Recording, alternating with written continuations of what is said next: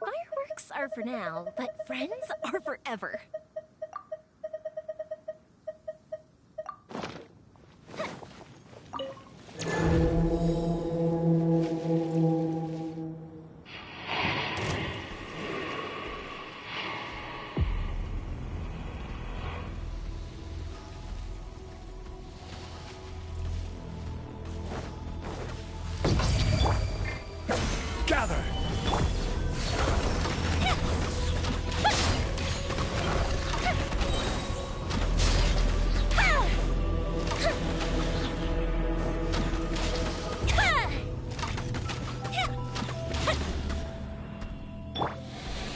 Stabilize!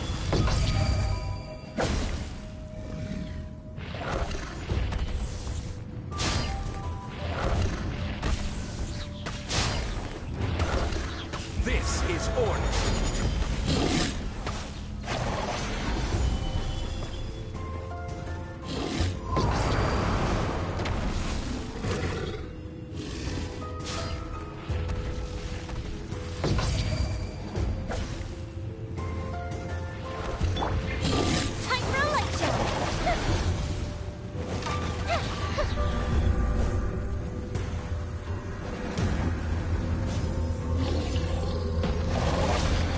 Try to rush your enemy. Gather!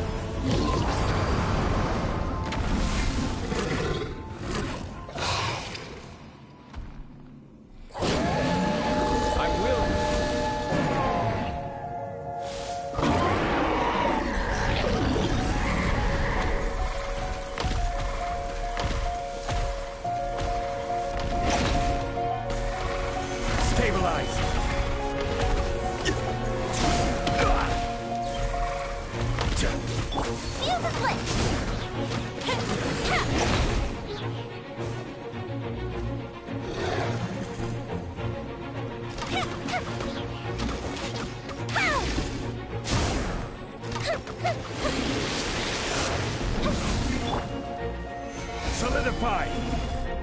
By royal decree, fire hazard!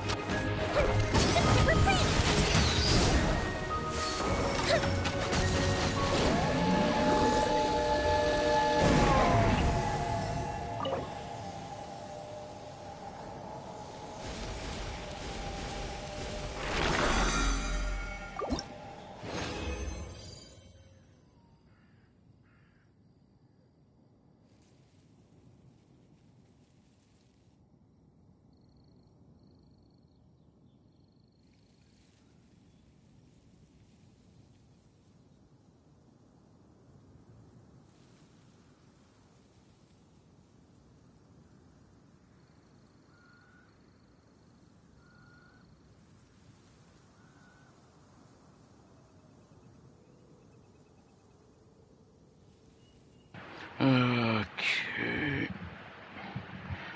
It's not easy using two controllers doing that.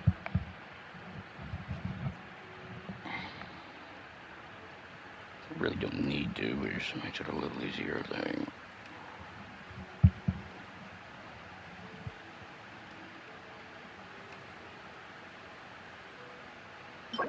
Or a little faster. Well, that's pretty much garbage. 2 HP in a defense. Now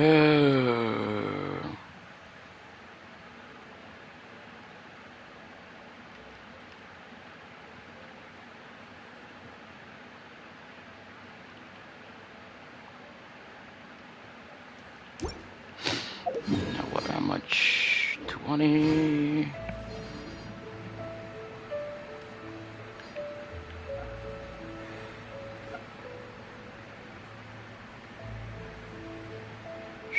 Shoot, I also don't know if I did this again yet. I'd have to leave and double check.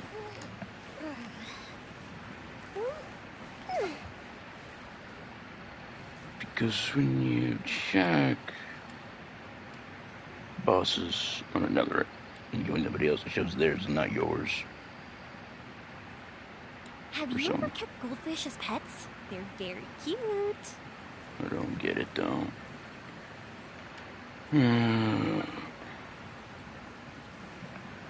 Can I just make a 40? Yep, I can make a 40. I'll do that and get the commissions really quick.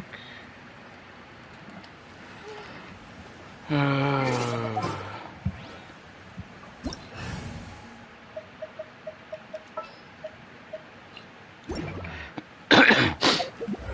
what commissions do I have again?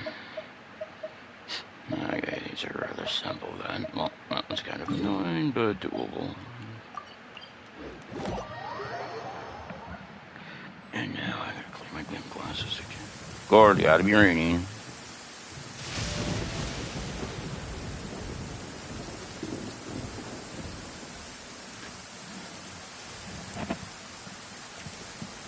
Solidify.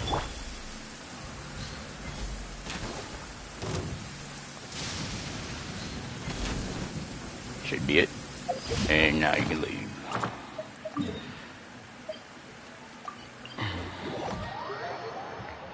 Especially if we don't care about drops. When did that happen?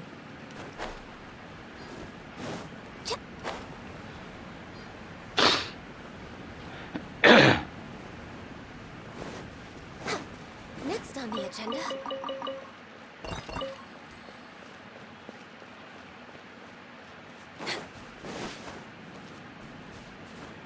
3 ways you can do that commission. That way.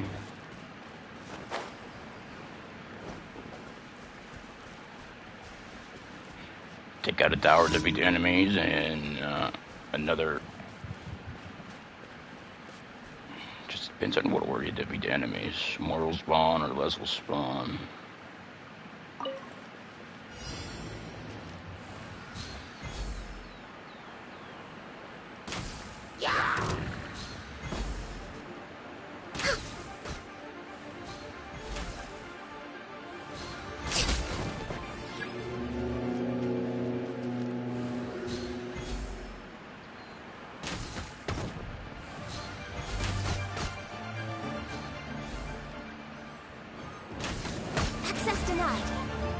You fared.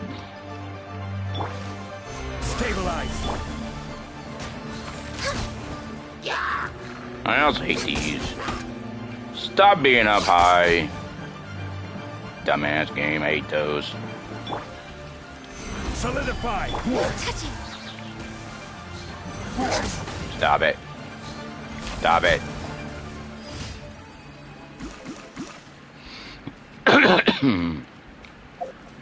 Let's see.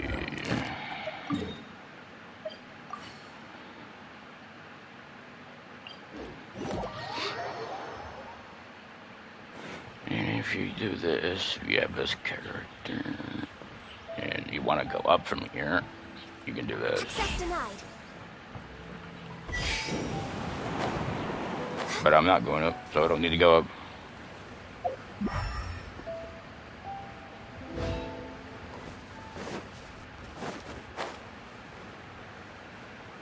Quick way to go up if you haven't gotten anywhere.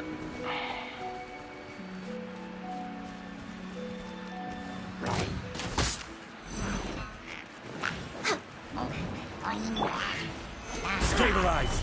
Born of ice and frost.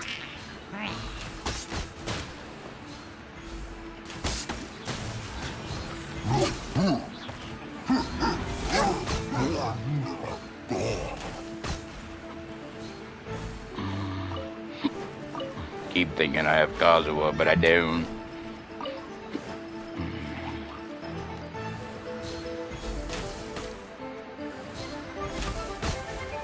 I'm trying not to blow up that barrel.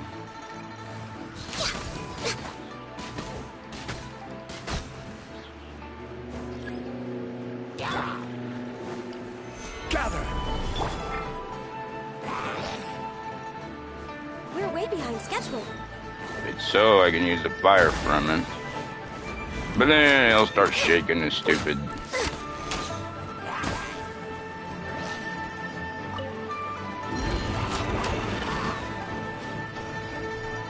But then I can also just freeze the dumbass. Stabilize.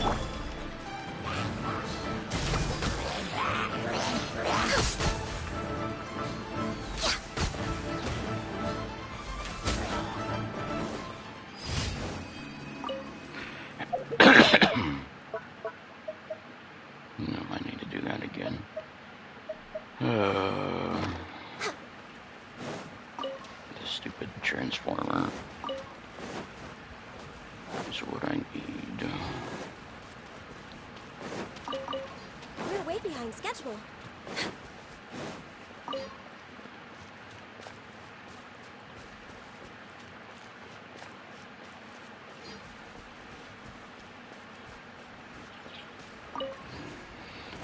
Oh, I need to switch to a fighter character just to make that go faster.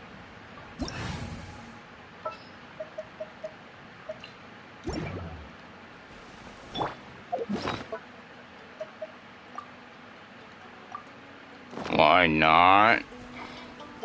Does that mean I can co-op? Wait, telling me I can't deploy the damn thing, you piece of shit.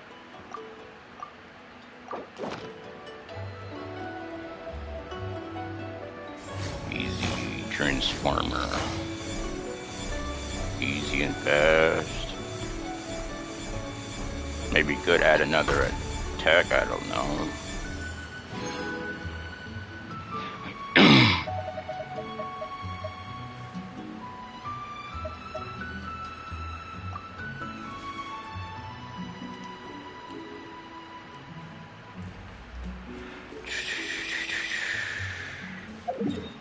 Even though I think I tried that a long time ago when it first came out, and that didn't work. Or just had bad timing or something. No, where do I go again?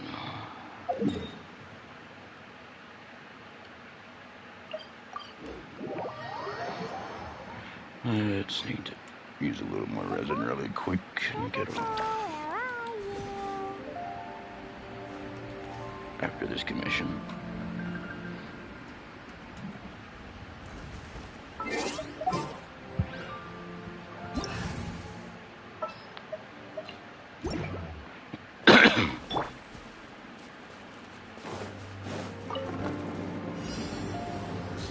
Why are you stuck on the damn bridge game? Stop it. I don't like that. You always get stuck somewhere stupid. I just hate it. It's dumb, stupid, everything else.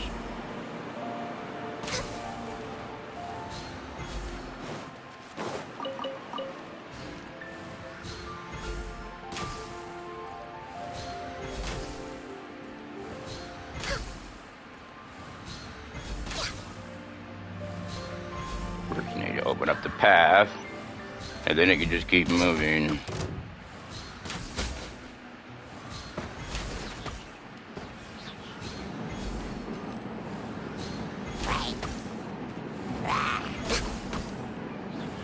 How are you not dead?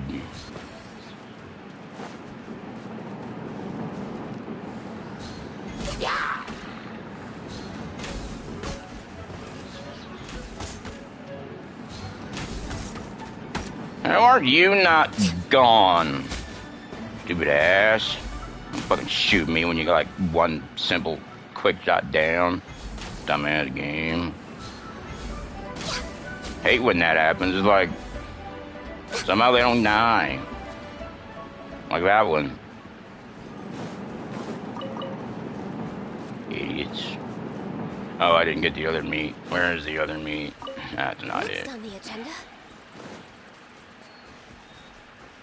Let's see, 317, 15, 14. 14 to 13.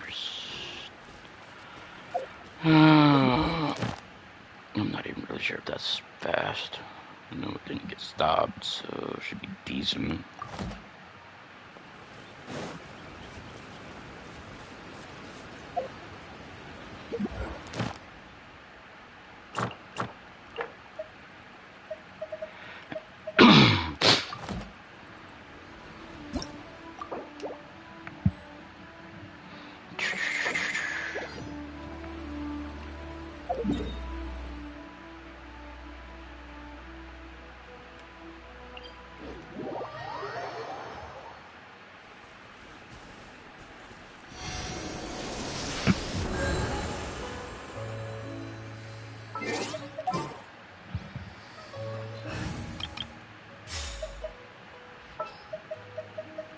Whatever would you do with...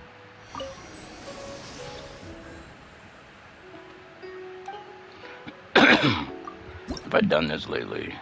I guess it's already maxed. But I don't think I've done stupid. I don't think I've been able to finish that one quest. And pillars. Now I don't even see it listed.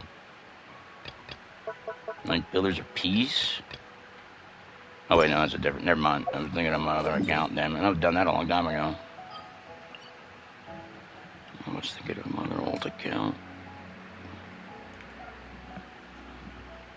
I don't know what I'm doing there.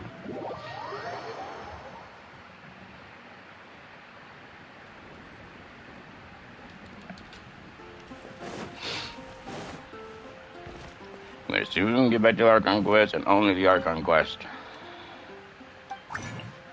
That's all I'm gonna do.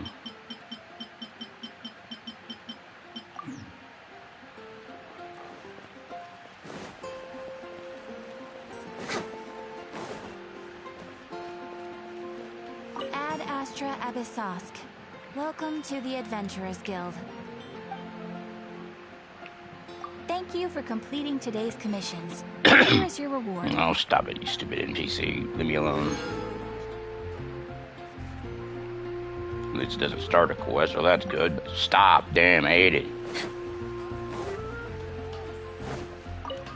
I knew that I wouldn't have started that one.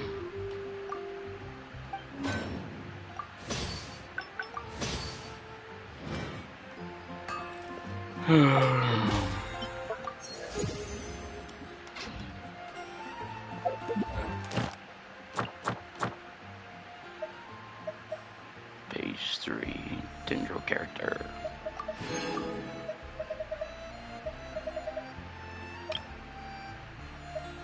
Need a phase 4, which I could probably do that.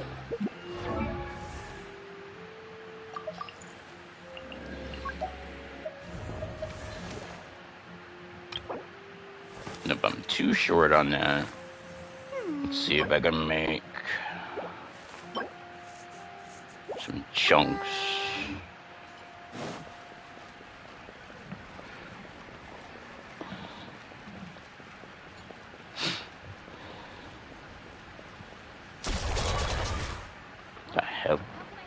The hell was that?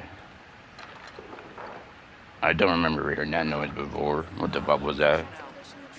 Starsnatch Cliff is known for its views. What was that noise? It was weird. So if I remember right, I could do this. And then make as many of them.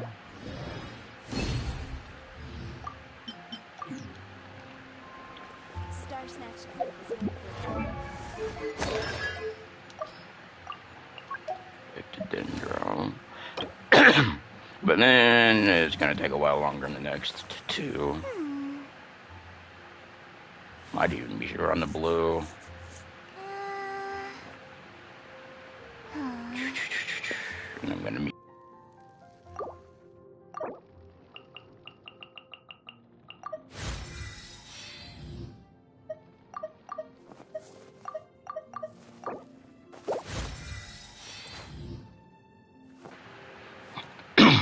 Nothing happened again.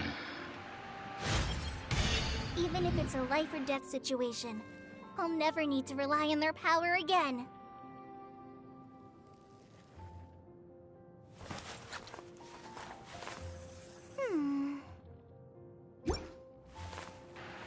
I keep forgetting it's the Ascension.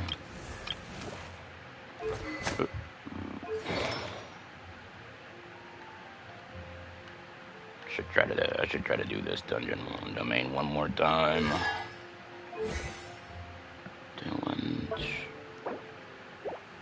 And I know it's gonna be being figured out because they don't know what's good.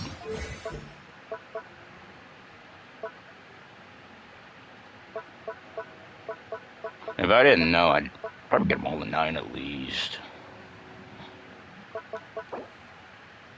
And I don't really know right now.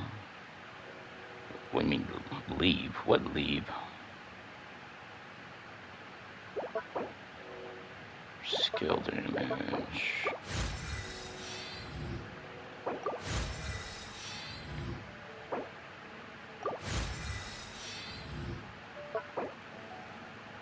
Where's your basic, normal, and aim shot?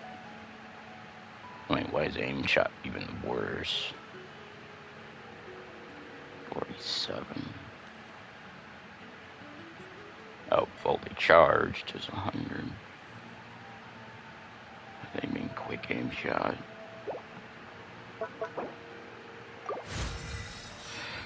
I don't even think I've opened this one. Which is it? What domain? I'm trying to find the damn domain now because I don't really know where this one was. And that's one of the other two mains I haven't unlocked yet. But I need to, gotta stop. I'm not gonna do anything else besides domain right now. Not domain, but...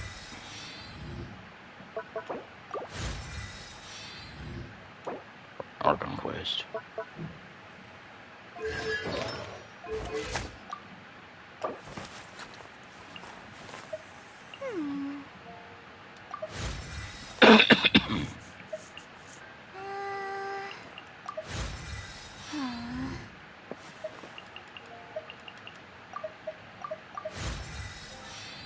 As soon as I get done with all this.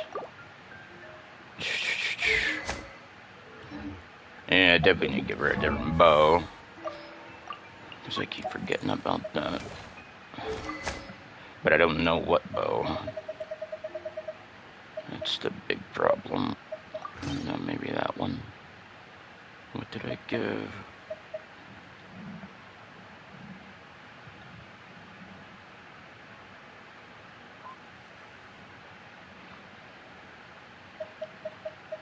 If I could have made the other one, I would have. But then the game ain't gonna let me because they had the new billet. Idiots. They just had to have a new billet.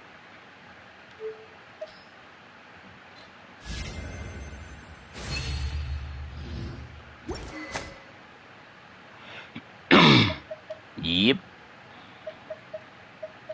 I've got 2 of them. I could start making another one of these.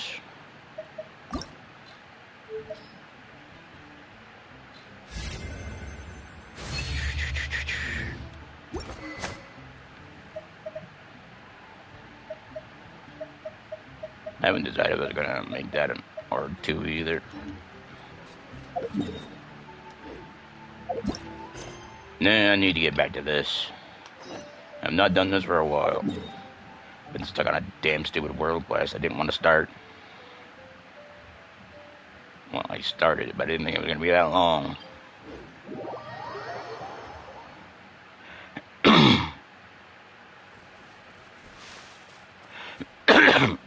Wait a minute.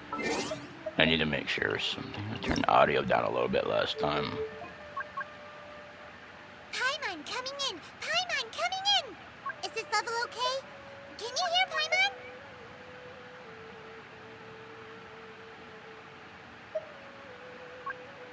Paimon coming in! Paimon coming in! Is this... Wish I could. Wish there was like a setting to mute random idle chatter. It's just annoying. And I'm gonna mute.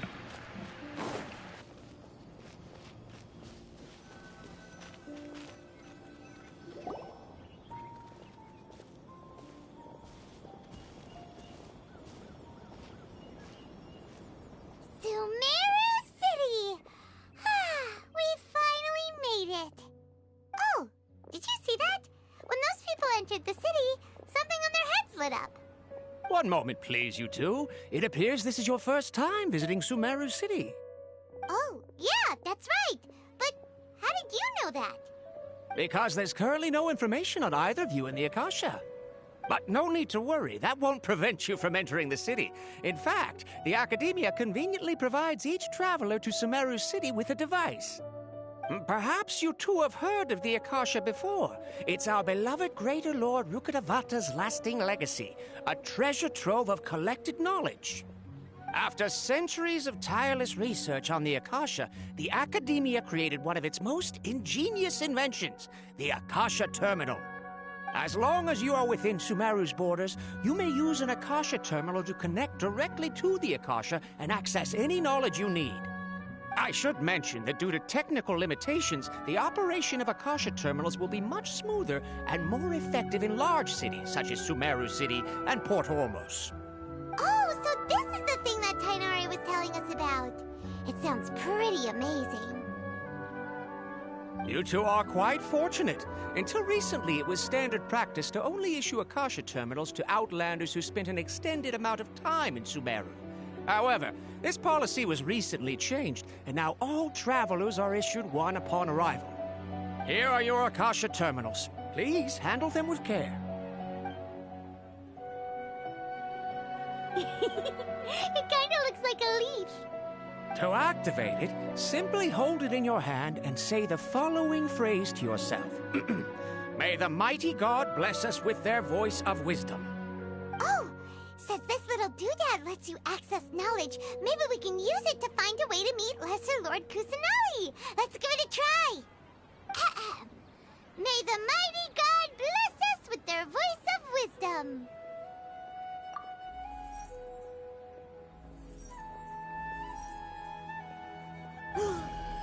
Whoa! Just now, something clicked, and Paimon suddenly knew how to use this thing.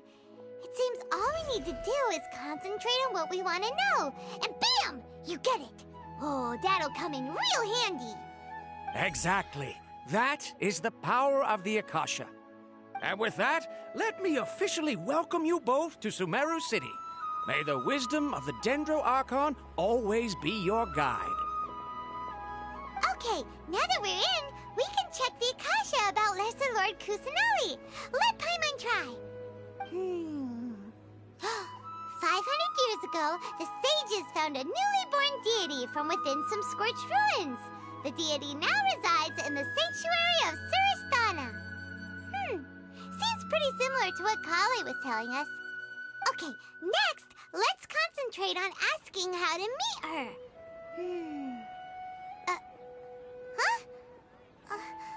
Paimon doesn't sense anything.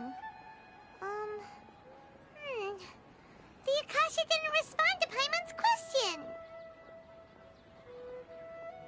Oh, come on! Ugh. Focusing on this question feels like when you have something you're trying to remember and it's on the tip of your tongue, but you just can't think of it. Ugh. Paimon's brain is exhausted.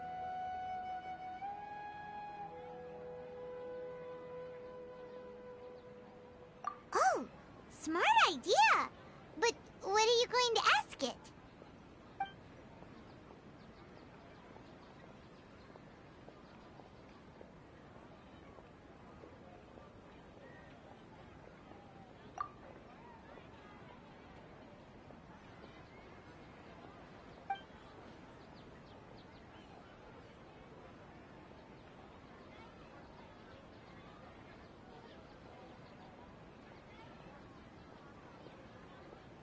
Uh-oh.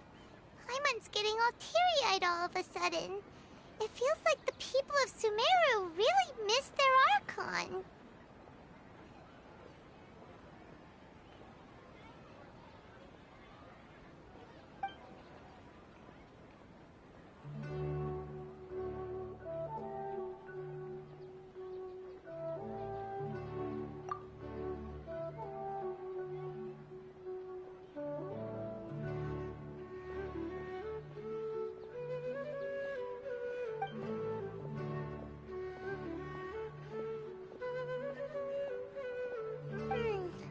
You too?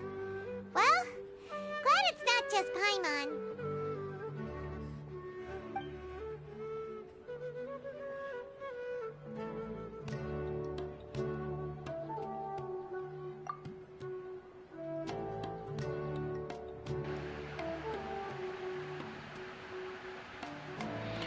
And maybe they doesn't know the information. Maybe maybe there's different versions of it that it's more not restricted.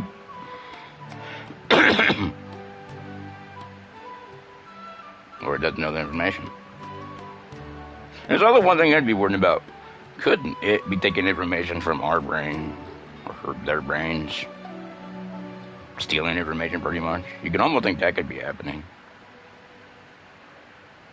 Something, yeah. But who knows? I have a feeling that could be something that happens. Slowly taking information from ourselves.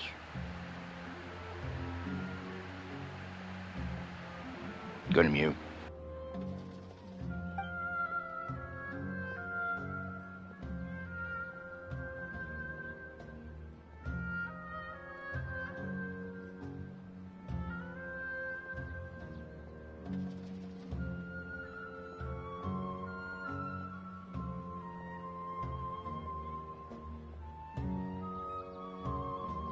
Huh. Could it be because we're Outlanders and we've only just arrived in Sumeru? You know, maybe we're not qualified to receive an answer to this sort of question or something. Well, seems no matter which way we try, we can't find anything that'll lead us to Lesser Lord Kusanali. Guess our only choice now is to try meeting with the researcher that Tainari recommended. He's from Sumeru and even has a position in the academia. Maybe he'll be able to access more info from the Akasha. Let's see. Tainari wrote an address on the letter's envelope. Oh, it's not far from the city's gate. Let's head over and have a look. Hopefully he's at home.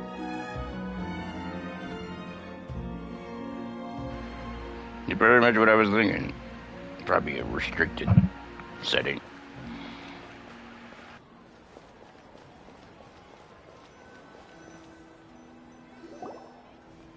Hello, are you Rohawi? Yes, that's me. Can I help you? Great! You see, Tainari sent us here and... What? Tainari? Please, there's no need to say anything, really. Sure, I admit that the article I published last month wasn't my best work, and maybe the data didn't produce the most convincing results, but... Here! This is a letter from Tainari! Oh, let me see... Oh! Ooh, what a relief. You two nearly scared the life out of me. So, you two just have some questions for me? Seems even Tainari acknowledges my innate ability for procuring information. So, what is it you two would like to know? We want to meet with Lesser Lord Kusanali. Do you know a way we can do that? You mean you want to meet the Dendro Archon herself? This isn't exactly my area of expertise, but let me see what I can find in the Akasha.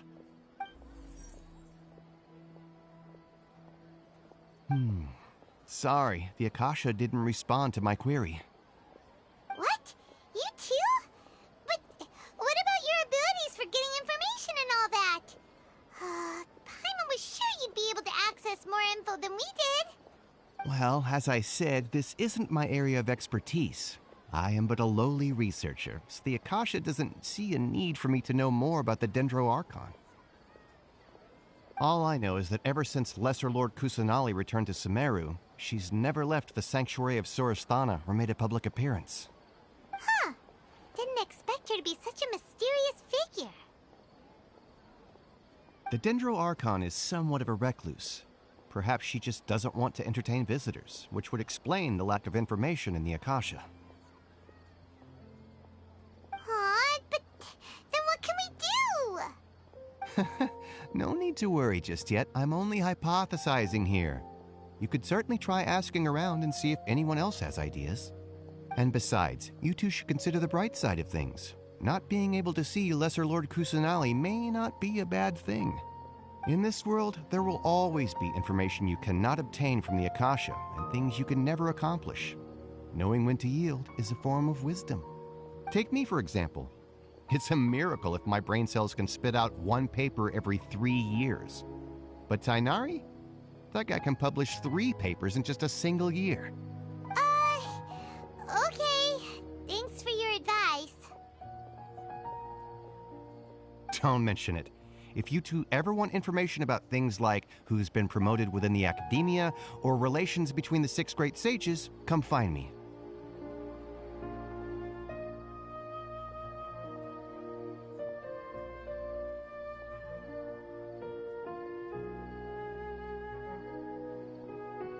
Hey, come on! This is a survival skill at the academia.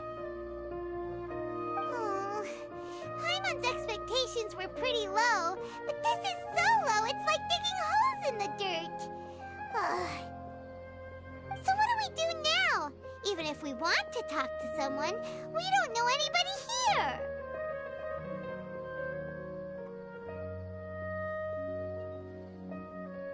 Huh? Like who?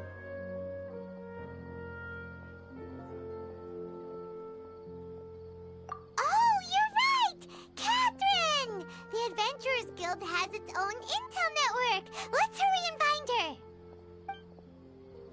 Yes, we need to document everything.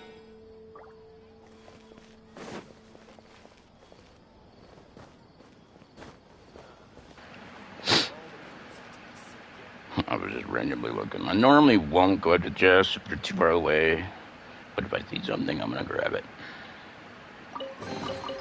Perhaps whoever left these behind was also fulfilling. They didn't take a screenshot. And another screenshot, because I don't... Contract. We're way behind schedule. Watch out for pickpockets.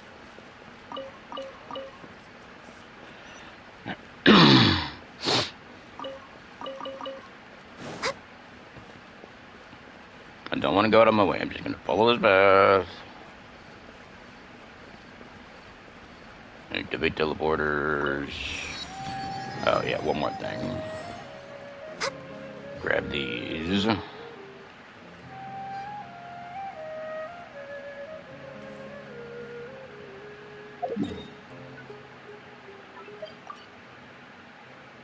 But I figured out that a while back ago. Even though I didn't think about doing it this way, like, the incinerated again.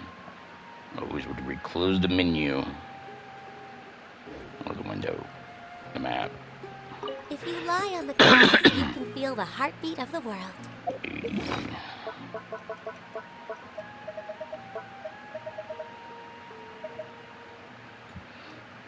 Also, this doesn't really tell you what song it is like the others do. So that's annoying.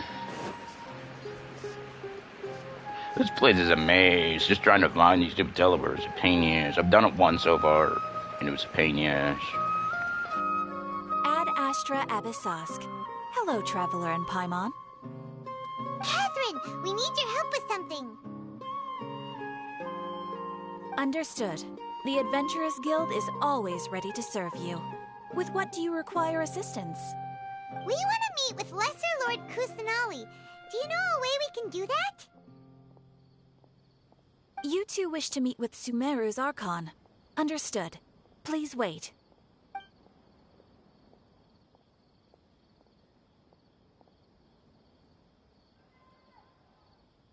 I apologize, but I am unable to call up any relevant information in the Akasha.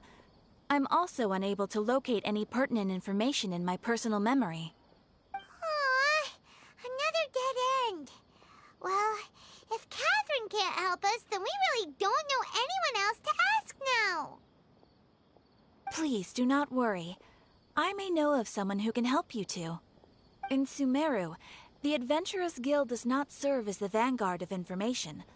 Rather, there are numerous active mercenary groups collectively known as the Eremites. They take on various contracts and work all across Sumeru, so they naturally accrue intelligence. An Eremite brigade called the Corps of 30 is in charge of Sumeru City's defenses. Not only are they the oldest brigade, but they are responsible for managing and coordinating the affairs of all other mercenary brigades. Corps of 30? What a weird name. Supposedly, they are named as such because their ranks numbered 30 at their inception. Asphont, an advisor with the Corps of 30, maintains good relations with the Adventurers Guild. Though he's already retired, he and his words carry great weight within mercenary circles. If you'd like to get in contact with him, you can find him at the Corps of 30's headquarters, the Citadel of Rexar. You're welcome. I wish you two the best of luck. We look forward to your exploits in Sumeru. All right, off to the Citadel of Rexar we go!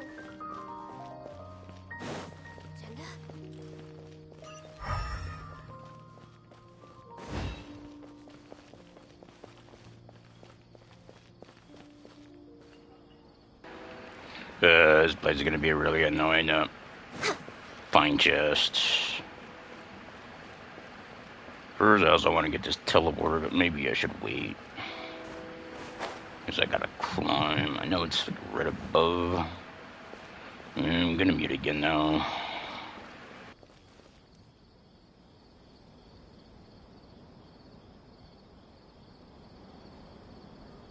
Welcome.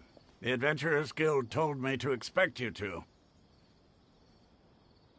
It's nice to meet you, Osfond. We'd like to ask you about something.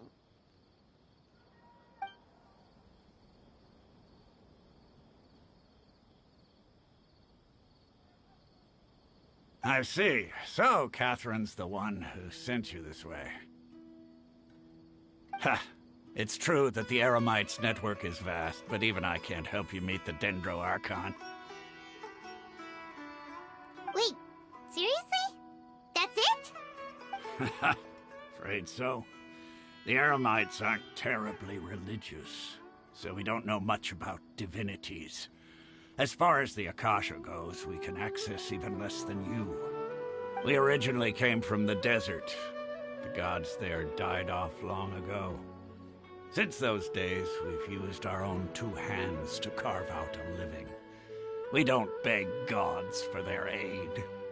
It isn't just us, though.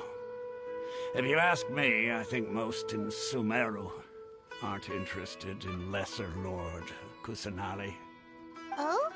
Why's that? Just take the Academia, for example. They're the ones who truly rule Sumeru. Although they believe in gods, most of them only care for the late Greater Lord Rukkhadevata. In their eyes, she was the one who founded Sumeru and gifted us with the Akasha. Lesser Lord Kusanali just happened to inherit her legacy. Because of the Academia's influence, most citizens are more familiar with Greater Lord Rukkhadevata and hold her in greater esteem. Not to mention that Lesser Lord Kusanali never makes an appearance, and the Academia never announces anything about her. As far as the people of Sumeru are concerned, she's just a god that exists. And that's all. Really? Aw. After hearing all of that, Paimon sort of feels bad for Lesser Lord Kusanali. Ha! But who knows? We're all just guessing when it comes down to it. Besides, I'm sure the God of Wisdom doesn't worry about her reputation among people like us. All right. Well, thanks for the info, Osfond. No problem. Always happy to help out the Adventurers Guild.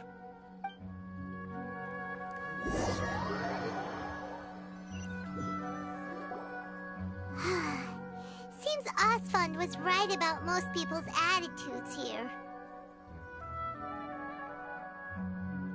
Not only are they not interested in the Dendro Archon, they even say stuff like, if the Akasha doesn't think I should know, then I don't need to know about it. We've been asking for information non-stop ever since we got to Sumeru. But the harder we try, the more helpless everything seems. Isn't there at least one person in this entire city who cares about Lesser Lord Kusanali? Oh, you two are interested in Lesser Lord Kusanali? Huh? Who are you? From the sound of it, you two are Outlanders who recently arrived here. You've been asking around for information on Lesser Lord Kusanali, right? Oh, I'm sorry. I forgot to introduce myself. I'm Dunyarzad, one of Lesser Lord Kusanali's faithful followers. Whoa, Really? Then do you know how we can meet with her? I'm afraid I can't help you with that. But your conversation earlier did happen to remind me of a legend about the Dendro Archon. Sure. It goes like this. Long, long ago, there was a man who heard a prophecy. It predicted that a great calamity was about to befall him. Panicked by what he heard, the man sought out the Dendro Archon in hopes that she would bless him with the wisdom to help him escape his predicament. The man journeyed across deserts and through rainforests and experienced tribulations of every kind. However, he still couldn't find any trace of the Dendro Archon. In despair, he thought, alas, the Archon has abandoned me. He then had no choice but to sorrowfully resign to his fate. Okay, and then what happened? And then, the calamity came. But to his own surprise, the man felt somehow emboldened by the trials of his journey. By relying on his own strength, he managed to overcome the adversity. At that moment, a bird perched upon his shoulder. This bird was, in fact, an avatar of the Dendro Archon. She said, "O Archon Seeker, do you now understand? She and her wisdom have long been found by you. Along your journey, we were in every flower and blade of grass, every ray of sparkling sun, and every breath of dancing wind. So long as you continue to think and ponder, we'll be wherever you go." Yeah, thanks for the story! My mom feels all warm and fuzzy inside after that. In a way, it seems like this story is also one of the Dendro Archon's avatars. Dunyarzad, since you worship Lesser Lord Kusanali, can you tell us anything else about her? Of course. So did you two know that, I'm terribly sorry, but it seems something's come up now. Let's chat another day.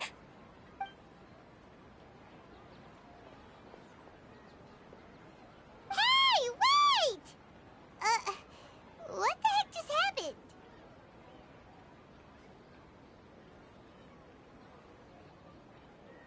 It looks like they're searching for someone. Dunyarzad was acting super nervous just now. You think they're looking for her? This stinks! We finally managed to find a lead about Lesser Lord Kusanali! We can't let them get in the way now. Let's see if we can get rid of them. Then we can catch up with Dunyarzad. Hey, have you two seen a brown-haired girl wearing a purple top and a long blue dress? We're looking for her. Did she have bandages wrapped around her wrists? Yes, that's her. Did you see which direction she went? Yeah, she went that way. Quick, after her!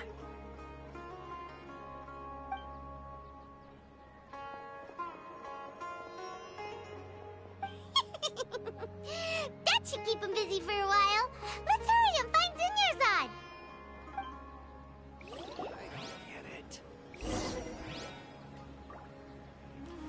Next on the agenda...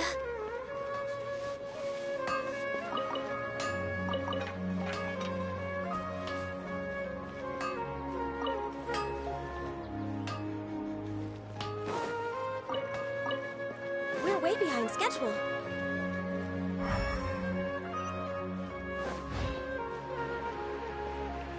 I wonder if that'll ever... Oh, it does open them. But not where I wanted to be.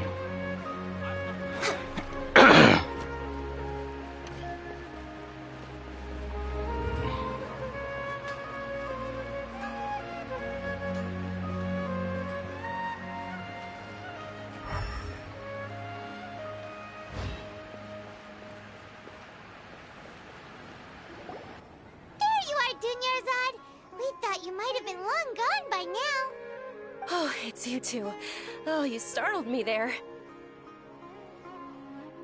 You can relax now. We threw those people looking for you off the trail. Really? Thank you so much.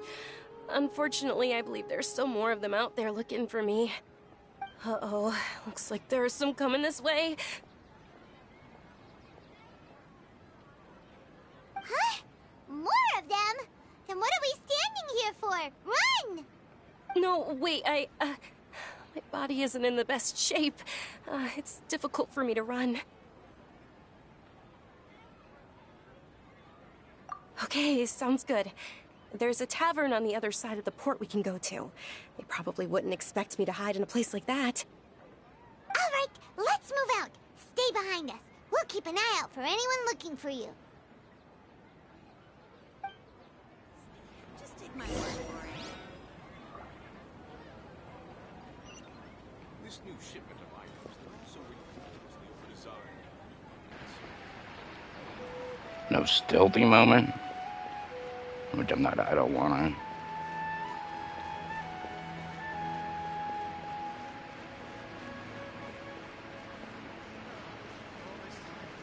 You know, this would gonna be. I don't think it would be a best place to. You just find out what's going on before you keep doing all this.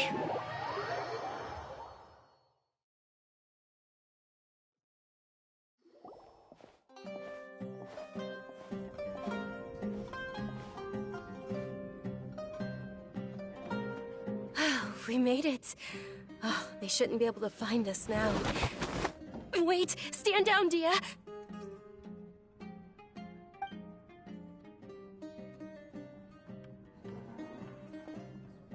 My lady, who are these two? They're travelers that I met on the street just a moment ago. They happened to notice that you were all searching for me, so they helped me hide. I see. In that case, you two should scram. There's nothing here for you. Wait a sec! Who the heck are you? And why are you shooing us away? I'm Miss Dunyarzad's bodyguard, here to see that she returns home safe and sound. My lady, let's get going. You've been gone for so long that your parents are worrying themselves sick. And if I refuse to go with you? It'd be easier for the both of us if you cooperated. But if you insist on not going, then I'll have to carry you like a sack of potatoes. Hey! Dunyarzad already said she doesn't want to go back. Why are you still pushing her? Stay out of this. You don't understand the situation. Sorry, my lady. Even though I'm your bodyguard, your parents are my employers. I have to answer to them. How much? Wait, what? How much more do I have to pay you to become your employer? So you never listen to my parents ever again. Double? A triple? Give me some time and I'll get that much. My lady, this isn't about Mora. I don't know what you think of us Eremites, but let me say this. I like Mora, but I'll never go against my principles. That's why I'm here looking for you. Sure, it's an order from my employer, but my conscience was also telling me it's the right thing to do. And knowing your health, carelessly running around like this is gonna hurt ya. For the sake of those who love you, don't be stubborn. No, you're wrong. I'm aware of my limits, and I know what I'm doing. Honestly, the only people being stubborn right now are my parents. And I know perfectly well that it makes no difference if I'm at home or not. They still won't accept reality. And every time I bring this up, they just change the subject. Dia, you've been living with us a long time already. This should be old news to you. Dia, I know it hasn't been easy for Mother and Father, and I'm grateful for everything they've done for me. But there's someone else in this world I'm also grateful to. Because she saved me. The love I have for her is the same I have for my parents. This is my life and my last chance. So I want to do something meaningful.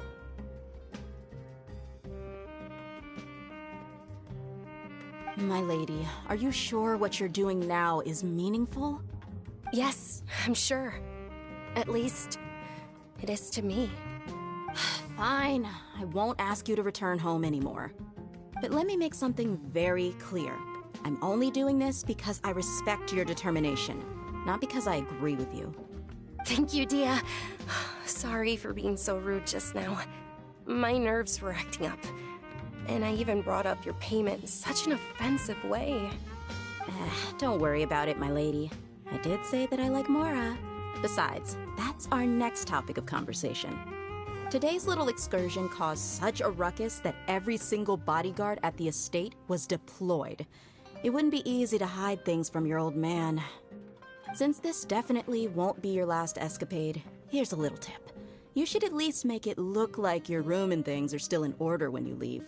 Also, you'll need someone to cover you for when you're out and about. So, I'll let you hire me, my lady. This way, everyone wins. As for the pay, let's say half of what your father pays me. We can settle the bill when we return to the estate. Okay, deal. Yay! Looks like they've reached an understanding.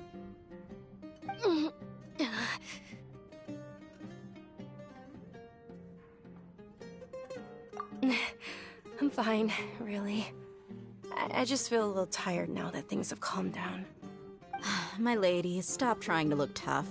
We're already in a tavern, so let's rest up and grab some grub. I'm sorry for worrying you two. If you don't mind, I'd like for you to join us. Sure! After you rest up, we want to hear more about Lesser Lord Kusanali.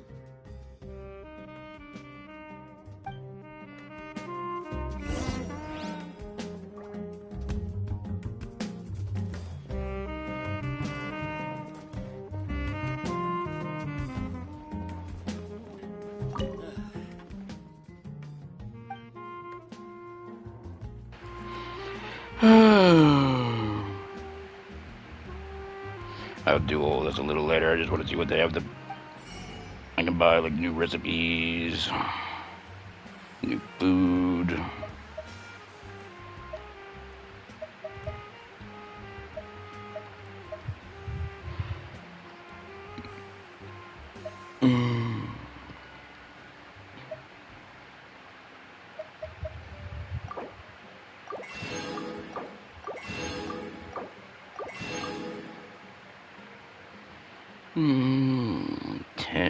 I guess I'll grab them. Plus I'm gonna do with 23 million. Which I didn't need them. I didn't need the eggs. Fisherman's toast. This isn't a monster. Anything that's short, like spices are always gonna be low. Crabs. Wait, that's something new.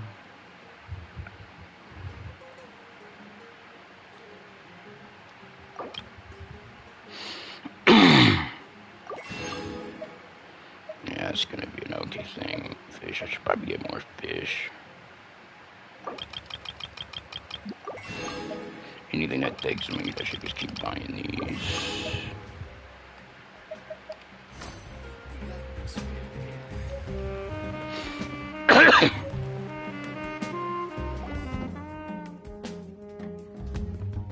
Ha! Well, if it isn't Dia. Haven't seen you in nearly half a year. Word on the street is that you're a bodyguard for the Homayani family now. Ha! Don't you find that kind of work boring? Nah, you get used to it. How about a menu over here? You got it. Huh? Isn't this little Miss Homayani herself? We don't get to serve personages like you very often. We'll be sure to prepare our very best. Thank you, sir, but there's no need. I don't have a lot of Mora on me, and I really ought to save as much as I can. But please bring these two the best food you have. They're my new friends, so I want to be a good host for them.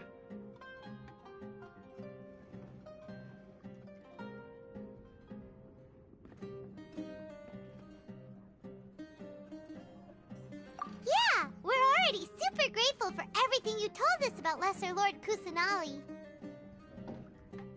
How about our coconut charcoal cakes? They're our signature snack, and they run cheap. Look, other customers over there are eating some now. They look kind of burnt and dry. Buy mine will pass.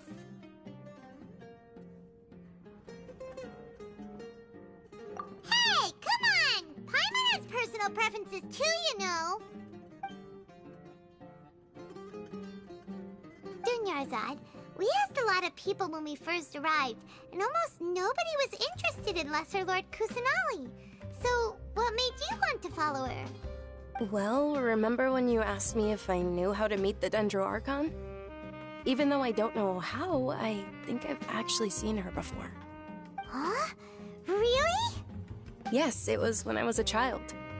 At the time, my illness had kept me bedridden for the better part of a year. I was stuck inside and couldn't make any friends, and my parents did their best to find treatments for me. But even then, the Akasha didn't have any helpful information. My younger self no longer had any hopes or dreams. One flare-up was so bad that I was in a semi-conscious state for several days. Then one night, I woke up alone in my room. I was terrified. My body was paralyzed. Even if I cried, there was no sound. At that moment, an ethereal voice spoke in my mind. Dunyarzad, don't be scared. You don't have to cry. Dunyarzad, don't be scared. You don't have to cry. Who are you? How do you know my name? How do I explain this? You might not be able to understand, but actually, I know everything about you. Really? Of course. I know that you're scared of thunder, that you hate taking medicine every morning, and that you love counting the petals on your mom's skirt. Wow, you really do know everything. Dunyarzad, is there anything you want? Want? Not really. I can't go anywhere or do anything.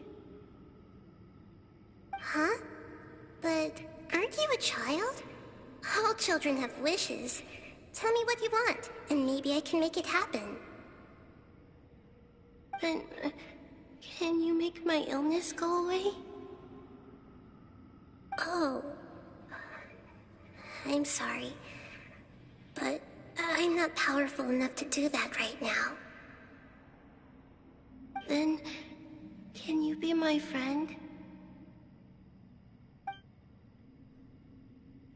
After that, the voice said, "Okay, I'll be your friend." Although my body was suffering during those days, that voice encouraged me and told me many wondrous things. Beyond my window was the flourishing Sumeru city. Beyond the city was a lush rainforest. And beyond that was the wall of Samiel, deserts, and all of Tevat. Once I finally made it through that bout of illness, I couldn't hear that voice anymore. I told my mother about it, but she said that I must have been dreaming. But I know that that voice wasn't a figment of my imagination. Before that, I had never heard of Tevat.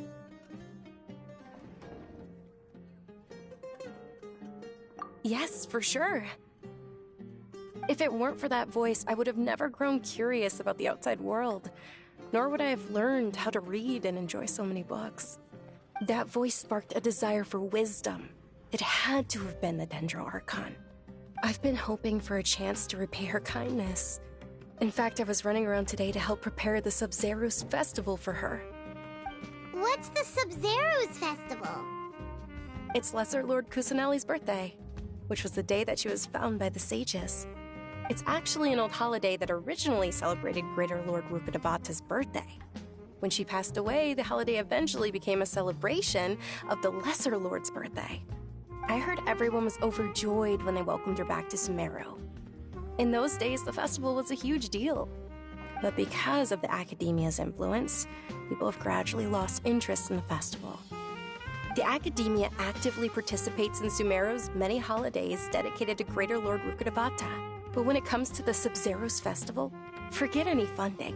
They practically act like it doesn't exist.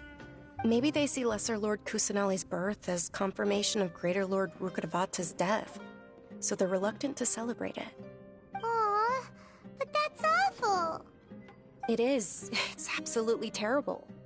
Sure, the Greater Lord founded Sumeru, but hasn't Lesser Lord Kusanali been the one quietly protecting us for the past few hundred years? Just remember that we're still out in public. Don't get too carried away now. I know that people over by the Grand Bazaar still hold the Sub-Zerus festival to this day. But I hadn't met any of them before, so I was never able to contribute. But recently, I made a friend there who also follows Lesser Lord Kusanali. I gave her my savings because I want her to throw a wonderful festival this year. That's the least I could do for Lesser Lord Kusanali. Hold on, my lady. Does this friend happen to be Nilu, the one who sends flowers to the estate? Yes, that's her. I saw her leaving the other day with a nervous look on her face. It seemed like she was hiding something in her arms. Did you give her something? Yes. Initially, I didn't have much Mora prepared, so I had Nilu sell one of my skirts. I've agreed with Nilu to meet up at the Grand Bazaar today, and see how things are coming along. Dia, would you accompany me? Sure. That's quite the trip, though. I'll carry you. No, that would be too much, even for you. You might as well just accept the lift. If I let you walk, who knows how long it'll take us. And if anything happens to you, then I'd really never hear the end of it from your father. But of course. Nilu will be thrilled to hear there are more people interested in Lesser Lord Kusanali.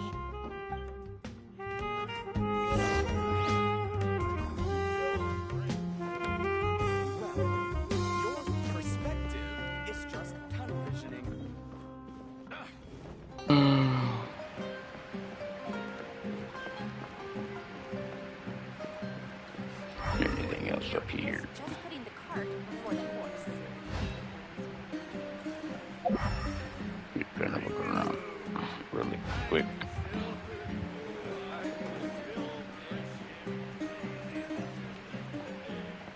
There's not much here. Well, your perspective is just tunnel visioning. Well, Here is just putting the cart before the horse. I don't.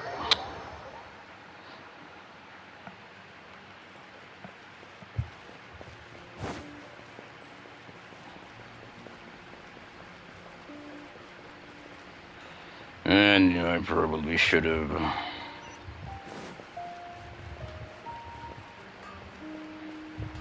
It's just that shortcut earlier that I found.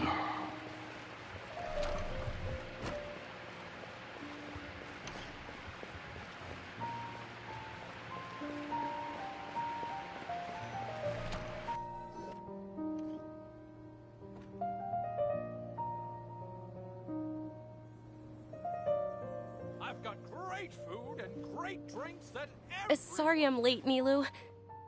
Oh, Dunyarzad. It was taking you so long that I assumed you got trapped at home, but you made it in the end. Uh-oh. But if Dia's here, that means you got caught, right? You could say that, but everything worked out. She's on our side now. Not completely. Oh, and who are these two? Oh, meet the Traveler and Paimon, my two newest friends. They're visitors who just arrived at Sumeru City and are looking for information on Lesser Lord Kusanali. So you're followers from another land?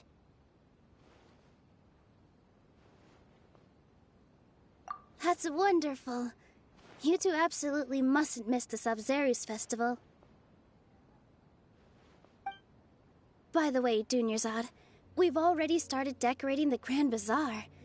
It looks spectacular, thanks to your generous contribution. You're very welcome. It's the only thing I could do. Do you still have enough Mora? Probably? But don't sweat it. We've already finished renovating the stage. Come on, I'll show you.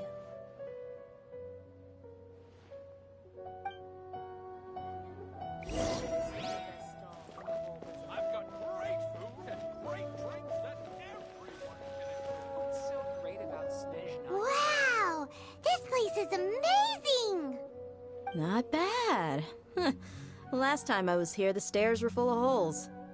The stairs were nothing. A little while ago, we discovered that the tree above the stage had a huge chunk of bark ready to fall off. Mr. Zubair was worried sick. We reported it to the academia many times, but they never sent anyone to deal with it. We didn't want anything bad happening, so we were going to cancel all the stage performances. Oh, probably because it was the theater asking. The academia looks down on performers like us. They probably think it would be best if the theater closed down completely. We can't let that happen, though. Not only would everyone involved in the theater go hungry, but then we wouldn't be able to hold the Sub-Zero's festival anymore. Thank the Dendro Archon for Dunyarzad. With the more she gave us, we hired someone to patch up the tree, and we also gave the stage a much-needed makeover. The stage is going to be even prettier when it's festival time. I can't wait for you to see it. And I can't wait to see you on the stage.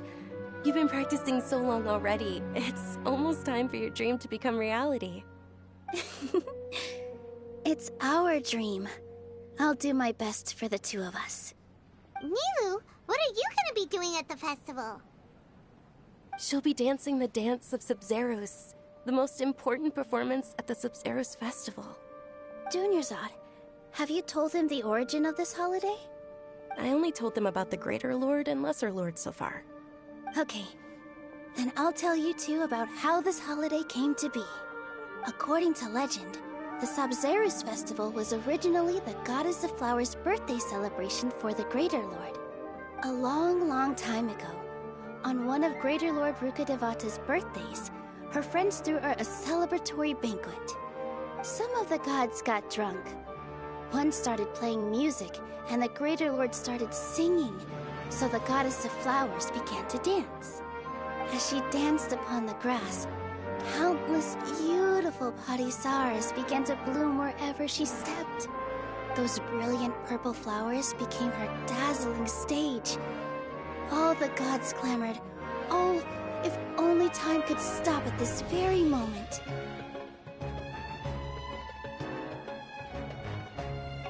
Huh? Really?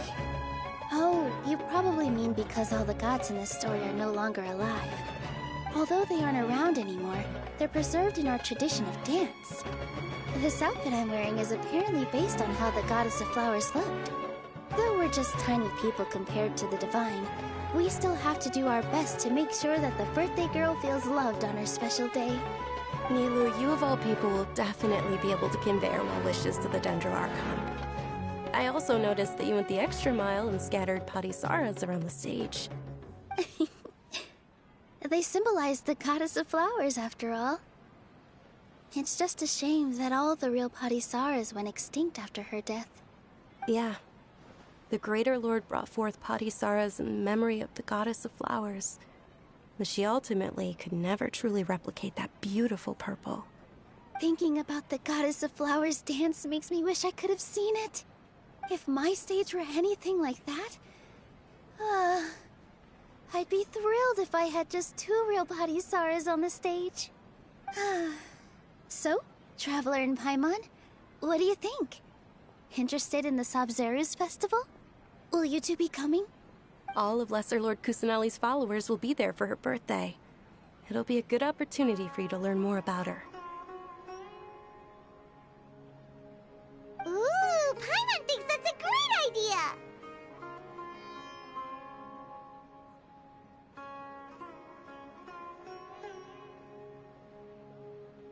Hey, come on! There's nothing wrong with enjoying a festival. Besides, it's Lesser Lord Kusanali's birthday. She'll be happy to have more people who are celebrating it. So how about we all attend the Sub-Zeros festival together? Dunyarzad, let me show you which stage decorations we've picked out so far.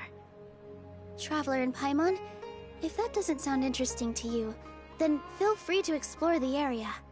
Everyone at the Grand Bazaar loves Lesser Lord Kusanali, and we're all looking forward to the Sub-Zeros festival. In that case, we'll take a look around.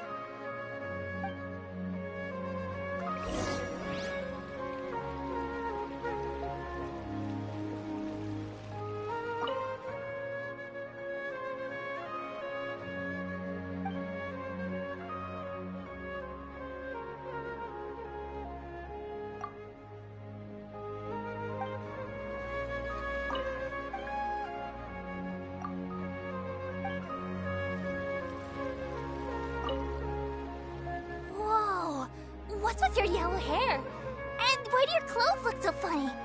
Are you an outlander? Did you know that the Sub-Zeros festival is about to happen? There'll be loads of fun things to do at the festival. But the best part is when Ferris, the Knight of Flowers, passes out candy to everyone.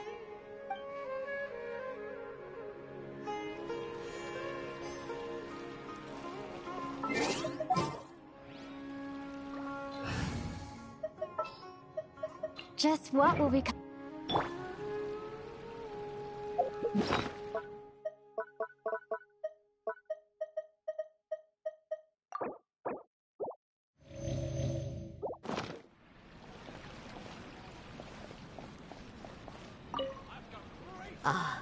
Dancing at the Sub-Zero's festival.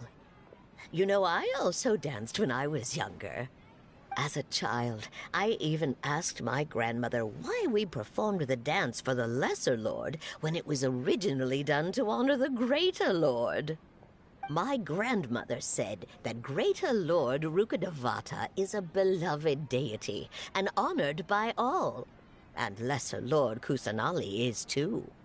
If the Goddess of Flowers ever knew Lesser Lord Kusanali, then she would certainly have wished to be her friend and hold celebrations for her, too. The Sub-Zero's festival has been losing its appeal over the years. That is, until a wealthy benefactor stepped in this year and brought the festival back to life. I heard she forked out a lot of mora to make it all happen.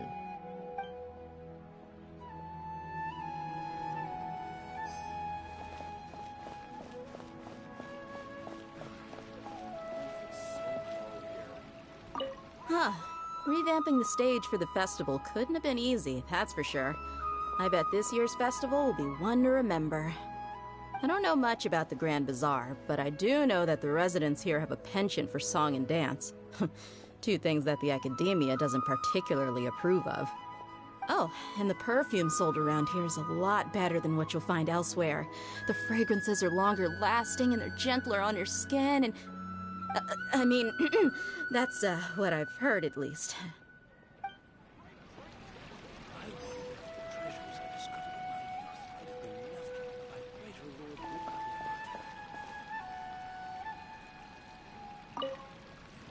Things are really shaping up, and there's a buzz around the festival this year. We're expecting people from all over to come by this year and buy things during the festivities. Don't be fooled into thinking that Sumeru City has the best of everything. Some festival snacks are only offered here in the Grand Bazaar. And when it comes to musicians, dancers, or singers, the Grand Bazaar's got the best of the best. Sure, those folks at the academia might not like it, but what's a festival without song and dance?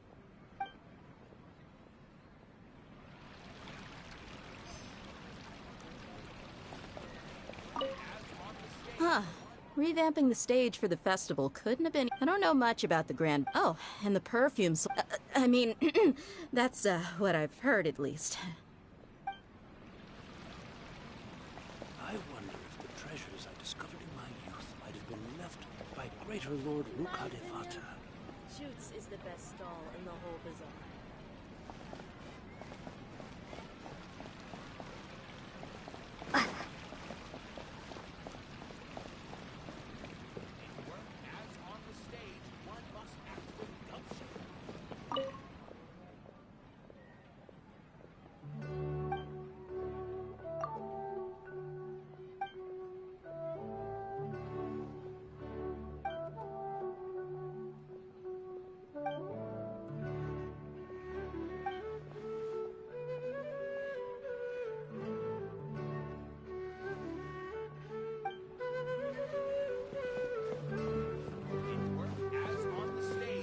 Must act with gumption.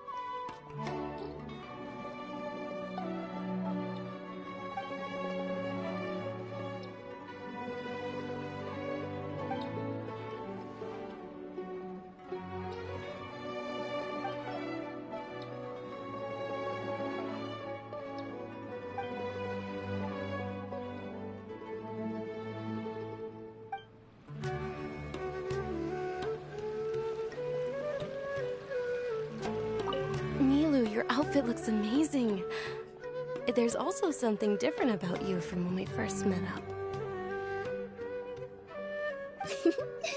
I thought I'd add a little extra pizzazz to my dress for the festival. See? Wow, did you sew all that yourself? Uh-huh. Sewing is a fundamental skill for everyone in the theater company because we make all our own costumes. Did you know that Mr. Zubair not only can make costumes, but props too? I've noticed that you can't keep your eyes off that crown over there. Would you like to try it on? May I? Of course. The legends say that the goddess of flowers had beautiful horns on her head, so this crown was made to reflect that. Dunyarzad, you look absolutely stunning with it on. It's like I'm looking at the goddess of flowers herself.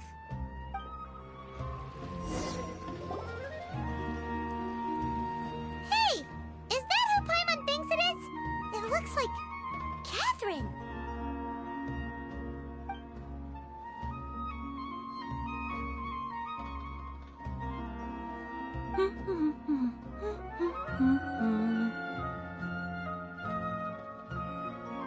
Huh. Come to think of it, Paimon's only ever seen her behind the counter at the Adventurers Guild. This is the first time we've ever seen her taking a break. Hey, Catherine! Hmm? Oh, hey! It's the Traveler and Paimon! What's shaken? Whoa. Break time Catherine sure sounds a lot less formal than usual. Paimon was still waiting for her to say Ad Astra Abyssosque. Sure. Standing behind the counter at the Adventurers Guild doesn't require any complicated functions.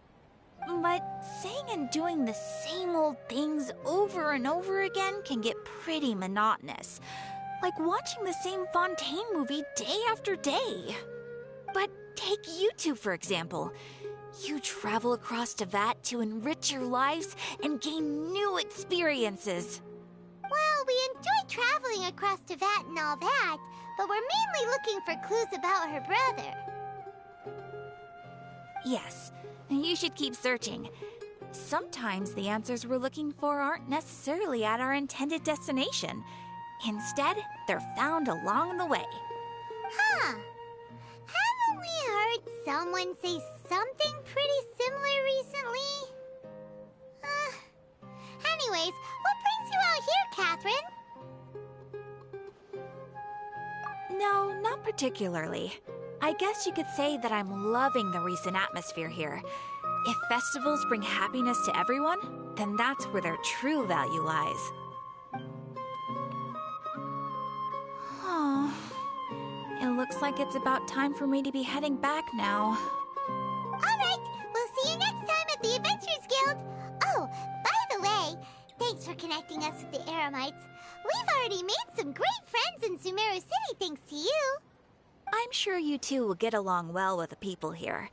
You've already been blessed by the element of Dendro, after all. See you around.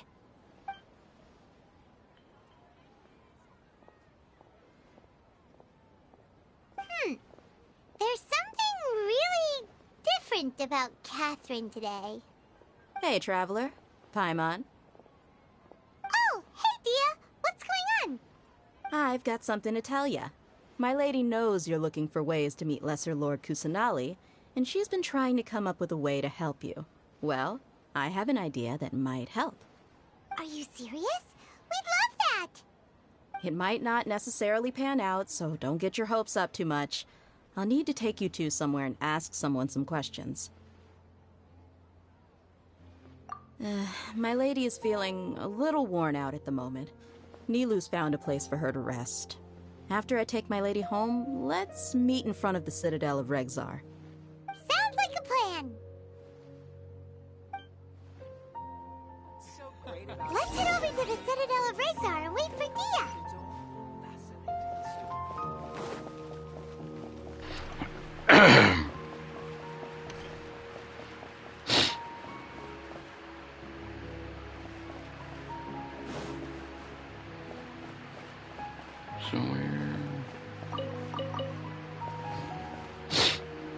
trying to find out where do I go to get that thing. I know it's pretty much above my head, probably.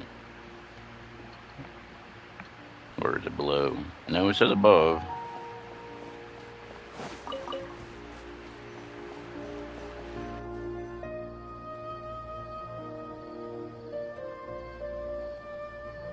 Sorry, I'm late.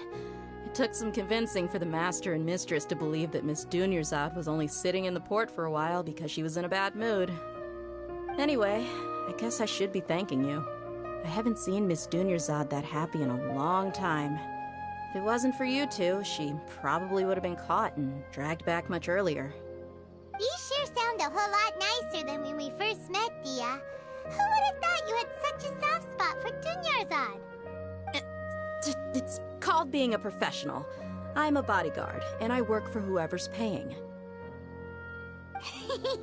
Look, Dia's blushing. Listen, you two. I don't expect to be working for Miss Dunyarzad very long, but I hope to finish things on a positive note if possible. Let's cut the chit-chat and head into the Citadel. We'll see if the person I know has a way for you two to meet with the Lesser Lord.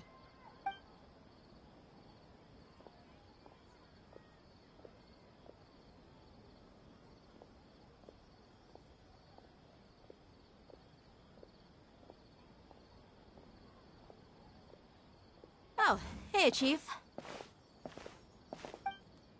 Ha, Dia! What are you doing here? And well, didn't expect to see you three together. I take it you all know each other already? Mm-hmm. We met this morning after the Adventurers Guild pointed us to Ozfon for more info. No kidding. Huh. So, where's Ruksha? I thought I'd help these two out by asking about the theft. Anything you can tell him? Ruksha's gone over to the Academia. The Grand Sage recently ordered Sumeru City to begin bolstering its defenses, so people from all over have been called back to the city. Since you've already mentioned the theft, I suppose I might as well tell him what we know. Appreciate it, Chief. Theft?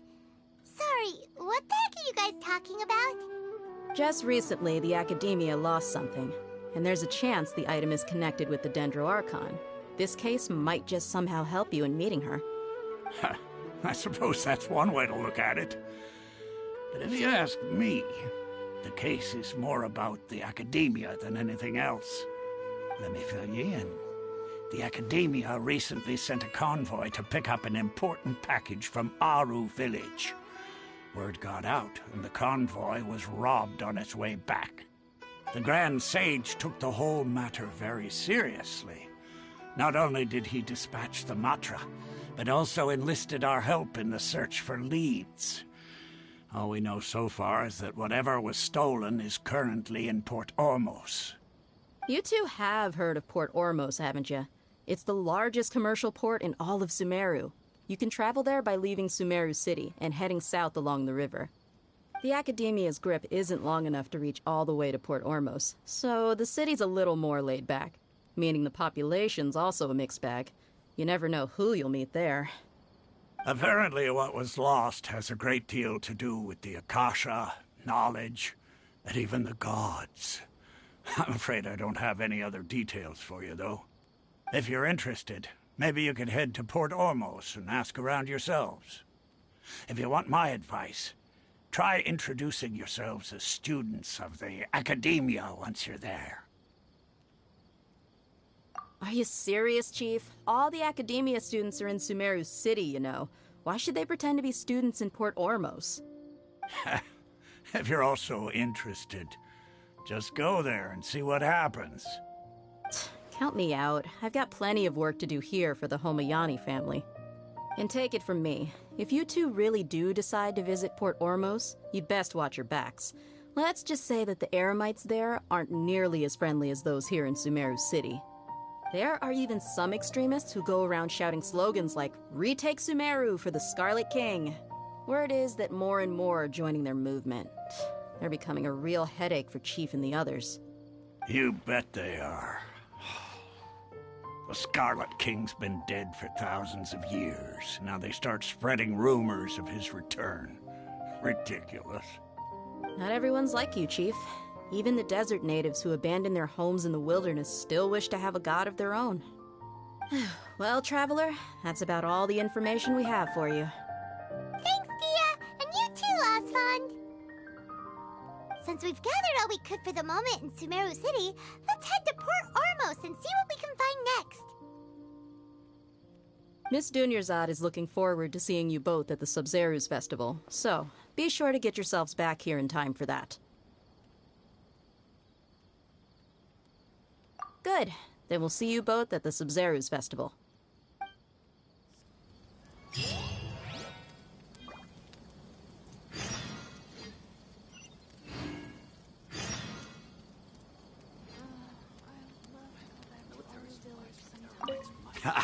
You two must really be something if you've got Dia the Flame Mane speaking on your behalf.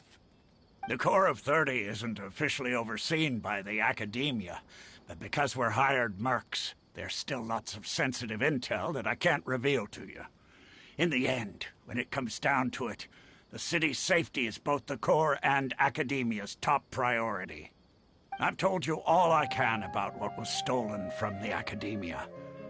As for why you should pretend to be students in Port Ormos, I'll leave that for you to find out yourself. It's been a while since I visited the Citadel of Regzar. I'll catch up with Chief for a bit before I head back myself. He really did a lot for me in the past. Remember, to get to Port Ormos, just follow the river south from Sumeru City's port. Just be sure to take care of yourselves out there. We'll meet again at the Sub-Zeru's Festival.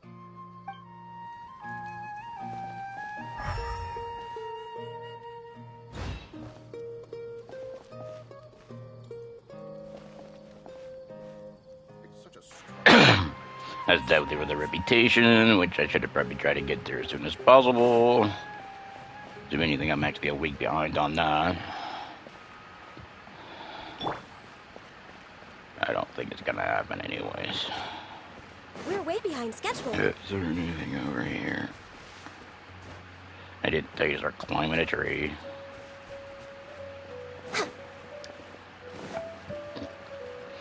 Okay, now how do I climb?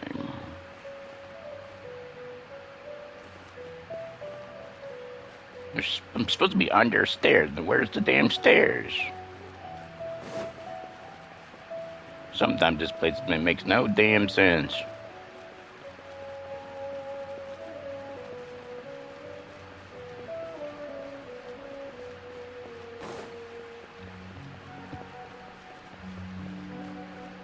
I at least want to try to get at least one more teleporter. And I still gotta go up. How the fuck do I go up again, god damn it? God, it's so obnoxious.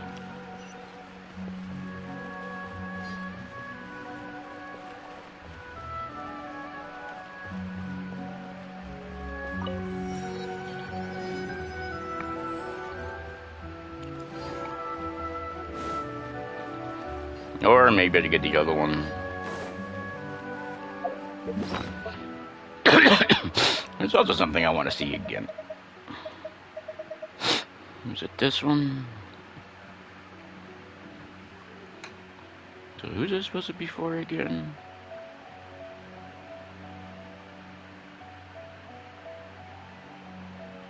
Gain the help of who?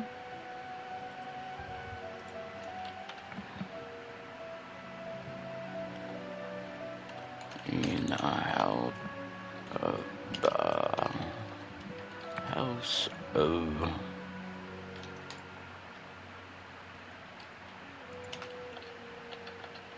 Is it even a real thing?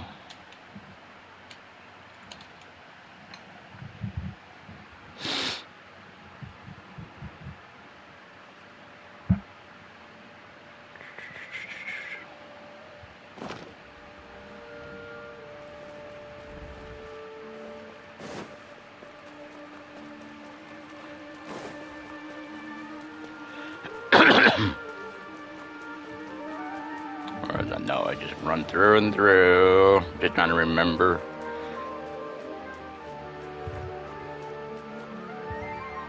Oh, that's the house of... So is this where I'm supposed to find the house then? I'm just curious. I don't think it's really going to be that important. I'm just checking. I don't want to do anything about this stupid. I'm pretty sure I went right through this and I found the damn exit. Why is the exit not there, damn it? I have to check every damn door. Oh, wait. I must have missed that chest. There's nothing wrong with reaping a reward every now and then. I thought I did that before. And went right through. So I just need to find out. I don't think I'm going to be able to find it. I know I didn't really want to do this right now. This has nothing to do with this quest, I know it.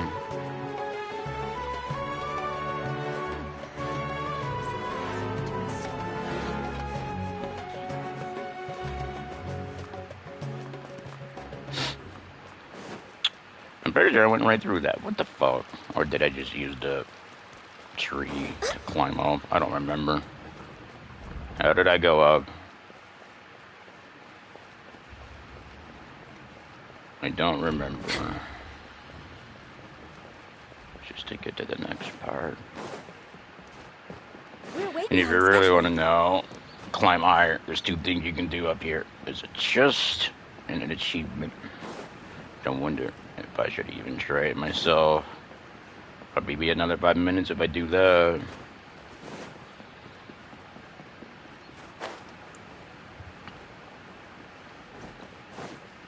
I don't remember what I did last time to get over here.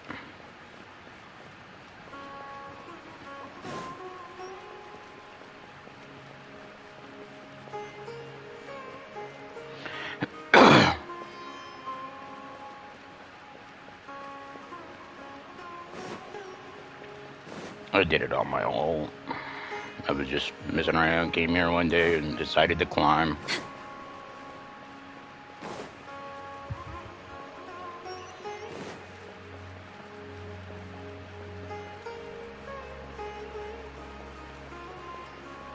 This place is obnoxious.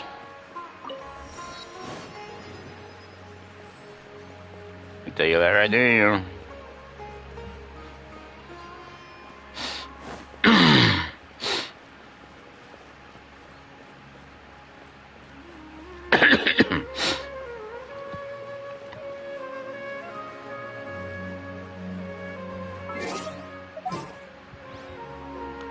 Let's see, I'm gonna try something else really quick to maybe try a different party altogether.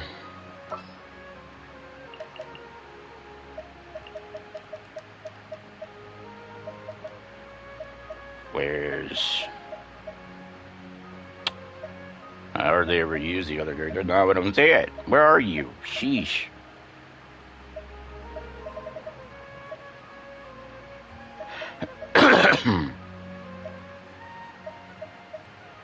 Give me a moment to compose myself. A walk would be nice. I just need a way to climb. Let's just say, try to climb this was a pain in the ass. Brace yourselves. Even with Kazuha. Into the wind. Speed of light. Hey! Yeah, we're gonna tell you it was a pain in the ass trying to climb this. Incoming.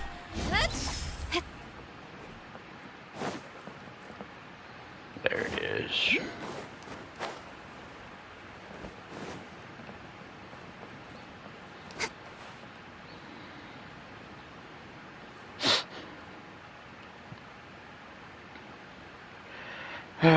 Oh wait, no, there's three things. There's Oculus and one other thing.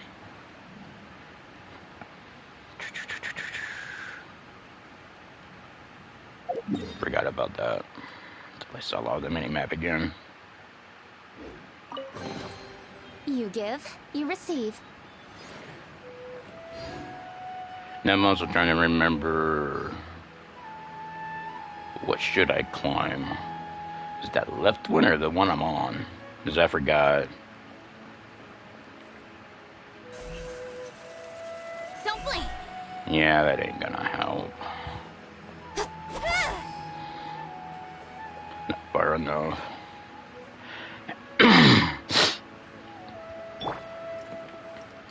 One with nature. Trying to remember. Is it this one? I think it is this one. Yep, it's this one. And that bird over there.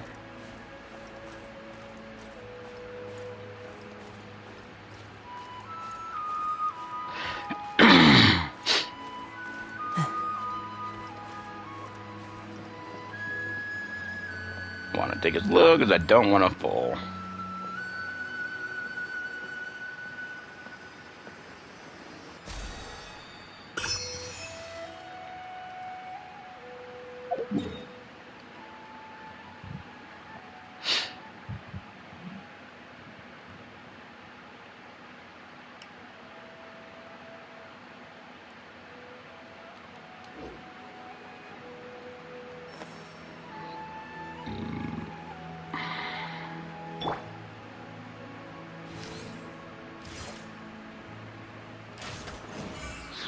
Man, there, I knew that was gonna fall.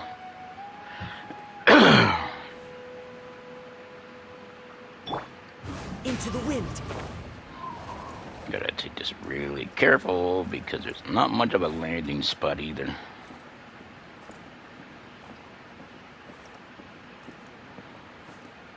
Take it really slow.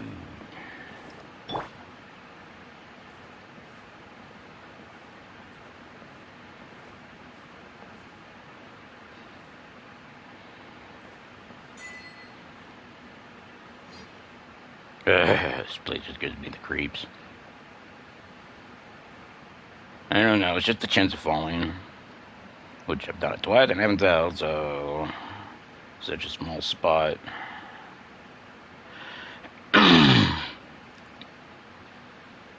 Let's see, save the last 3 In minutes. adventuring, as in business, you always have to seize the opportunity while it's there. Okay, the last 5 minutes? Or less, I did 5 minutes and I don't remember.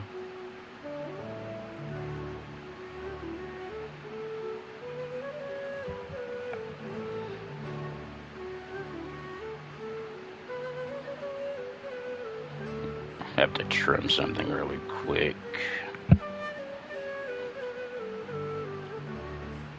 I'm pretty sure someone's already had a guide for that.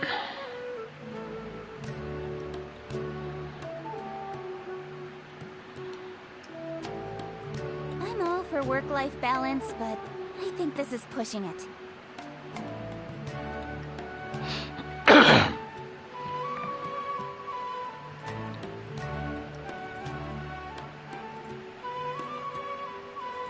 Try to save a quick little video. Yeah, whatever.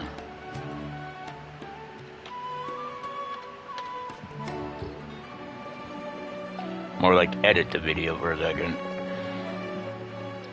In adventuring, as in business, you always have to seize the opportunity while it's there.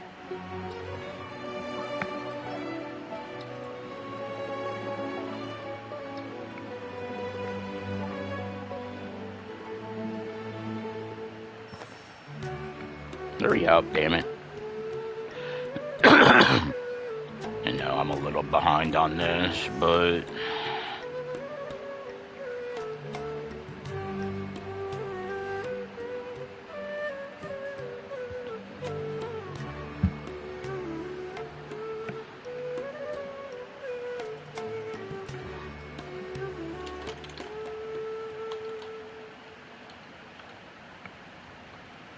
Come on, enough procrastinating. Let's go.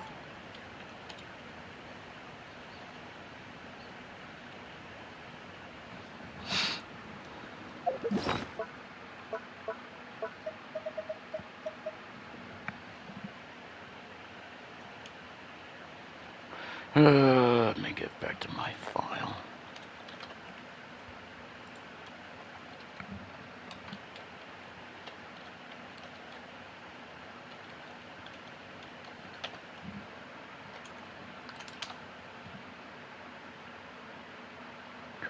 Palace.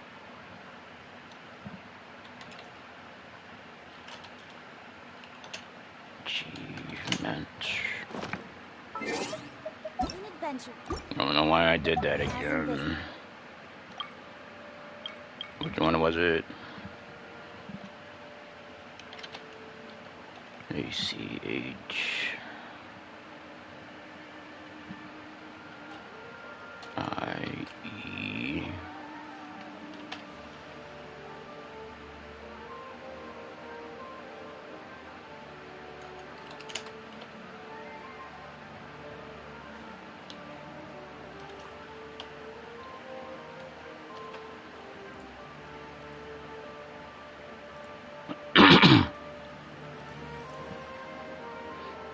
I just hope the upload doesn't mess up my stream.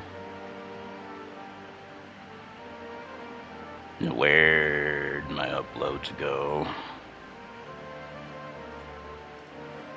That is not what I wanted. Go back.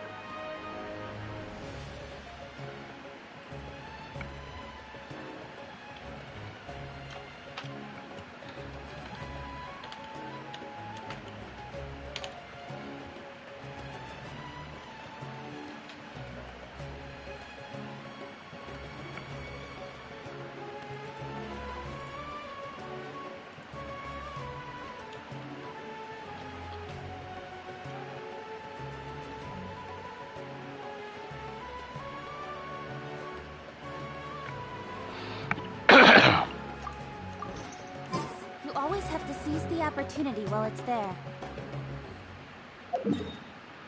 It's a good thing I've already been over here. But I also need to be careful from a stupid quest. There's a quest I do not want to start right now. So I need to avoid that spot.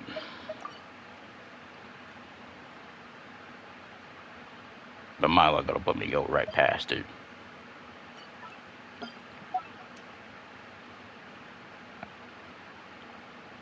I know I need to start it, but I want to avoid this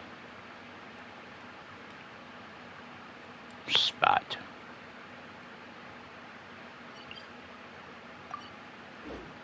Come on, enough procrastinating.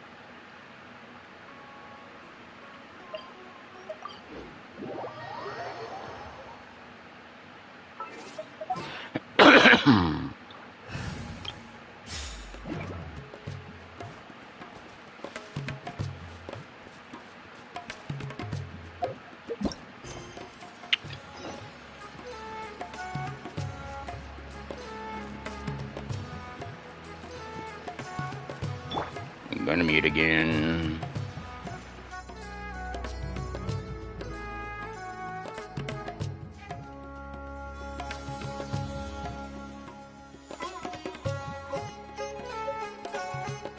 Come and have a good look yourself. Traditional spices of the highest quality, made with pride and experience. You've got a deal. I can't thank you enough for always looking after my business. Believe me, I'm not making this up. Several Eremite mercenary groups are nearly in open conflict, but does the core of 30 care? And that's not all. Did you know that... Wow! Talk about hurly-burly! This place is busy! Well, guess that's only to be expected for the largest port in Sumeru.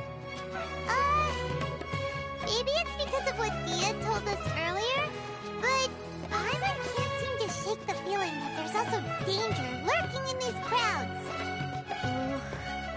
Let's get our bearings so we can start looking for leads. We know that whatever the Academia lost is related to the gods. But other than that, we don't have much else to go on. Osfun told us to try posing as Academia students while asking around. Paimon checked the Akasha on the way here, and the Academia doesn't seem to have any research facilities in Port Ormos. Paimon doesn't get it. Won't we look even more suspicious going around saying we're Academia students and asking about the stolen item?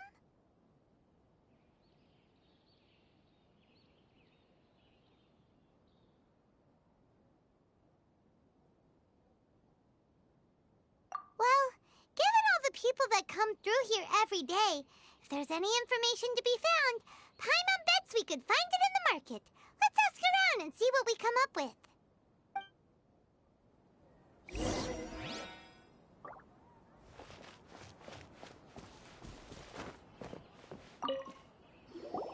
Welcome. Welcome. How can I help you two? Hi there. We would like to ask you a question. Do students from the Academia ever come to Port Ormos? Of course. Especially around this time of year. Students from Sumeru City that are about to graduate often come to Port Ormos to cut loose a little. Many people often talk about how hard it is to get accepted into the Academia, let alone graduate. But those who finish their studies and go on to become full-time researchers at the Academia have it even harder. Sure, we may not be Sumeru City, but Port Ormos offers beautiful scenery and a stress-free environment. Some even say it's good luck to come to Port Ormos, so students and researchers come flocking here when things get to be too much at the Academia. Ah, you see over there? Those are students from the Academia.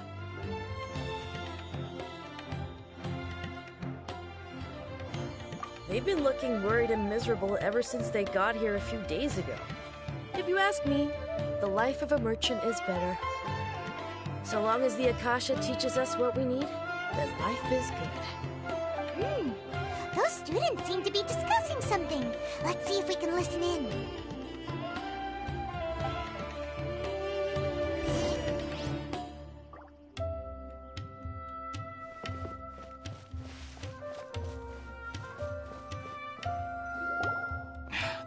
I've tried asking around, but I haven't been able to learn anything useful.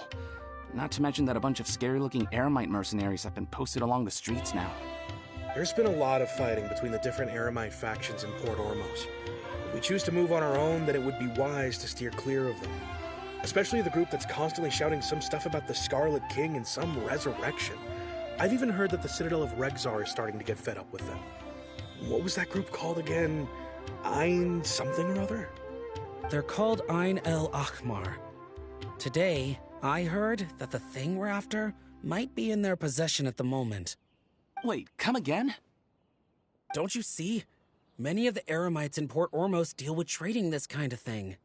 They're usually pretty wary of outsiders, but not so with students of the Academia. It's because the kind of goods that students are looking for aren't the kind of goods that Eremites are after. As long as they know you're a student, then deals can be made. I've heard that Ein el-Hakmar likes to set up shop at the Jafar Tavern. Supposedly, if you're willing to part with 500,000 Mora, they'll give you info on anything. Wait, did you say 500,000? If information alone costs that much, then how could we ever afford to buy what we're looking for?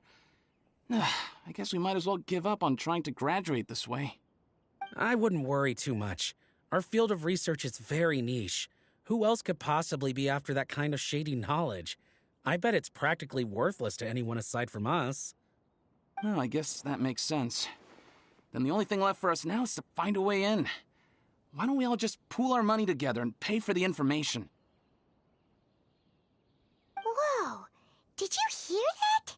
A niche field of research and shady knowledge? It all sounds pretty suspicious to Paimon. Is knowledge something people just buy and sell like that? So, what's your plan?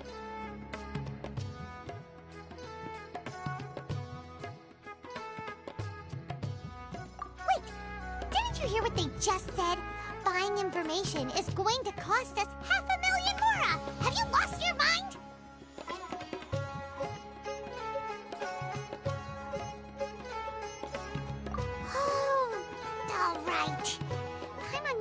She'd agree to parting with that kind of Mora. But if you know what you're doing, then we should give it a shot.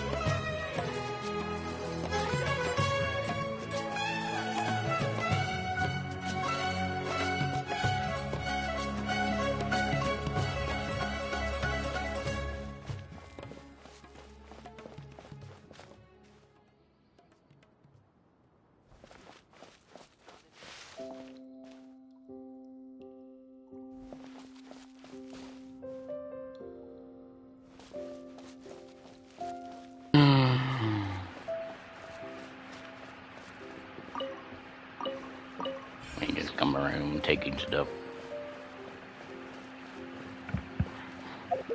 I'm just trying to make sure. Where am I at? If I remember right, this one's up higher. So if I don't climb, I won't have to worry about the stupid... Unless it activates when I'm below it, which would be dumb.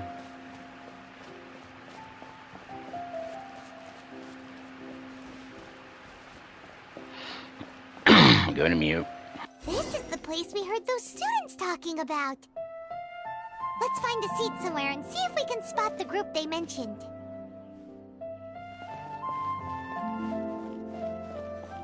What's going on? How can there be Kairaki here? Oh, you've arrived. Please, take a seat. So, they think that they can go toe-to-toe with the boss? Ha! Once we reclaim the power of the Scarlet King, they'll be the first that the boss punishes. They're nothing to be afraid of. Our main rival now is the Caracal Battalion. They've also amassed a significant amount of more this time, so we mustn't underestimate them. How can the Caracal Battalion compete with the boss when they're nothing but a bunch of money-grubbing opportunists out for a quick mora? Yeah, with Boss's fervent devotion, he'll be able to use this power to bring our god back this time. Huh. All these guys talk about is the Scarlet King, so they're probably the ones we're looking for. Greater Lord Ruka Devata. That traitor and her followers must not be spared. The day will come when the Scarlet King exacts vengeance on Sumeru, and all of them shall be punished.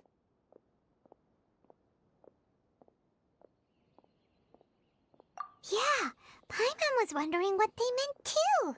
We should ask about that if we get the chance later.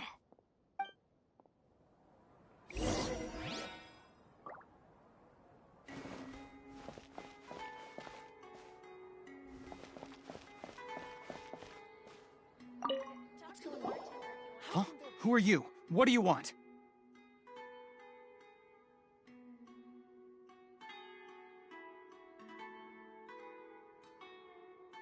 A student? Huh.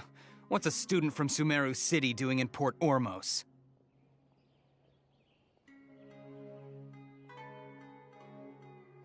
Ah, well, if it's info you want, you've come to the right place. The question is, can you afford it?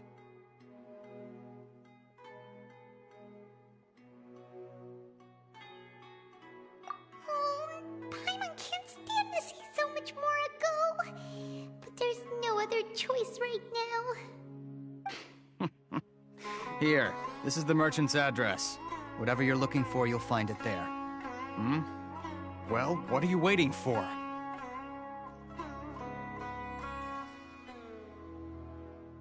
Oh, that's right! We heard you mention the Scarlet King just now. We're actually interested to know more because we're, archaeology students! Fine. Since you've already handed over the Mora, I guess I can throw in a little extra info. As you can see, members of Ain al-Ahmar are devout believers of the Scarlet King. Years ago, the Scarlet King founded the great desert nation that was our homeland.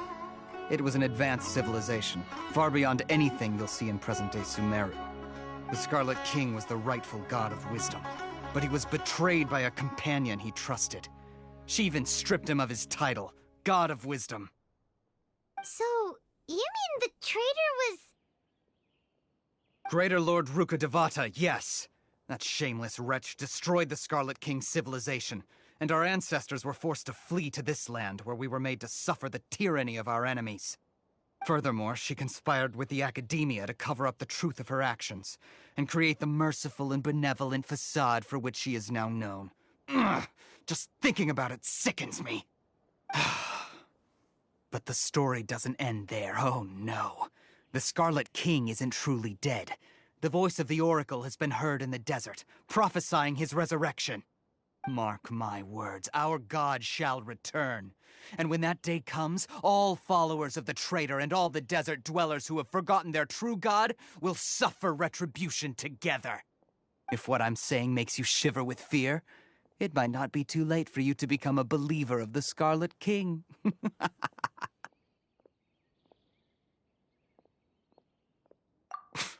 I don't have anything to say to you academia people about that.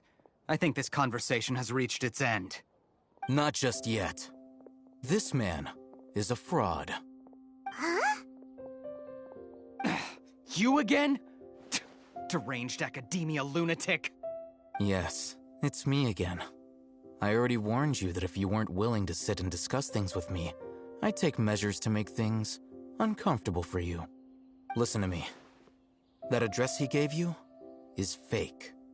Or at least, you won't find a merchant waiting for you there. This group has been boasting all around that they can provide information on a certain item as a means of luring people into their territory. Once you show up, they keep up the act until they have hard evidence that you want to purchase said item. Then they use that to squeeze you for all the mora you're worth. Hey! Shut it all, Hatham! What are you playing at, trying to ruin our business like this, hmm? I told you the other day. I wish to discuss my terms with your boss. Ha! The boss made it perfectly clear that he won't negotiate with you. Yes, and in no uncertain terms. But that was then. It does not preclude him from changing his mind in the future. I'm warning you. Don't push us, or this could get ugly. We don't usually get rough with people from the academia because it just complicates things. For a lunatic like you, though, we might just have to make an exception. If you're suggesting that we escalate this from a verbal exchange to a physical one, I accept. After all, even the Archons used war to negotiate the ownership of Teyvat. If, on the other hand, we can't agree on any means of negotiation at all, then I'm afraid my next course of action will sting a little more than the mere falling through of a few business deals. I will jeopardize the Eremite's reputation, which I know you value above all else. I am quite confident that if I began to take such action, your boss would willingly approach me himself. However, I fear that by then, some things will have happened that cannot be undone. Also, a word of advice. I suggest you tell your boss exactly what happened here today. Otherwise, he might blame you for not telling him in the future. What did you say? Consider this. Have I ever failed to follow through on my word in the past? This guy is really out of his mind. Okay, then. If you really have a death wish, let's meet a week from today. The pier in front of the Pharos Lighthouse, 4 o'clock in the afternoon, sharp. Don't expect us to hold back. Not so fast. First, you return the 500,000 mora to them.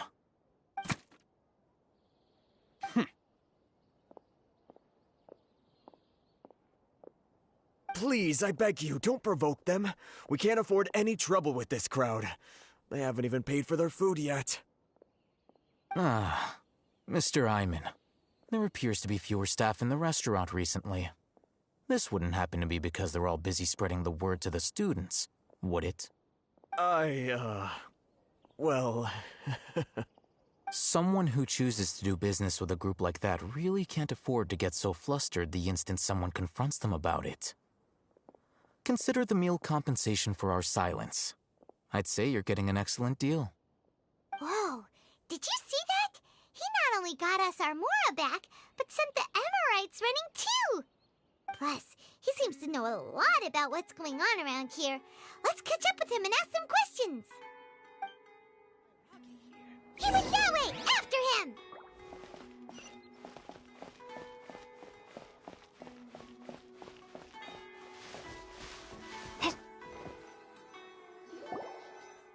Wait up! It's Al-Hatham, right? What do you want?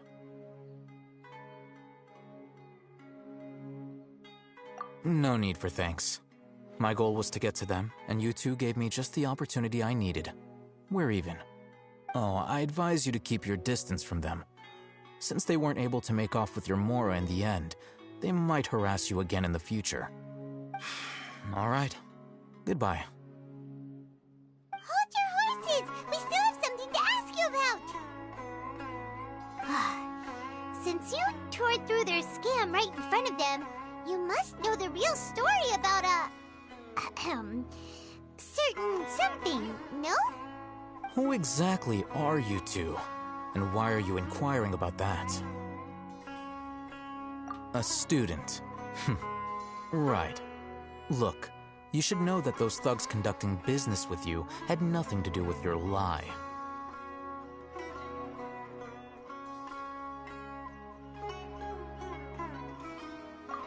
Huh?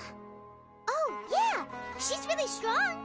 Weren't you saying something about a physical exchange? We can help with that. She doesn't even have a vision. Forget it. Maybe not, but she can still use elemental energy. Otherwise, there's no way we'd go asking for info from from guys like that. Those hot-headed thugs are definitely gonna bring a lot of backup for your next meeting. Even if you don't go alone, you won't regret taking us with you.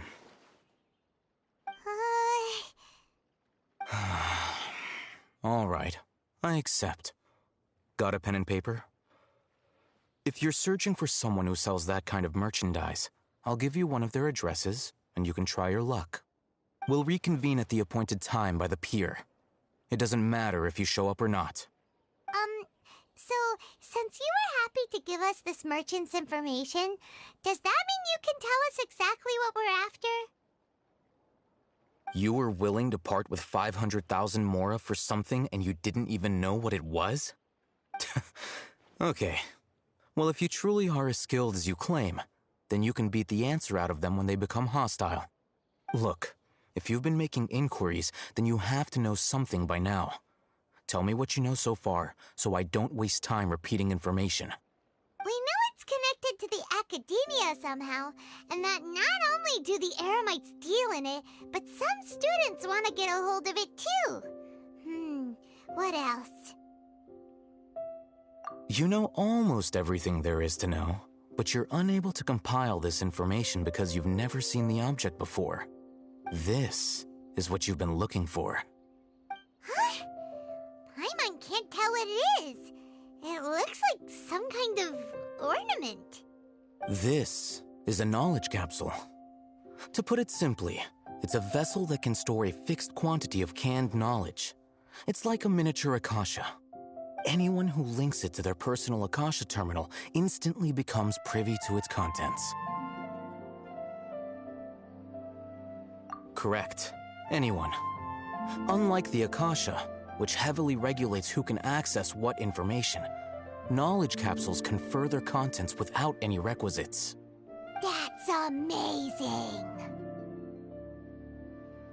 It's essentially a convenient and harmless vestibule for knowledge. Unfortunately, it's illegal in Sumeru to privately possess or trade them. They were created as a means for scholars to transfer knowledge gained from Irminsul into the Akasha, and are intended to be destroyed immediately after use. But despite strict regulations, some of these knowledge capsules will always escape destruction. After all, there will always be those in this world who are dissatisfied with life as designed for them by the Akasha and wish to change their fate. Over the past century, a wide variety of canned knowledge has been leaked from the academia. Now, in Port Ormos, the valuable ones are a means to mora for the Eremites. Meanwhile, those which the Eremites deem to be useless to them occasionally prove useful to the common citizens and hapless academia students. Well, I think that about sums it up.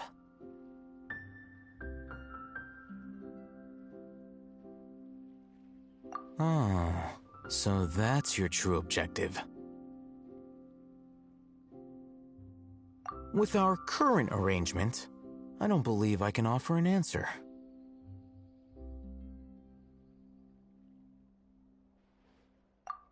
You're still resolved. Fine. Let's talk somewhere with fewer people.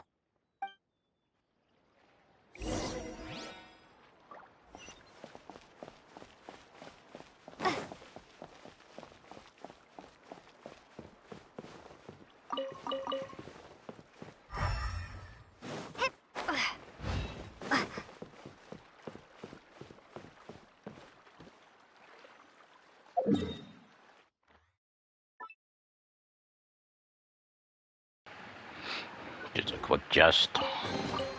Is this an answer from this world?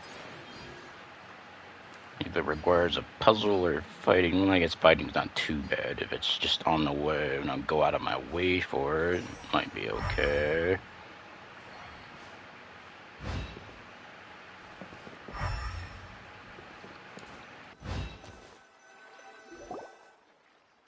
Let's continue our conversation here. If you wish to learn more about the knowledge capsule that the Academia lost, then you must help me with something. I need you to find someone named Dory, a traveling merchant.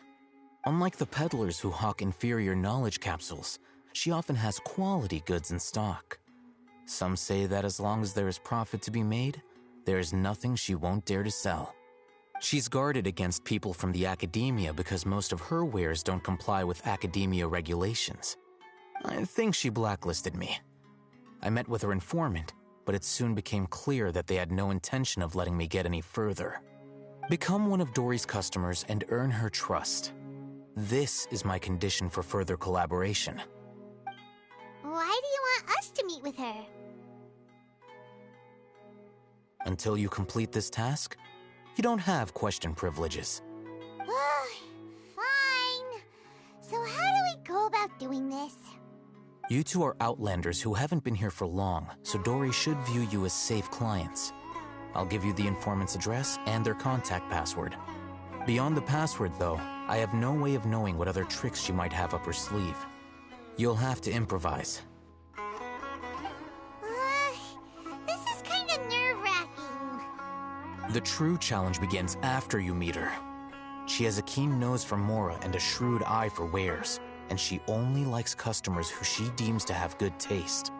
I'll prepare some funds for you. Buy her highest quality wares and earn her approval. What? We only just saw a knowledge capsule for the first time! We don't know how to tell which ones are good and which ones are bad. Is that something we can learn quickly? That's true. Have you two heard of elemental sight? Oh? That's a surprise. Guess I'll have to hold you in higher regard. Anyway, that ability should resolve your issue.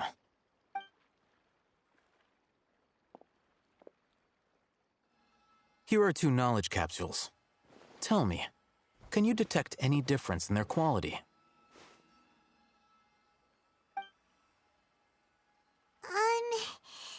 They look the same to Paimon. Try inspecting them with elemental sight. How'd it go? Did you see anything?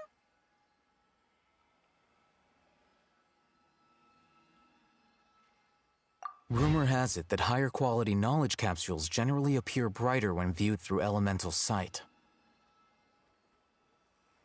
That's because knowledge originates from Irminsul, the root of Dendro power itself.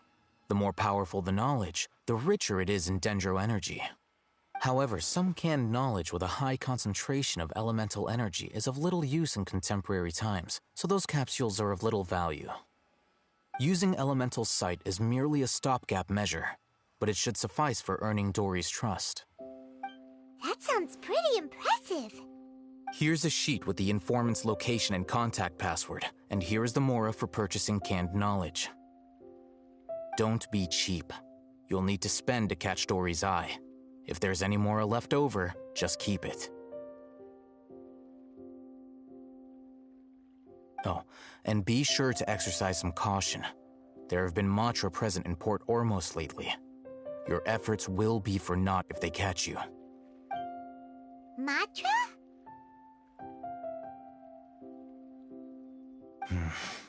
They belong to the Academia's regulatory body. They also handle cases of illegal canned knowledge transactions. Like I said, the Academia has banned both their trade and possession. The Matra are razor sharp. You're in for nothing good if they lock their sights onto you. If you two want to back out, now's the time. Okay, then we have a deal. If you succeed in your dealings with Dory, come find me at the Wikela Funduk. We'll have an open discussion then. Looking at what Al-Haytham wrote, Dory's informant is a trader near Old Ormos. Let's follow these instructions and try to get in contact with him.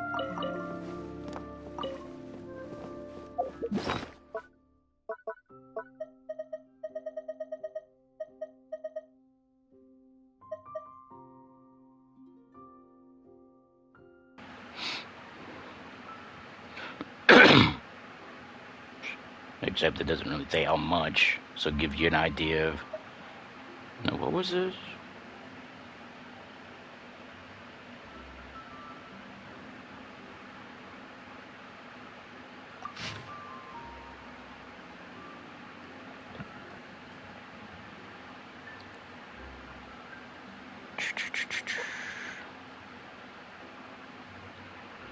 Okay, stupid phone.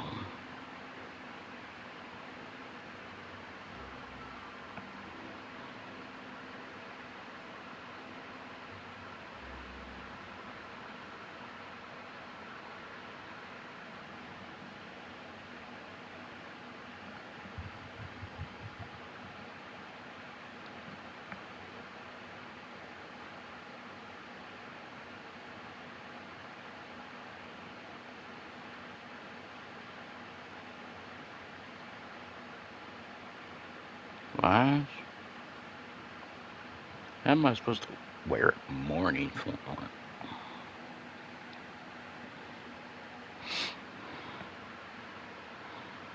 I don't think there really has anything.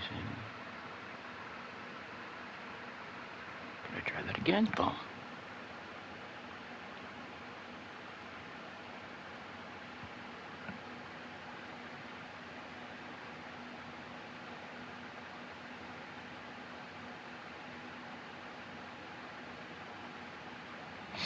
Yeah, I don't get what's going on here. This is weird.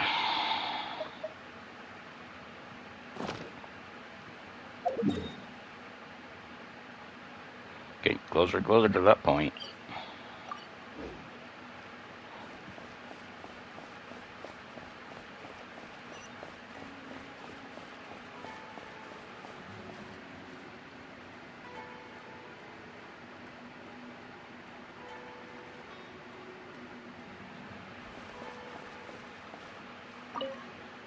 Hello. What are you two looking to buy?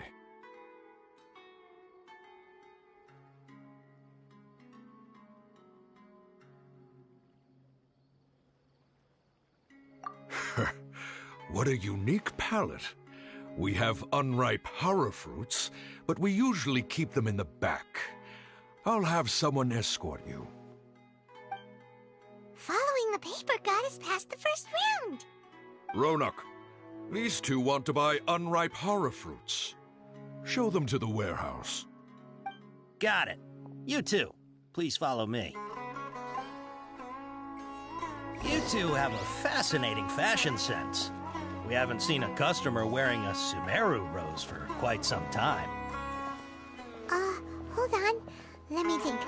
Sumeru rose means common merch. No, look again. We're obviously wearing morning flowers. Ah, my mistake. I do apologize. Whew. That pop quiz sure was scary. The warehouse is up ahead. Please follow me.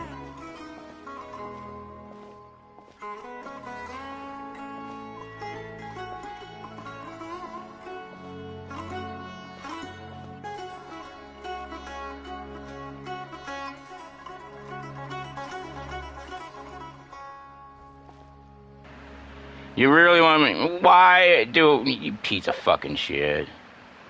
I don't want to! I hate this shit so much. You're really stopping me to do the fucking world quest. Why? Hate this crap.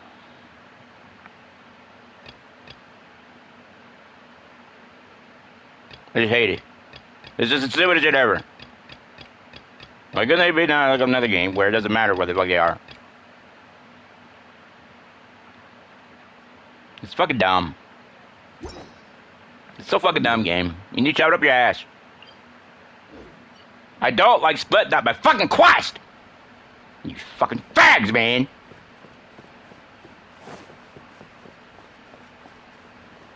Just bullshit. Just all this crap is. Just fucking bullshit. It's dumb. I don't want to split up my fucking goddamn quad tier. Fucking asshole. It's fucking dumb. Port Ormos is pretty great.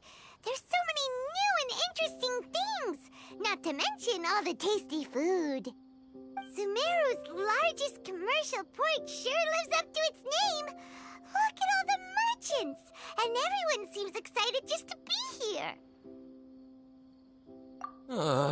How did things end up like this? All thanks to your artistic license. That's how. I should have made you wait until we got an update from Tanja. But when I finished the prototype Aranara yesterday, you agreed that the kids would like it. That's why we tried bringing it out for a test run today. Well, I never thought they'd dislike it so much.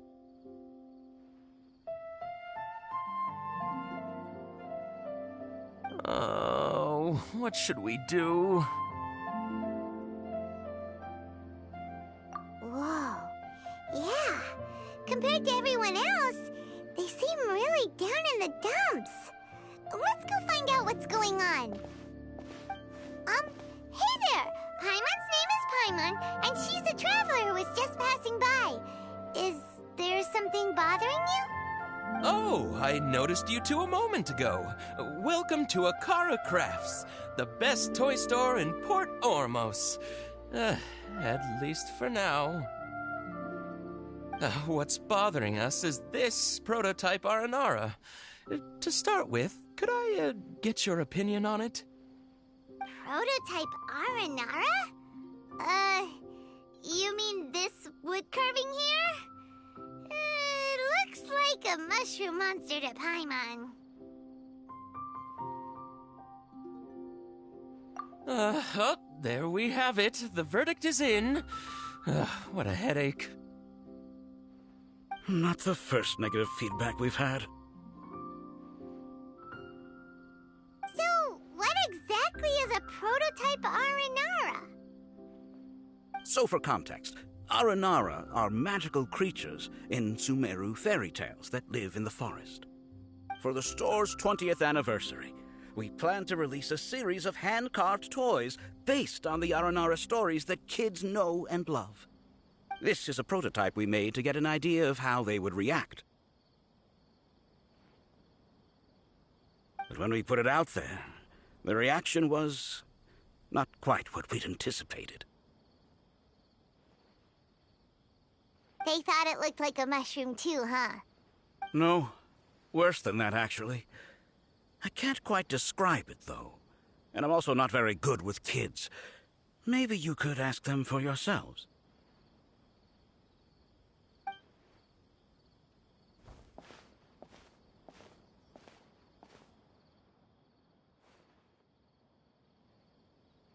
This is not an Aranara. No way. I've read Uncle Tanja's Aranara and the Ill Little Fungus. It says that Aranara are supposed to be chubby and squishy. The carving looks nothing like that. Toys do look better when they're round and chubby. Uncle Tonder said in Aranara's vow that you can deceive the eyes, but you can't deceive the heart. This carving makes me feel lost and confused inside. I don't think the creator put his heart into it at all. It's nothing like an Aranara. Ooh, didn't put his heart into it, huh? Oh, sounds like one of those things that's easier said than understood. Kassid and Alia didn't like this carving, but I think it's okay. It doesn't look too happy, so it's kind of pitiful in a cute way. Oh, a positive review! Yeah, so I would totally ask my dad to get it for me, if it wasn't meant to be a Aranara. Oh, well, that took a sudden turn for the worse. We asked the children for their opinions. Oh, how did it go? Has it maybe, grown on them at all?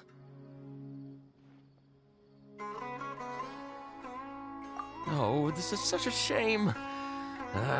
Why isn't Tanger back from Gandharvaville yet? Oh, the kids kept mentioning an Uncle Tanger, too. Who is he exactly? Uncle Tanger is a famous children's author here in Port Ormos. He wrote quite a few stories in the past, but none of them were popular among children. Just like our prototype Aranara. But around a year or so ago, he suddenly had a eureka moment or something, and suddenly the children loved every one of his stories. That's right. My little Ghaffari loves his stories too. The whole reason we decided to make these carvings was because we saw just how popular the Aranara are among children. We asked Tanja for guidance, but right after he agreed, he went off to Gandharvaville with his son to look for inspiration. They haven't returned yet. We were running out of time, so we had no choice but to carve an Aranara based on our own imaginations. As you can see, this was the result. Oh, we have to do something. Hey, since you're the famous traveler, could you do us a favor and look for Tanger in Gandharvaville, he doesn't have to come in person if he's too busy. Just ask him to write down his suggestions and bring his notes back to us, if you could. Please, if only to put a smile on the children's faces. And, of course, you'll be well compensated for doing us the favor. They seem pretty desperate. Let's help them out. To see the kids smile. And also for our reward. Yep, let's do it!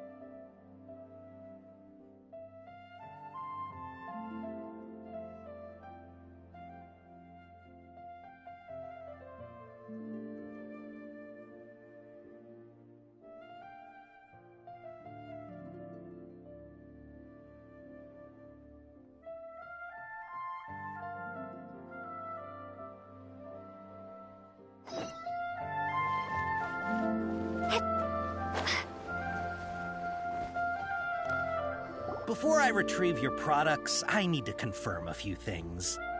Please forgive me, but we may not have sufficient stock for you today. Earlier, many of our hara fruits were taken by mice.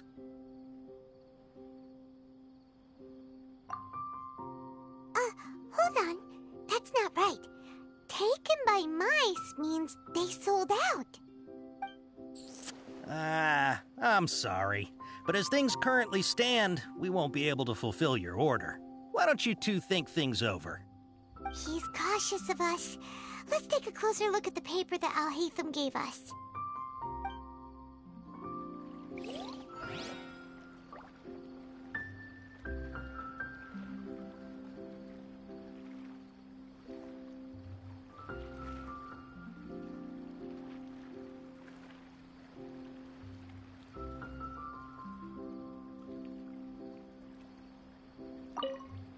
Before I retrieve your products, I need to confirm a few things.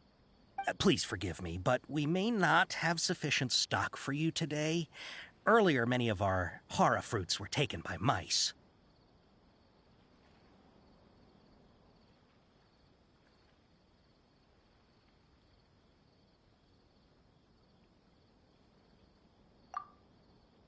Hold on. That's not right. Taken by mice means they sold out. I'm sorry, but as things currently stand, we won't be able to fulfill your order. Why don't you two think things over? He's cautious of us. Let's take a closer look at the paper that Al-Haytham gave us.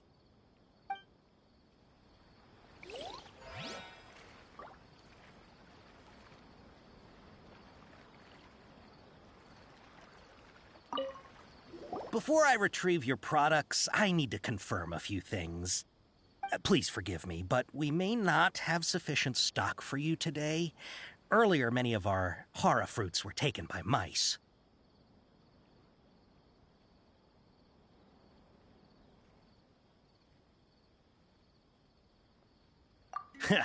Thanks. If better goods come in, you'll be the first to know. You look like you have some skill. Why don't I pick out some fruits that'll make you dizzy?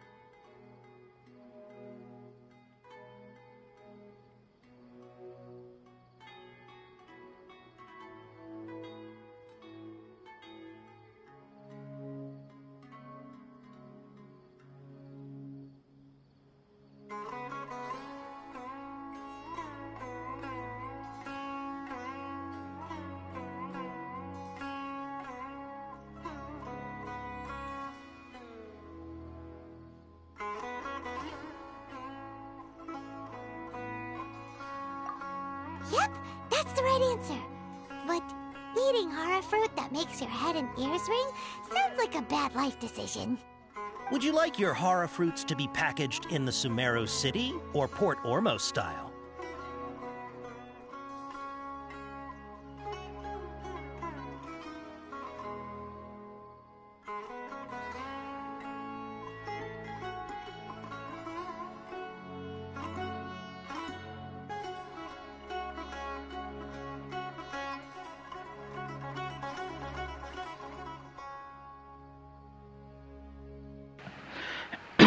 Now what am I supposed to do? I guess they would probably want to buy more, so I guess... Wow, you two sure are generous customers. We'll be sure to package your products beautifully. Okay, everything has been confirmed. Miss Dory is waiting for you up at... Shoot! It's the Matra! Run! What? The Matra? Where? Al-Haytham said we're done for if they catch us. We gotta get out of here.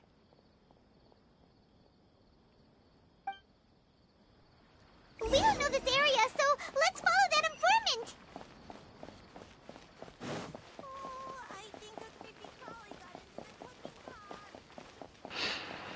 I wasn't really paying attention there, so I might have repeated something. I don't know what happened. He ran that way.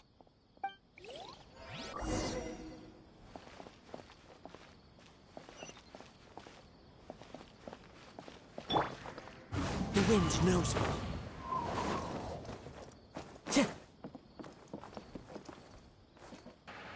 Trying to avoid that quest. Follow the wind. Look, he's over there.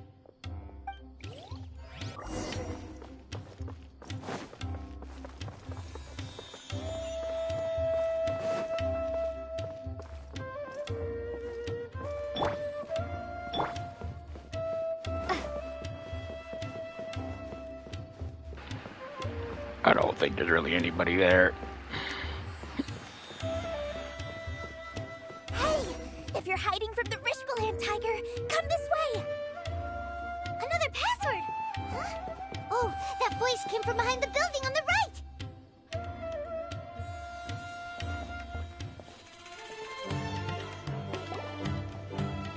Here, over here. You can stop running now.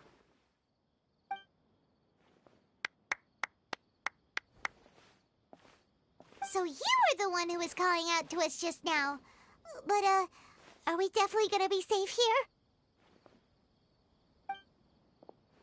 These two good customers wish to buy some hara fruit, Miss Dory. And if there's nothing else, I'll just excuse myself. Oh, very good. Thank you. Huh? Wait, you're Dory? Paimon sure thought you'd look a whole lot scarier.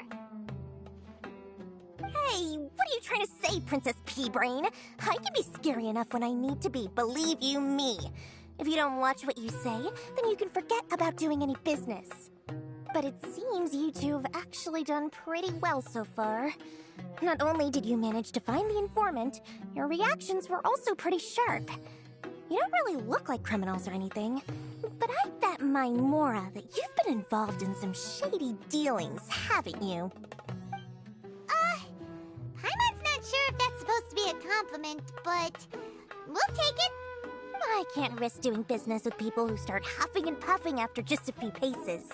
No matter how much Mora they might have. Not only will they get caught by the Matra, but they'll also get us into trouble.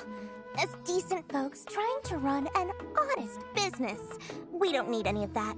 Wouldn't you agree? So that's why I prefer to have customers like you. It's your first time here, but don't worry, I won't ask too many questions. Even if you wish to buy enough knowledge capsules to decorate your house with, please, knock yourself out. As long as you have lots of round, shiny Mora, then we're all good.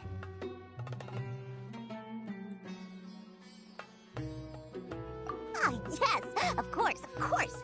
Go ahead, help yourselves. Voila! Wow, she has a trove of canned knowledge. Whew. She'd probably be in serious trouble if the Matra caught her with all this. What kind of products do you seek, my dear customers? Don't worry, I'm not interested in your reasons for buying. I can, however, offer some suggestions. Take this one, for example. An analysis of the sociological ideology and dialectics of the Hilichurls. Only 3 people in all of Teyvat have ever studied it, making it extremely rare. It's on sale now for 350,000 Mora. Yeesh, who would want to be an expert in that topic? Or how about the architectural styles and construction methods of Teyvat in the early Archon War period? With this one, you can become an expert in historic architecture preservation and find an excellent, well-paying job in nearly any nation. Ooh, now this sounds like it could be useful. 2 million Mora, and it's yours. No discounts. Whoa! That's a lot of Mora! Of course, you are free to pick whatever your heart's desire. The contents and price of each knowledge capsule are indicated in small text on the body of each one, down at the bottom. Alright, let's try the method that Alhaitham mentioned.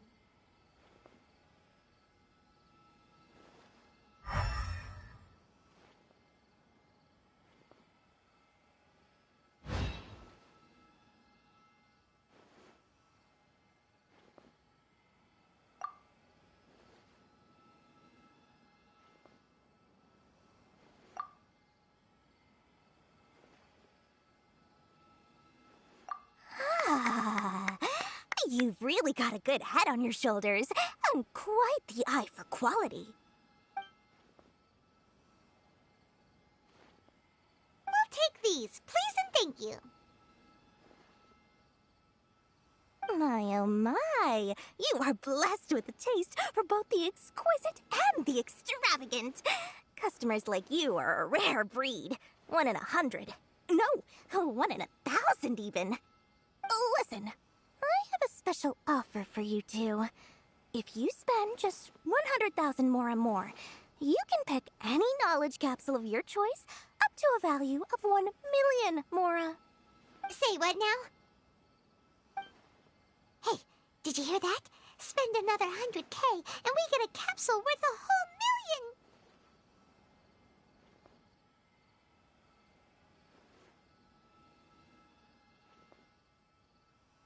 But all the canned knowledge we just bought is easily worth 500,000 Mora. If we spend just a little more, we can get something worth 1 million Mora. Isn't that a fantastic deal? Think about it. We've gone to all this trouble to get this canned knowledge. And so far, everything we bought belongs to Alhaitham. Aren't you even the least bit curious about how this whole canned knowledge thing works? We're talking instant knowledge here. Don't you want to try it yourself?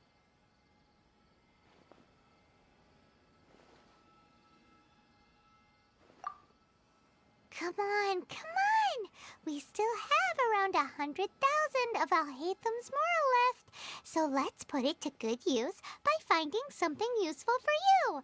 Ahem, you've got a deal, Dory. We'd like to spend an extra 100,000 mora. Excellent! Then please, select from this fine collection of canned knowledge over here. Hold on a second. Paimon thought we could choose whatever we wanted. Why can't we choose the ones from over there? Oh, but my dear customer, the knowledge capsules over here are worth 1 million mora each. I'm sure discerning customers like yourselves will be able to find something to your liking.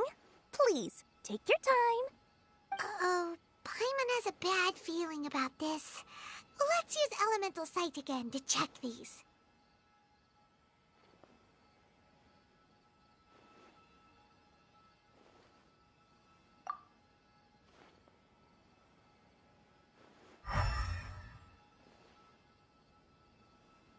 So, what did you see?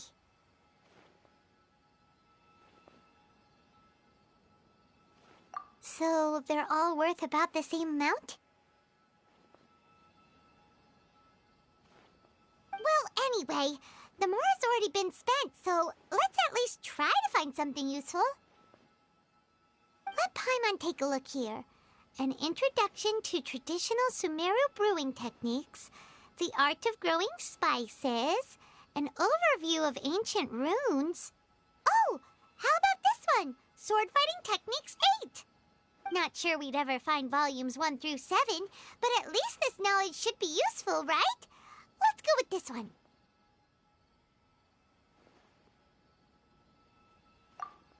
Dory, we'll take this one. All right, very good. I'm expecting some new goods in the next couple days, so be sure to check back again soon. Whether it's canned knowledge or anything else you need, bring your mora to Dory and doors will open. Our dealings with Dory went smoothly enough. Let's head to Wakala Funduk and meet up with Alhaitham. Hopefully now he'll finally tell us about what the Academia lost. I'll find you your perfect color.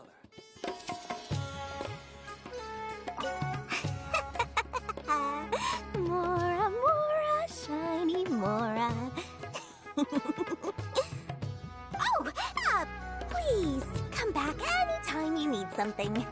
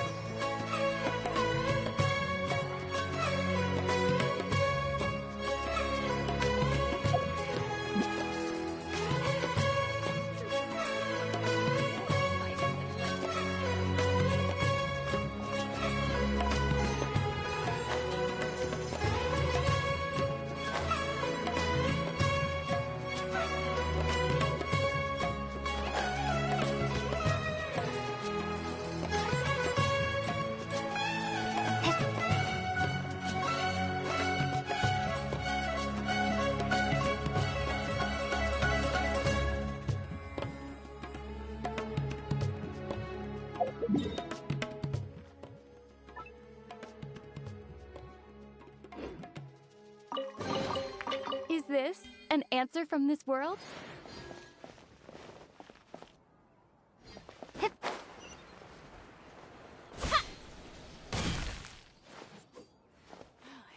Anyone that makes lots of money. Everywhere's the same. Huh.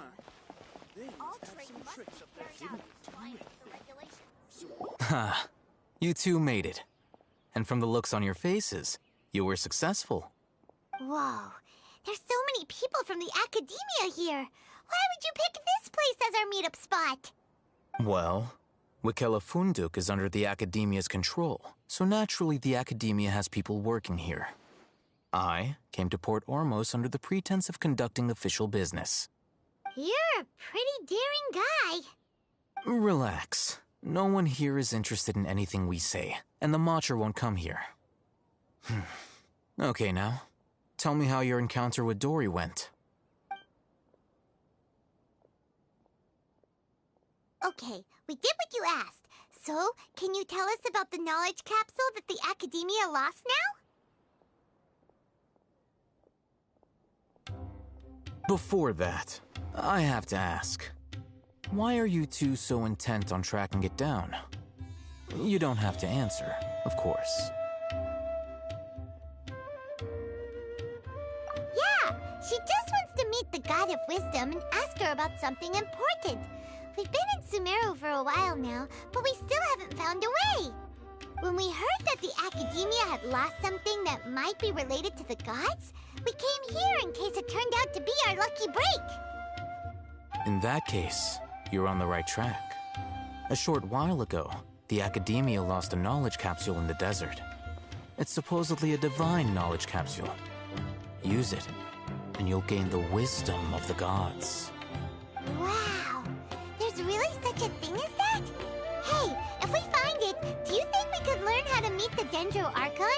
Ooh, or even how to find your brother?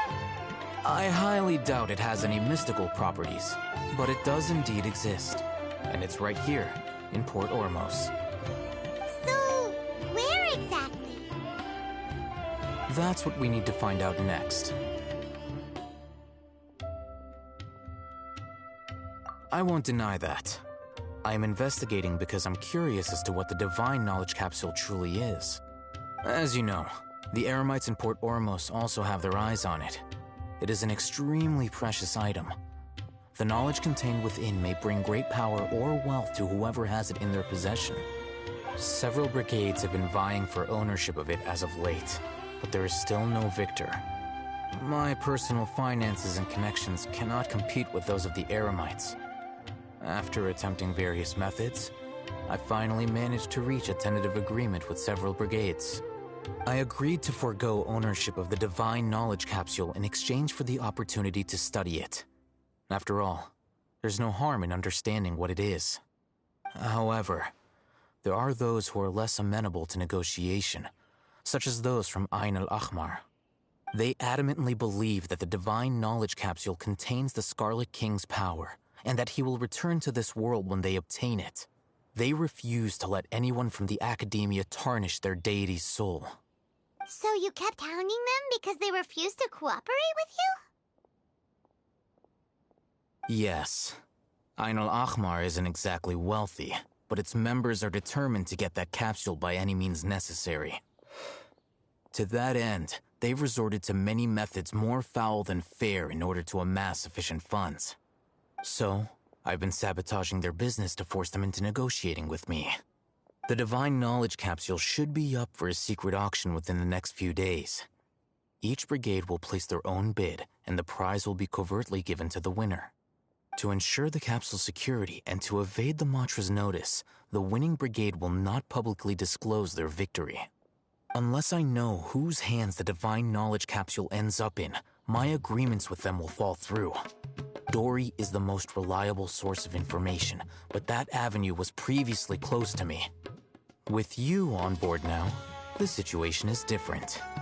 In other words, you wanted us to befriend Dory so you could find out where the divine knowledge capsule is. Yes, you can say that. But this arrangement harms none of us.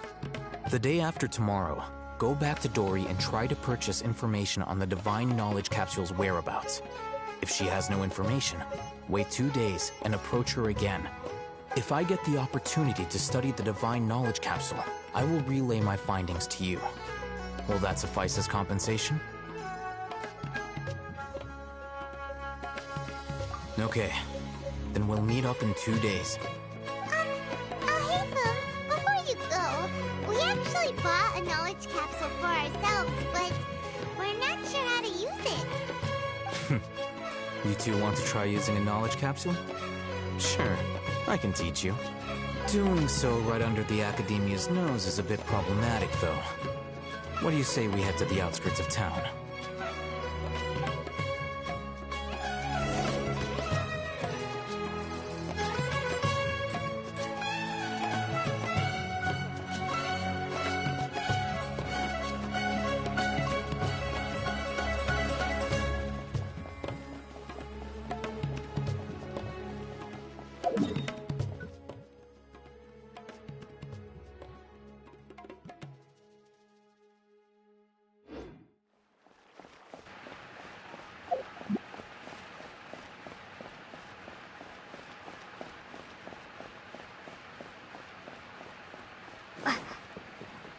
And that chest was just another random chest I end up finding. You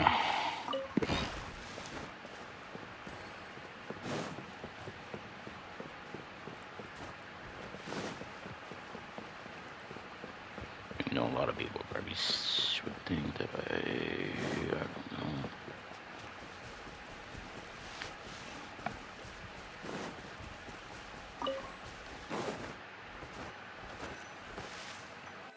know. All right. This place works. Show me the capsule you purchased. Here. Sword Fighting Techniques 8. Huh. A combat class knowledge capsule. This class is something of a rare find these days, since most have been taken by the Eremites to augment their battle capabilities. Really? Ah, yeah, what a great buy! If you want to determine the efficacy of this capsule, I can evaluate your combat ability. However, effects will likely be minimal if you already possess a high amount of strength. We can conduct a controlled experiment where you fight 2 battles, one before using this knowledge capsule and one after. While you fight, we can use an Akasha terminal to monitor your various physical parameters. There may be variances in your physical strength between the 2 tests, as well as a disparity in your opponent's abilities. But don't worry. I'll run statistical analyses afterward to mitigate any confounding effects. Wow! Haytham! You must have been one of those guys at the Academia who got top grades on everything. Paimon's curious about something, though. You definitely weren't one of those students who needed canned knowledge to graduate from the Academia, right? So, why are you risking getting caught by the Matra for this capsule? When you are unable to understand a researcher's actions, most cases can be attributed to curiosity. This is but one theory. Sounds like you're trying to avoid the question. All right, let's begin the test. Just fight as you normally do.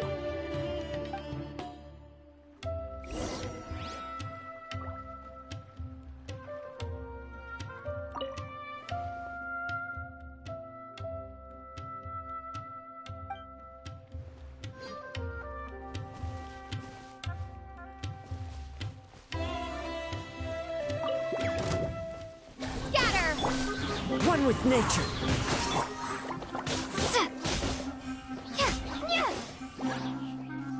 Spring forth! The wind knows me. Propagate!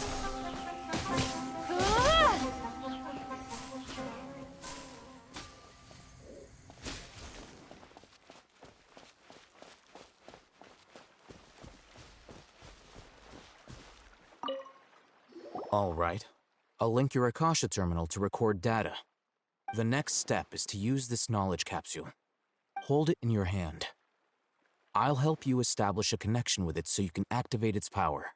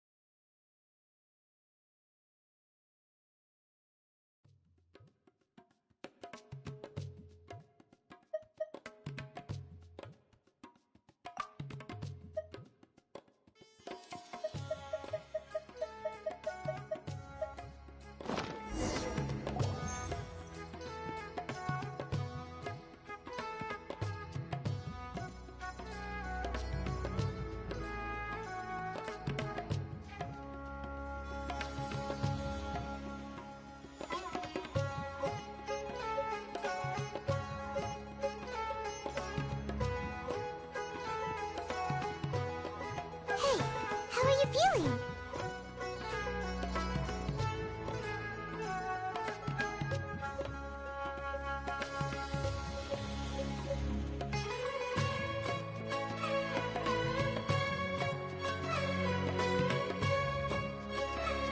You mean that it worked?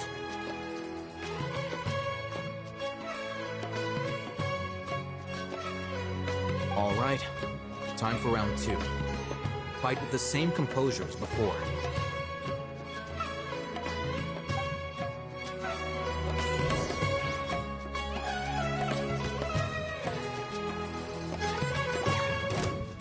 Scatter! One with nature.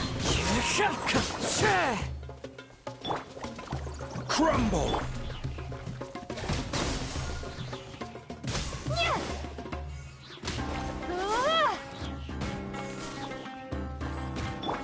The wind knows me.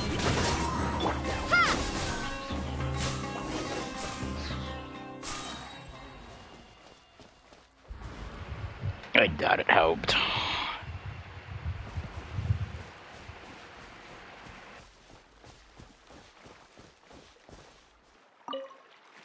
Now, I'll start recording data again. Oh, hey, Thumb. How's it going? Well, the knowledge capsule you purchased did improve her combat capability. During the second fight, her overall fighting performance increased by 0.073%. Wait, how much?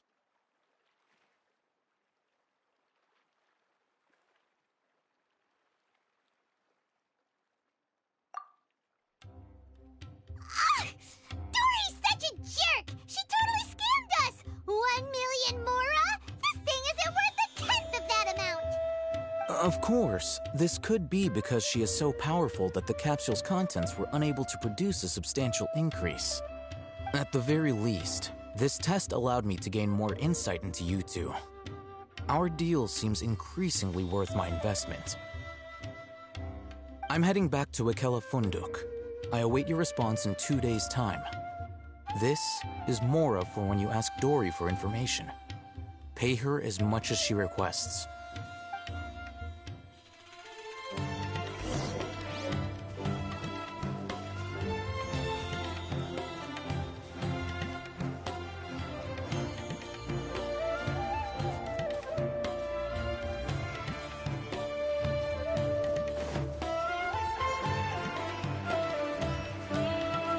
Wait, did I do this one? I think I already did this one.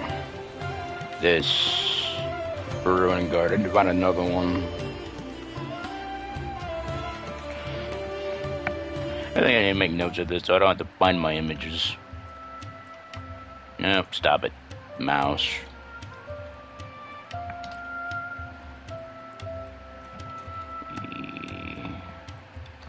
Cards. Code. Wait, what? Not that again. Why do these idiots keep popping up? One with nature. Scatter!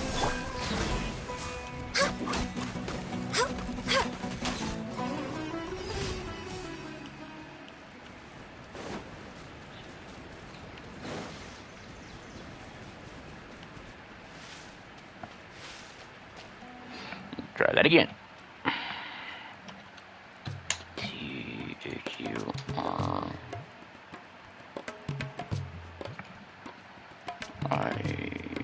I-C-Z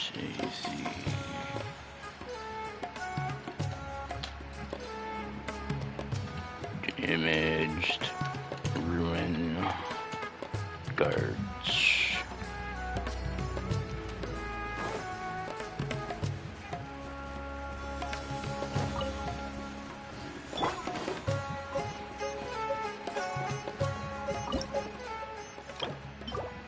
Running low on fish bait. I need to make more.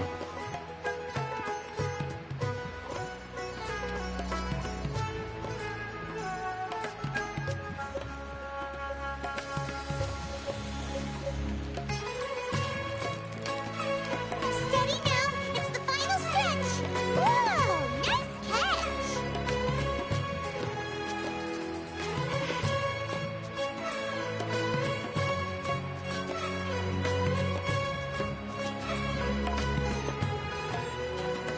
That's gotta be the sand one. I think that's a sandstorm. You got it! What is it? What is it? Is it another Paimon?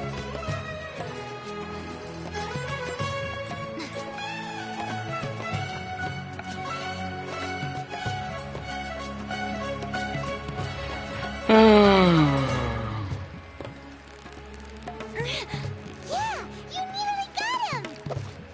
Whew, that was a tough fight.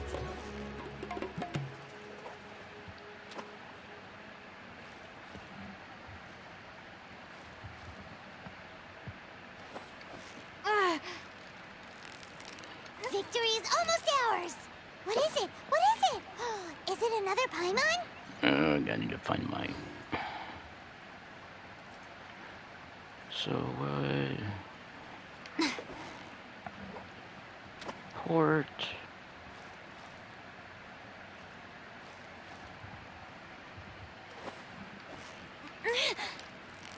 Steady now! It's the... Wow, it's the- Paimon's stomach is rumbling already! No. Damn, that's not what I wanted. Need my other file, damn it, where is it?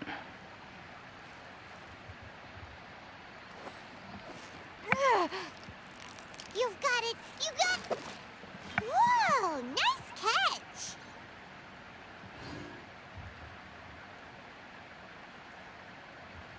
I can't seem to find my other file. Oh, there it is.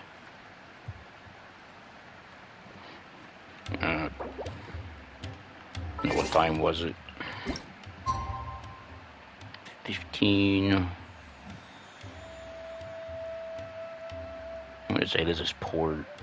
This is closer to the port.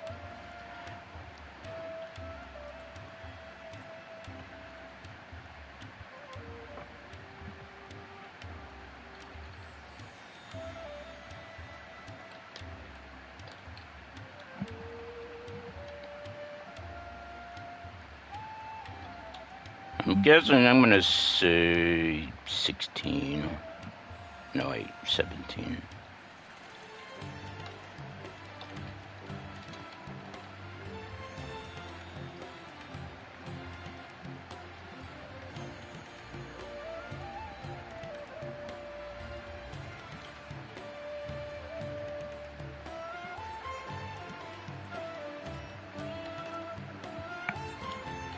And the green one, which is...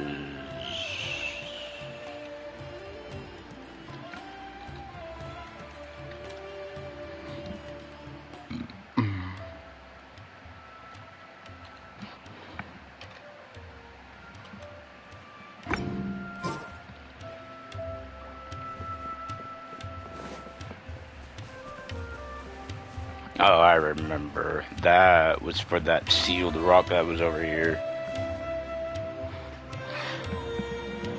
And why is it so hot, damn it? This is horrible. I'm sweating. Man, doesn't even feel like to be working no more.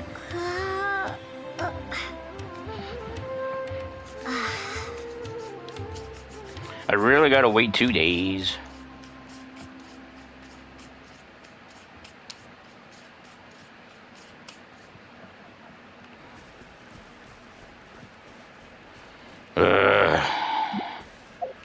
And no, I don't really have to wait. I can just speed it up.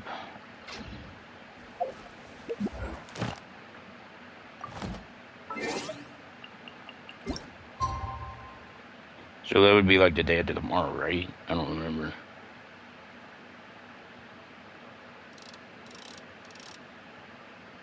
See, I think it would be this one.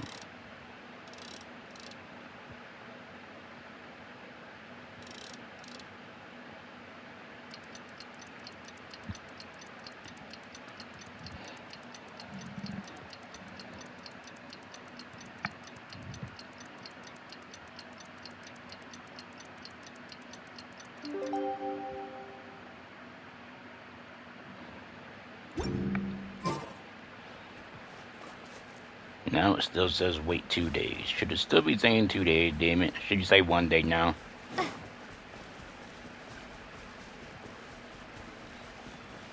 I kind of want to see if new fish got added. I doubt it, though.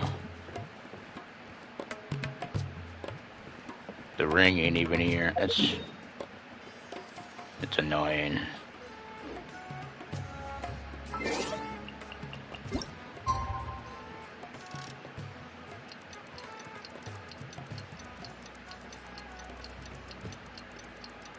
I should have at least tried 1800 now that I think about it.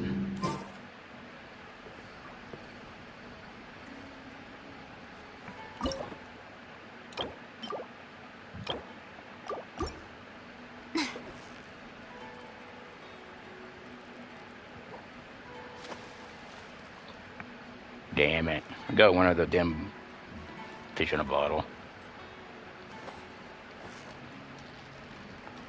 I could just let it get away. Victory is almost ours! Paimon thinks you've earned yourself a new title, Favonius Fish-Catching Extraordinaire!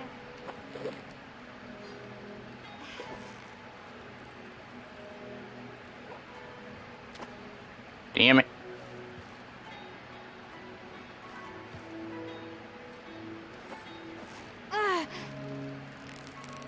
So close, so close! Stay cool! Whoa, nice catch! I want the stupid one over here. Come on.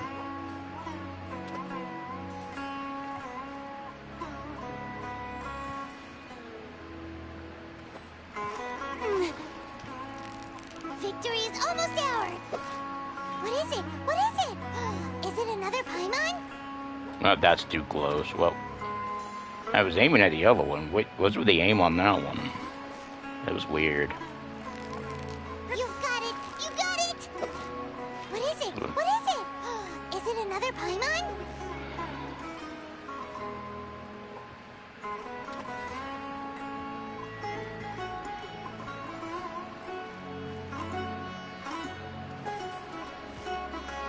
Normally when they do that, they just... Can you be quiet? They should just give you a spot, you a square, and it just advantages you those amount of days. That's all it has to do. And it would also say, you want to advance these 2 days or whatever. That's all they gotta do.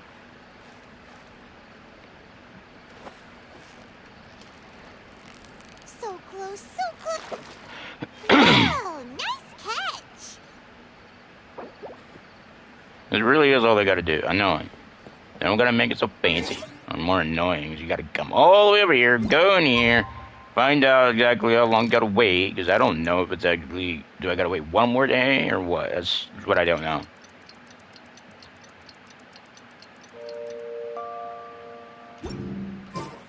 Because they didn't update nothing. Let's see Dory today and ask her about where the Divine Knowledge Capsule is.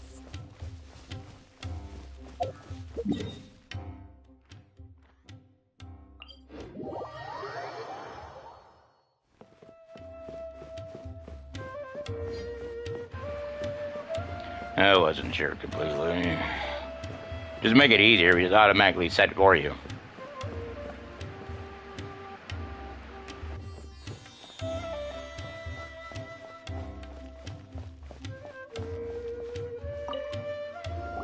Over here! Oh, welcome back, my loyal patrons. What can I do for you this time? It's going good. I'm just working on this cool Archon quest finally. But I'm gonna be muted right now.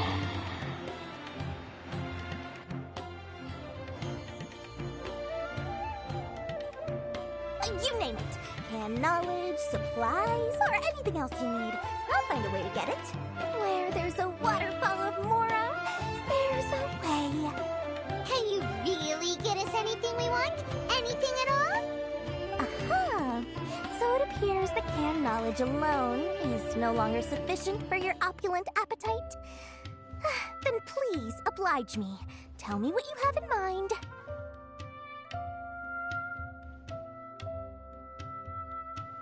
Oh! I knew customers with pockets as deep as yours would undoubtedly crave something more profound than ordinary canned knowledge.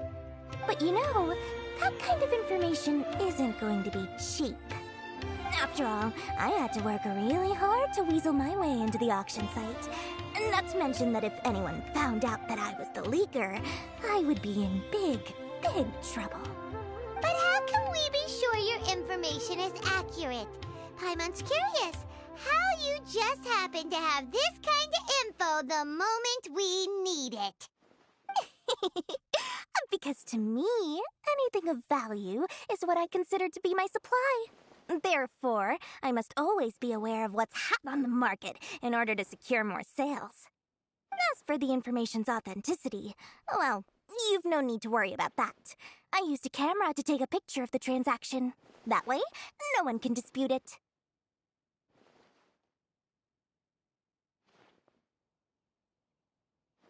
It's always a pleasure doing business with such sterling patrons. Now that you've paid in full, here's the scoop. The Divine Knowledge Capsule was purchased yesterday by a certain Misery, the leader of Ain El Ahmar. Ain El Ahmar? You mean the Eremites who worship the Scarlet King? Ah, so you're already familiar with them. The group has done everything in their power to obtain the Divine Knowledge Capsule. After all, they believe it contains the power of the Scarlet King. That Divine Knowledge Capsule is unlike any other canned knowledge I've seen before. It was glowing bright red. The capsule is clearly visible in the picture I took. You can look for yourself. Thanks for the info, Dory. Please, it's my pleasure. It's all thanks to discerning customers such as yourselves that my efforts yesterday were not in vain. Please, don't hesitate to contact me if you ever need anything else in the future. More effort, Dory, opens doors. Well, we figured out where the Divine Knowledge Capsule is. Turns out, it ended up in the hands of Ain El Ahmar. Let's head back and talk to Al-Haytham.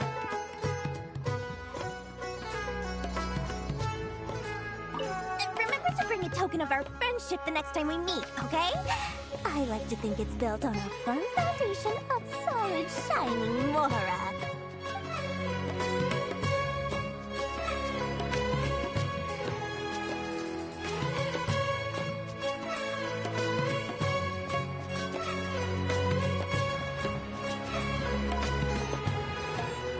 Yeah, where am I? Is there anything over here?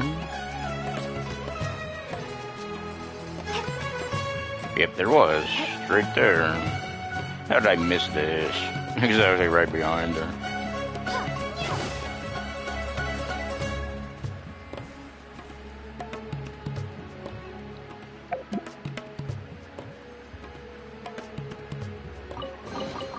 Is this an answer from this world?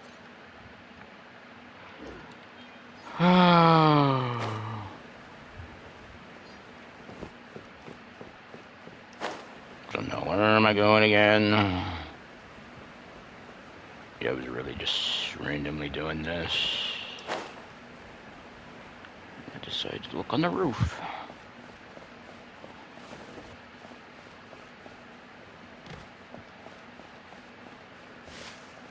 Al-Haytham, we got the info you wanted.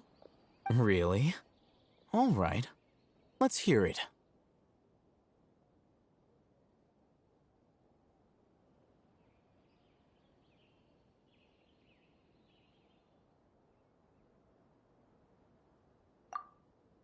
Dory even gave us evidence to verify the intel. Have a look. Huh, look at that. Clear as day. It must have taken some guts just to infiltrate the scene of the Eremites' transaction. But then to get close enough to take a picture like this. Bold move, Dory. Very bold move. All right. The person in this picture is indeed Misery, the leader of Ain El Ahmar. And the glowing red capsule he's holding appears to be the Divine Knowledge Capsule. In which case, if we play our cards right, when we confront them next week, we should be able to force them to show their hand. At first, Paimon didn't get why you were provoking these Ain El Ahmar guys. But now, it sort of makes sense. Everything's playing right into your hands. After we defeat them, we can finally have a serious talk with their boss and get them to lend us the Divine Knowledge Capsule. Thank you for your time and efforts. Take a few days off while I make some preparations. Let's meet up again on the afternoon of the arranged date, 3 o'clock sharp. See you then.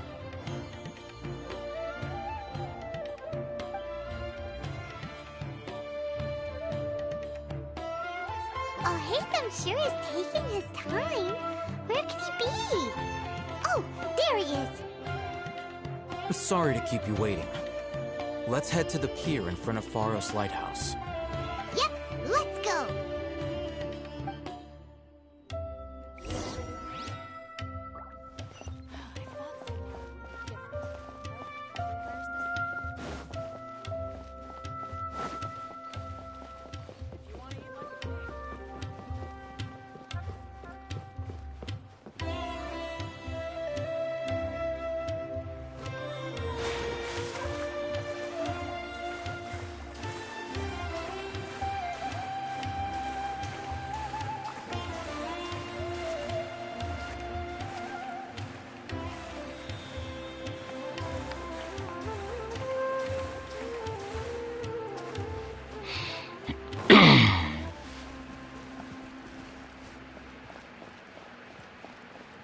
Doing me out.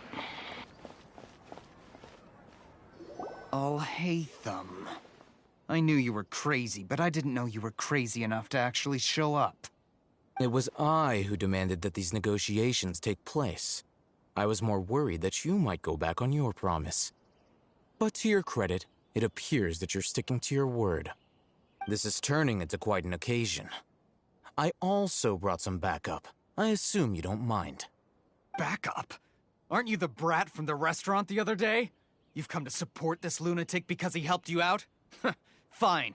Your funeral. I'm not going to mince my words. Once we're done with you, you'll be nothing more than fish food. Get 'em, boys!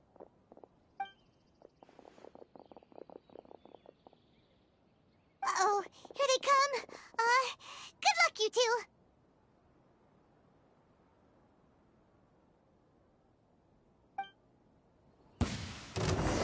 Propagate! Into the wind. Access denied. Gather!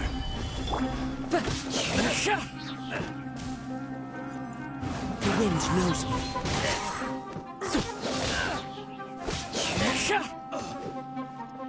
Scatter!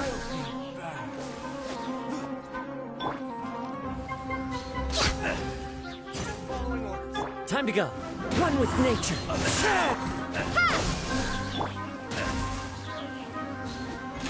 I'll take my Stabilize!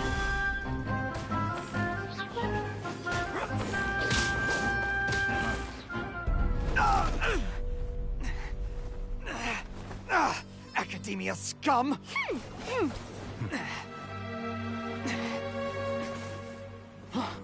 Boss! Finally! Did you use it? Great!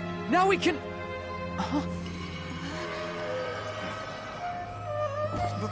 Boss?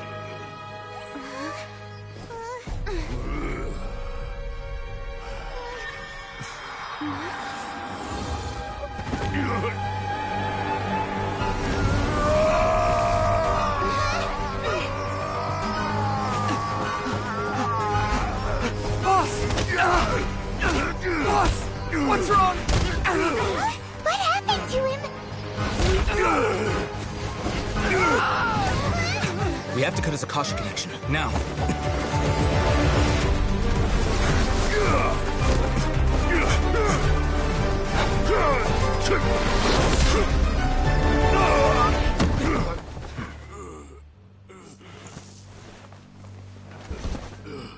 Target acquired. Arrest him.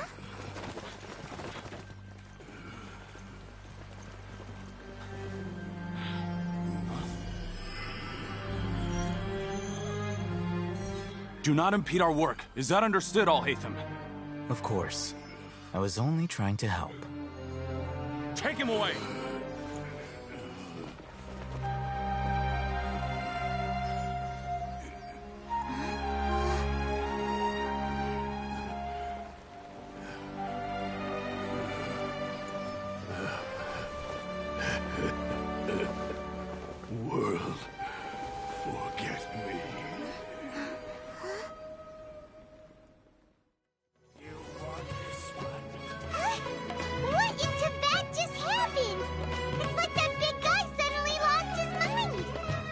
looks like he used the Divine Knowledge Capsule.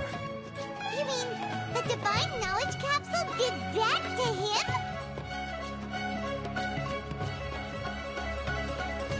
Oh, yeah. You mean how some researchers go insane after getting knowledge from Irminsul? I've heard of numerous incidents of researchers in Satyavada life going insane. The state that man is now in suggests that this is a similar situation. This Divine Knowledge Capsule does appear to be linked to the gods, but beyond that, it doesn't seem anything like the rumors suggest. Possessing it doesn't grant you divine wisdom or power. Did you hear what he said? World, forget me. What could that possibly mean?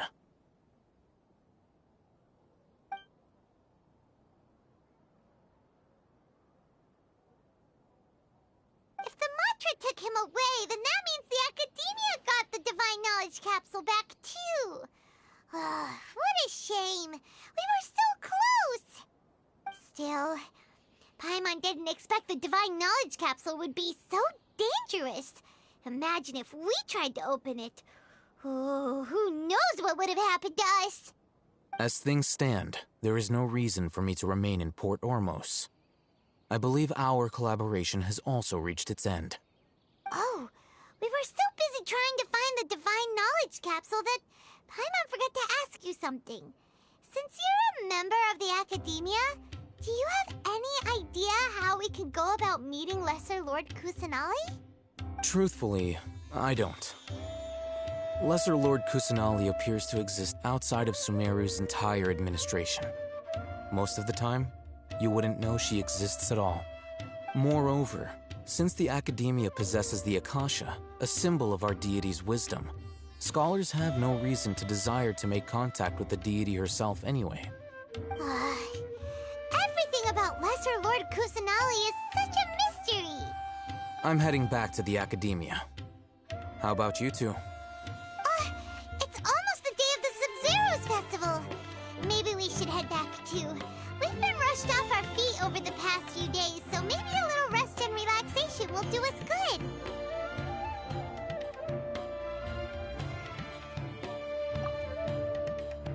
Then we'll part ways here, Al-Haytham, until we meet again.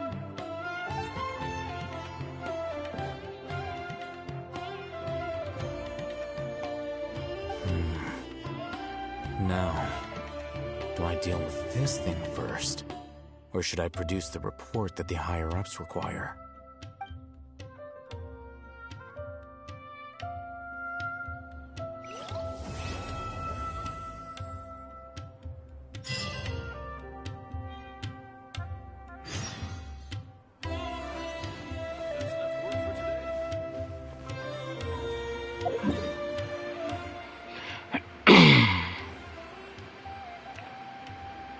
Wait a minute, is there... I was kind of hoping of something, but now I don't remember. We didn't miss the Sub-Zero's festival, right? Let's hurry and find Dunyarzad. Paimon thinks she must be around the Grand Bazaar, since she showed us around there last time.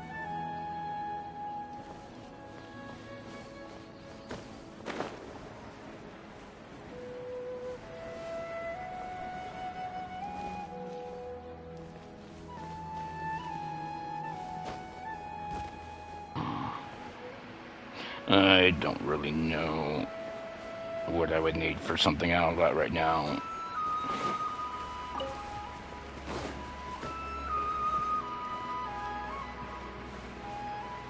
And right now I just want to finish all these quests so we can get back to the event too, but that'll be another day there. Every item I sell here comes with its own fascinating story. There she is!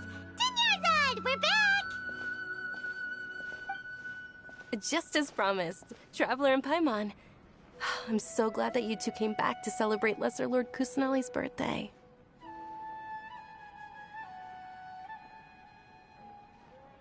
Indeed. The festival's tomorrow. We've been preparing for so long that I can't help but feel a little nervous. There's no need to be nervous. Paimon's sure that Lesser Lord Kusanali will feel everyone's gratitude. Thanks, Paimon. I hope that everyone who comes to the festival will also have a good time. Speaking of which, did you manage to make your way to Port Ormos? Discover anything over there? Of course we went. A lot of things happened there.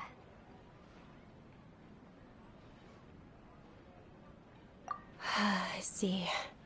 Sounds like you two had another exciting adventure. If there is another chance, I would love to join. My lady, if you went to Port Ormos in your current state, we'd both be in for a lifetime of trouble. Dia! You were eavesdropping! It's called covert protection. Keeping an ear out for what's going on around my employer is part of the job. It's all right, Dia. I merely said I would like to go. I know better than to think my body could handle it. The festival's tomorrow. I've been doing nothing but causing trouble for you.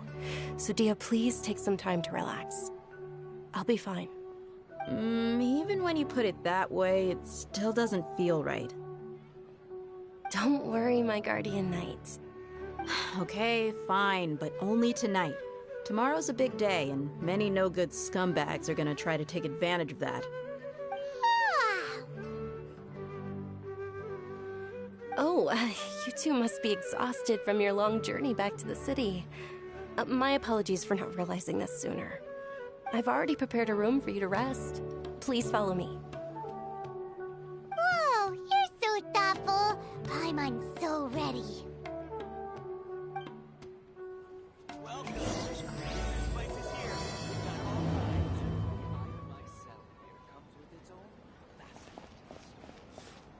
What's so great about Smash 9 toys anyway?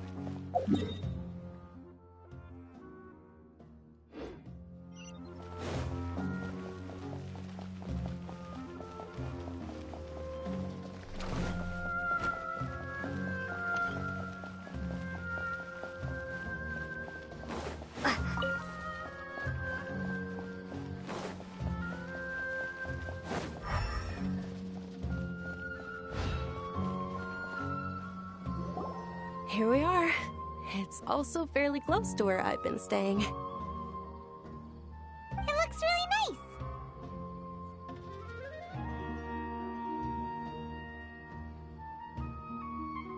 nice. Not at all. Just tell me more about your adventures when you next get the chance. That's Paimon's specialty.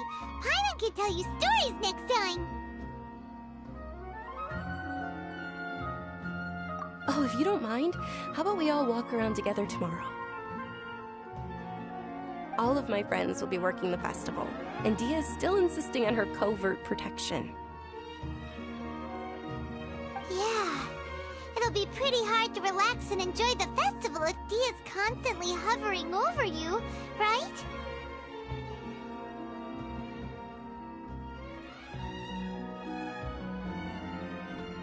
Then let's meet at the nearby bazaar first thing tomorrow morning. Have a great night. It's a deal. Good night, Dunyarzad. I may be too excited to fall asleep tonight. See you tomorrow. Paimon's starting to really look forward to the Sub-Zero festival too. Will there be lots of yummy food? Oh, no. Thinking about food is just gonna keep Paimon up all night. The earlier we sleep, the better. Let's go inside, traveler.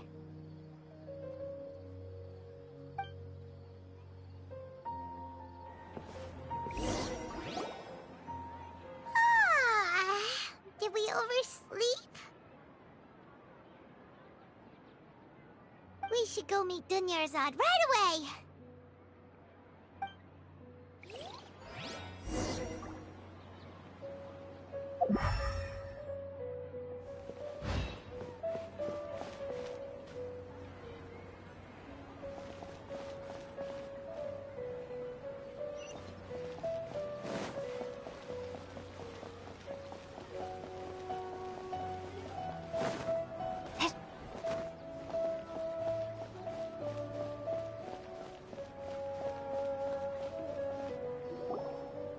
Traveler, Paimon, I've been waiting for you two. Good morning, Dunyarzad. We must have overslept a little bit. Not at all. I arrived early. Today is finally here. I must cherish every moment as if it were gold. You've worked so hard for this day. You gotta enjoy it to the fullest.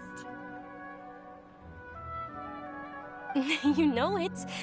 Oh, it's just that, as expected, I had some trouble falling asleep last night. I'm hoping my body won't be too much of an issue today. Well, shall we? Let's start with the stalls over there. Many vendors came out of the blue to support the event, and they insisted on covering costs themselves. Let's go give them some business. They paid for everything out of pocket? Oh, sounds like they're not in this just for the Mora. They all said that contributing to a lively festival atmosphere is more important than money. Especially since we don't often get to celebrate Lesser Lord Kusanali's birthday. Ooh, they're selling food over that way! Let's go take a look! This is a stall offering foods from the Haftmewa feast. Oh, you could tell straight away. I thought most people nowadays wouldn't know. Mushrooms, flowers, and all kind of fruit? It's all vegetarian stuff. Oh, Paimon's a little disappointed. So, what's the Haftmewa feast you mentioned just now? It's another Sub-Zero's festival tradition. People used to set their tables with 7 different foods. Generally speaking, the most common selections were foods like Rukushifa mushrooms, lunar lotuses, Sumera roses, sunsetias, capulatas, hara fruits, and zaytun peaches. So, the Sub-Zero festival is a vegetarian holiday? You don't have to be a vegetarian to enjoy the spread. We just use the 7 foods to symbolize the 7 virtues of the Dendro Archon. Wait, but if that's the case, if Sumera uses vegetarian food to represent the Dendro Archon, then wouldn't the Pyro Archon's festival be full of food like roasted fowl, juicy meatballs, grilled steak? Oh, Traveler, we have to go to Natlan as soon as possible! I hope your wish comes true one day, Paimon. Thanks! Alright, how about we also check out some of these other stalls?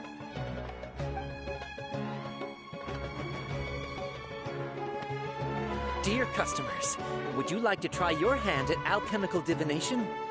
What's alchemical divination? Those two things sound like they'd be fun to try together. Right? I thought the same when I first heard about it. It is said to be a mysterious craft invented by none other than Lesser Lord Kusanali herself. So, how does it work? It's quite simple. After you give me any 2 alchemical reagents, I'll use them to perform a random transmutation. Sure sounds random. So random that it will probably fail. That is precisely what we need. After the transmutation fails, your one and only diviner here will interpret the remnants.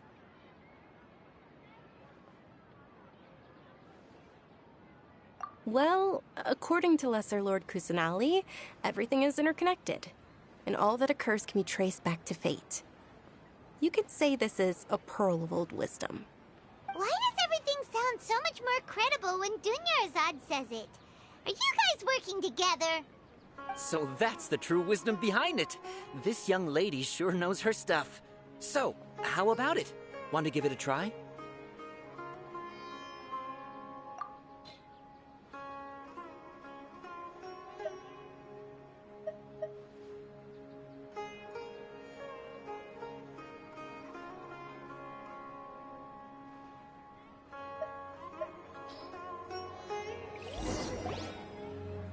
Okay, one moment. It's the moon. Paimon wants to take a look too! Is it? It looks more like a pie that Paimon bit into. Generally speaking, the moon signifies... It means... Wait a moment. Is he really looking it up in a book? Oh, I remember now. It means illusions and lies. Illusions and lies? That sounds rather ominous. Yes, but this book says that if you trust your intuition and overcome your fears, the sun will surely rise. He's not even trying to hide his book anymore. Naturally, fate will only ever show you the beginning of a journey. It is up to you to forge your own ending. Oh, thank you so much. I'll keep that in mind. Oh, it's nothing. I'm just learning as I go. Guess that was still pretty interesting. Okay, on to the next stall. They say the Sub-Zerus festival was very lively a long, long time ago. Large flower carriages used to parade through the city. As they headed towards Port Ormos, people would throw flowers, candy, and liquor all along the way. Dunyarzad's eyes are sparkling right now. I wish I could have seen that spectacle. But if you ask me, I'm sure Nilou's Dance of Sub-Zerus will be just as impressive.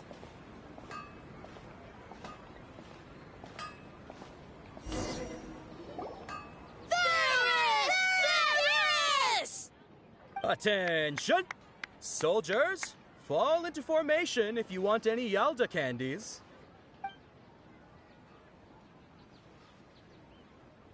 It's a weird guy with a weird hat. Hey, it's Dunyarzad! Wow! Miss Dunyarzad, the children love you even more than the Yalda candies. In the few short days it took to prepare for the Sub-Zerus festival, the children have all grown very fond of you. The Hallowed Knight of Flowers. It's an honor that you know my name. Attention! In the name of Ferris, the Knight of Flowers, I commend you on your contributions to the glorious Sub-Zerus festival. All right, little soldiers. Take your Yalda candies and don't forget your loyalty to Lesser Lord Kusanali. Dismissed!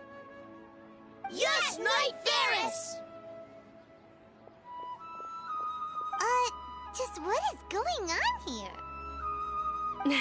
Ferris, the Knight of Flowers, is another Sub-Zerus festival icon, and one immensely popular with children.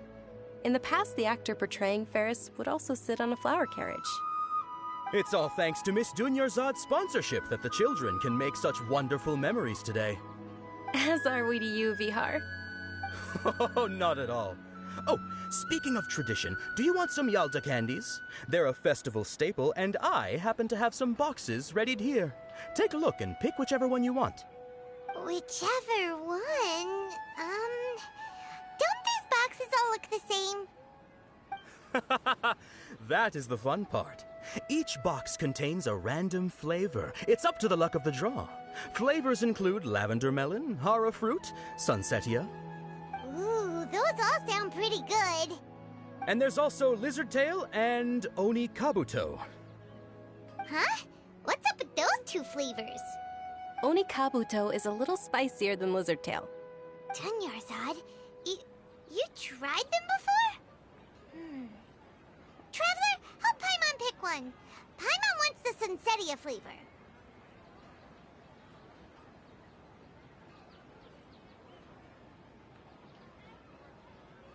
It's all right. Paimon believes in you.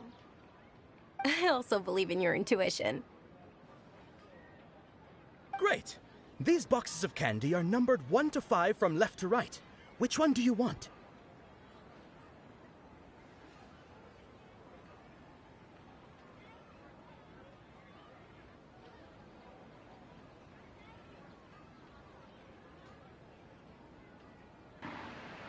I wasn't even paying attention to what I was supposed to be doing here.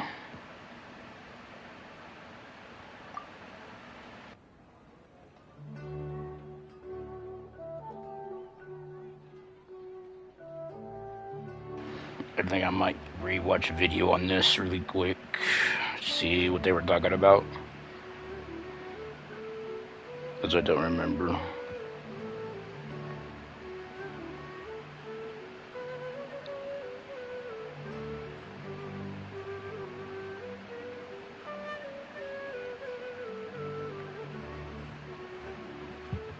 Just watching.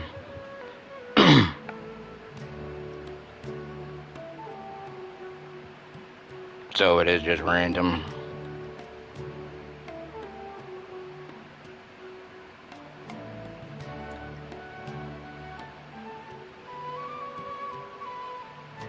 Yeah.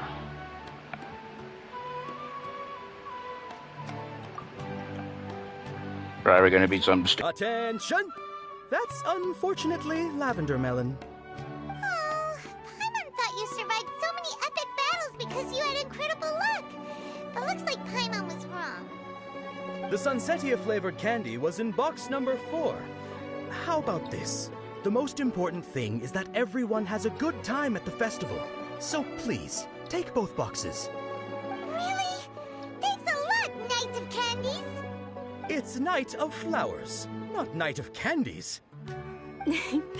Paimon really wilted the carriageless Knight of Flowers. They all basically sound the same. We got our candy, so let's keep going. Oh, actually, I just remembered that I left something behind.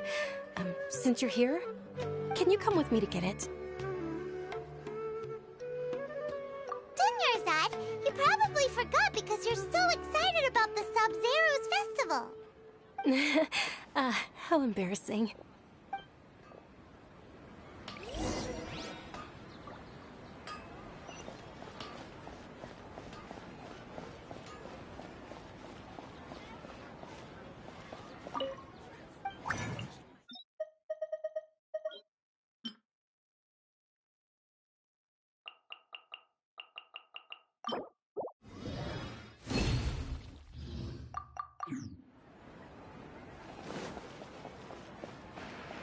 Had to get that bait ready again, so when I do more fishing. Well, it should be on the about information. I have 2 things listed, which is my YouTube and Twitter. We're too late. Who knew the little lady was such an early riser? I know, right? Hey, wait a minute. Boss, isn't that her? Oh, that most certainly is. We're in luck.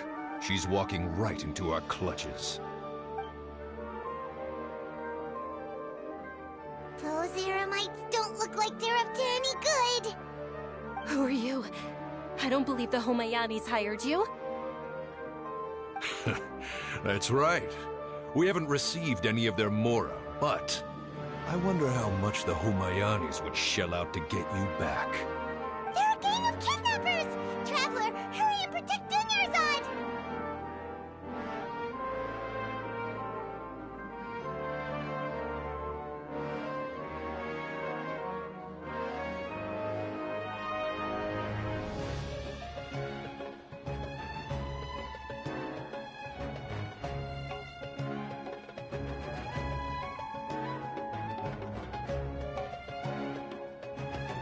Hey, did you scumbags even consider that the Homayanis might have hired a merc that outclasses you?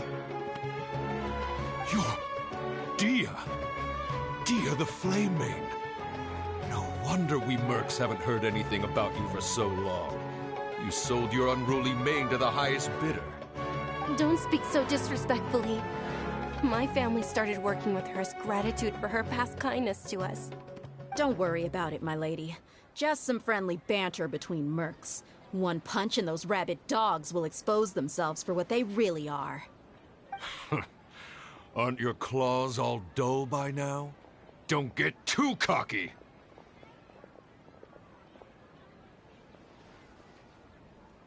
Traveler, take Miss Dunyarzad to a safe location. No! We're gonna stay and help! There's too many of them!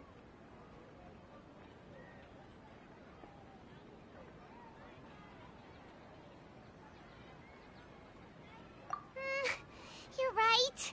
All right, fine. Please be careful, Dia. Don't waste your time worrying about me. This is my job. Look out for yourself. After I've wiped the floor with them, I'll go find you all.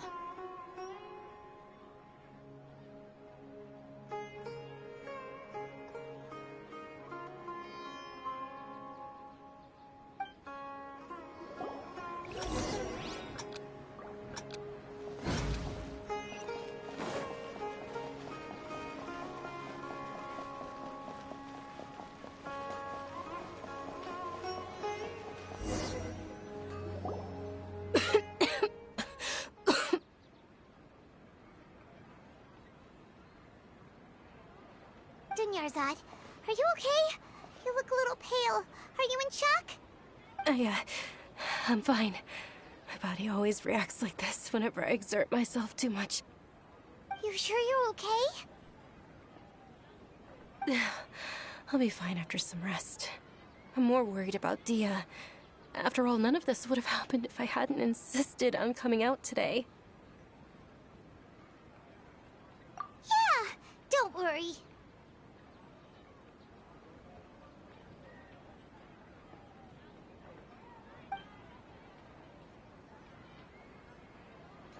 My lady, Traveler, found ya. Dia! You took care of them so fast! Any more of them? Or rather, did anyone follow you? Dia, your arm. Oh, this? I'm fine. It's just a scratch. Normally they wouldn't have been able to land a hit on me at all, but I'm still getting used to this new greatsword. Please, let me take a closer look. Come on, it's nothing. Us mercs aren't as fragile as you think. Hold on, you said something about a new greatsword. What happened to the one you were using before? About that. Well, I sold it, because I was low on Mora. Stuff like this happens every now and then. It can't be. The anonymous donation that was used for the venue's final round of preparations?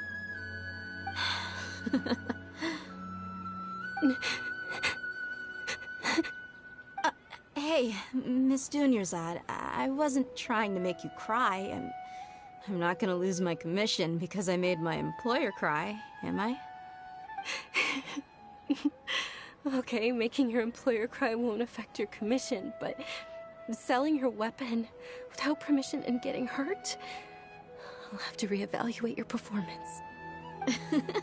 You're so unreasonable, my lady. Thank you very much, Dia.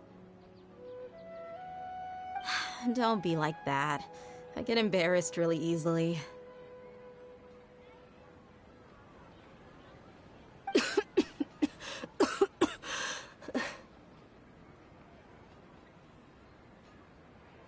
Are you feeling unwell again, Dunyarzad? My lady, your condition. Traveler, can you take her somewhere to rest?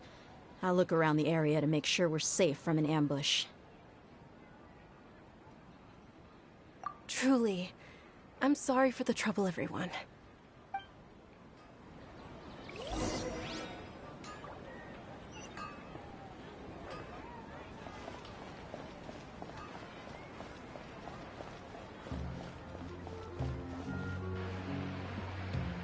That time limit was way too much. It would take almost a whole minute just to get to that point back there. And it didn't even, what, take like 20 seconds or, I don't know, it was way too short.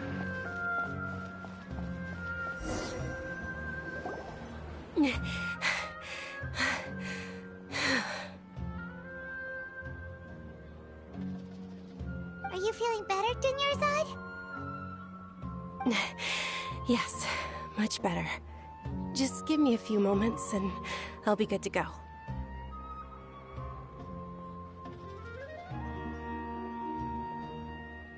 I didn't realize you were concerned about it. I guess I shouldn't continue to keep it a secret. I was actually born with Elazar. It's terminal now.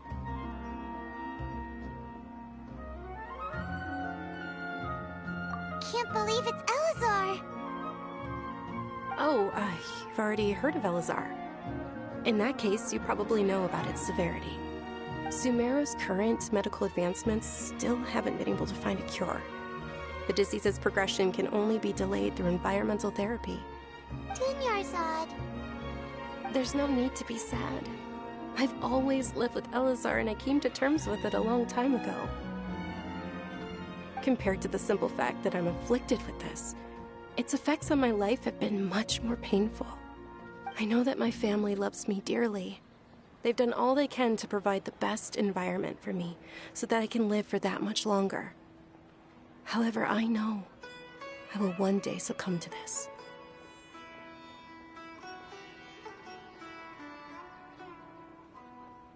Did you know? Before I ran away from home this time, the world outside of my home didn't even know that I existed. Since I was a child, all I could do was sit on my bed and stare at everything outside of my window. I'm sure my family's worried and disappointed in me for running away, but I just didn't want to have any regrets. I wanted to meet other people. To me, there's nothing more beautiful than being able to meet and speak with others. Not to mention the incredible time spent preparing for the festival. The joy on everyone's faces here, and all the support I've received from friends like Dia.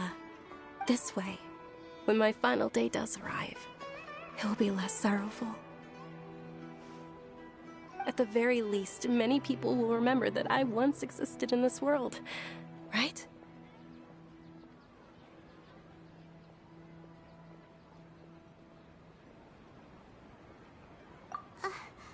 As long as you don't forget Paimon, Paimon also won't forget about you.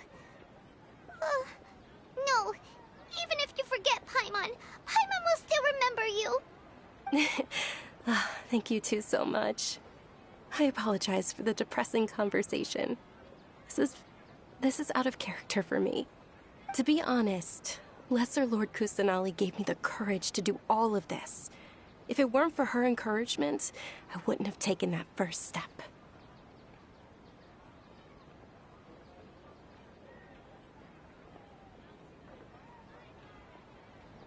Thanks. There will always be frustrations in life, but I know that the point of living is not to leave behind any regrets.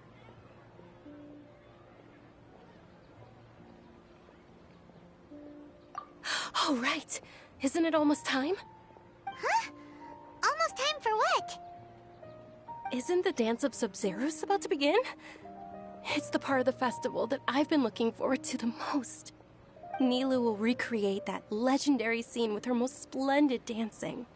And the Sub-Zeros festival will conclude amid everyone's applause and blessings. And with that, my wish will also... Then what are we waiting for? Let's go to the stage! Yeah, we should still make it in time.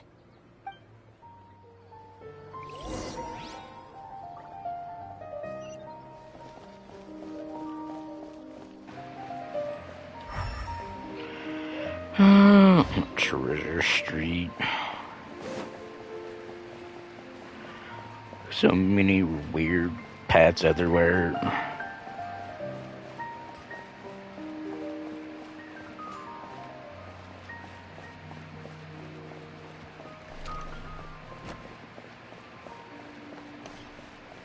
Okay, much longer.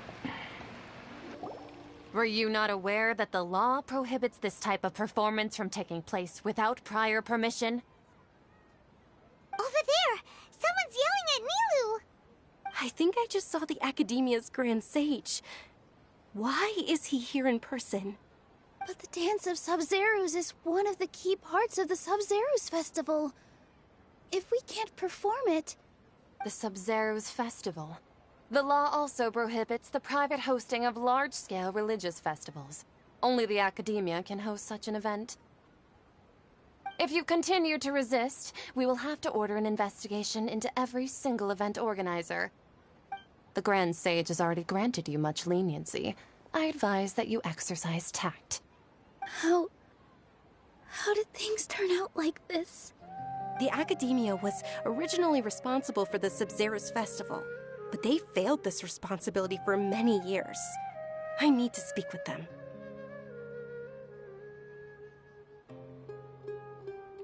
This is a hard pill to swallow, but you're right.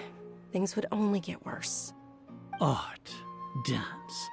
Aren't you ashamed of pursuing such frivolous and meaningless activities in this land of knowledge and reason? Our Archon created the utopia that is Sumeru City for all scholars who sought validity, verity, and truth, while people like you wish to defile it. No. I believe that our Archon never rejected the arts. Even the goddess of flowers dedicated a dance to her. With your lack of intellectual credentials, I do not believe you are qualified to debate with me. What you should be doing is finding workers to tear down this ridiculous eyesore.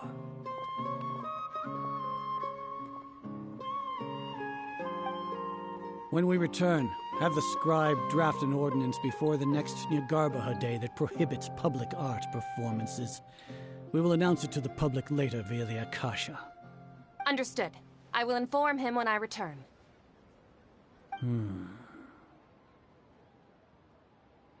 The Sub-Zeru's festival.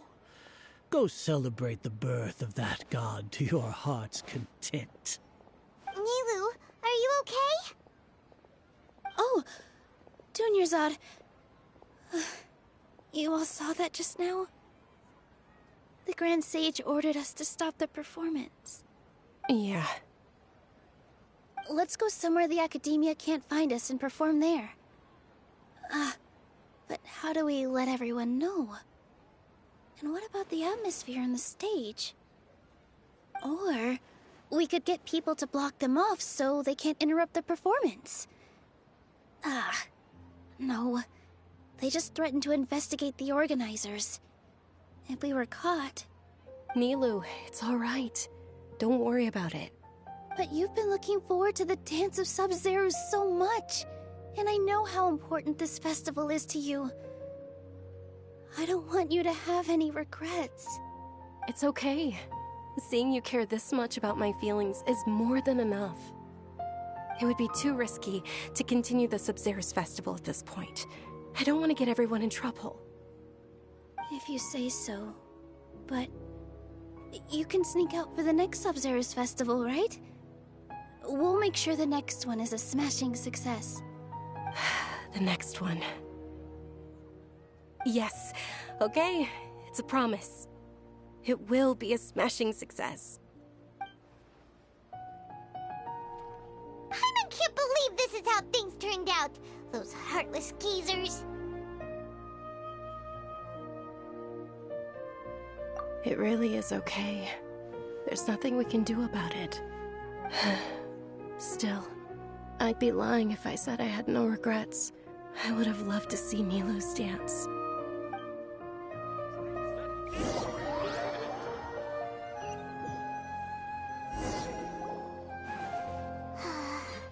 A lot happened today.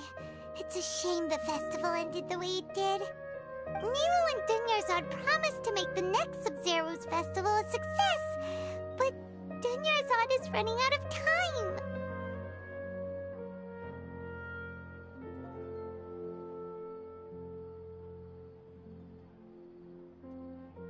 Yeah.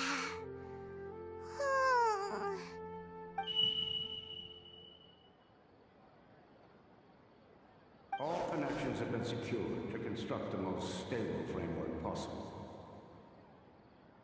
The project has entered its most critical phase. Power has begun to flow from...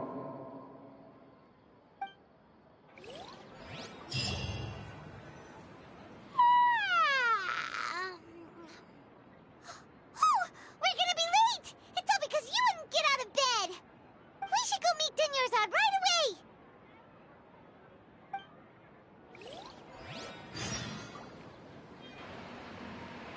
Oh, was that extra?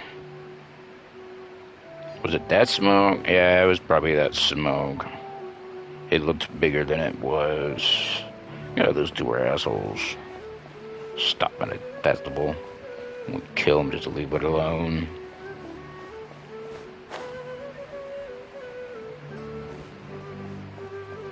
Wonder, is it gonna be a repeat now? Don't tell me you're like in a time loop now.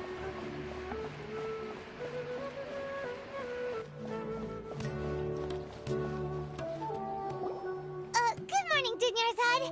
Sorry we're late. Not at all.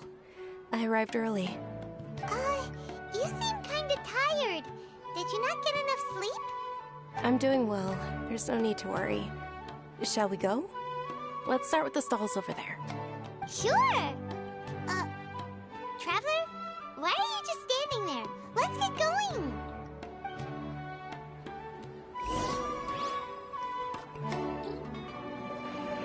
Yep, somehow we got sent back. time reset. Ooh, they're selling food over that way. Let's go take a look.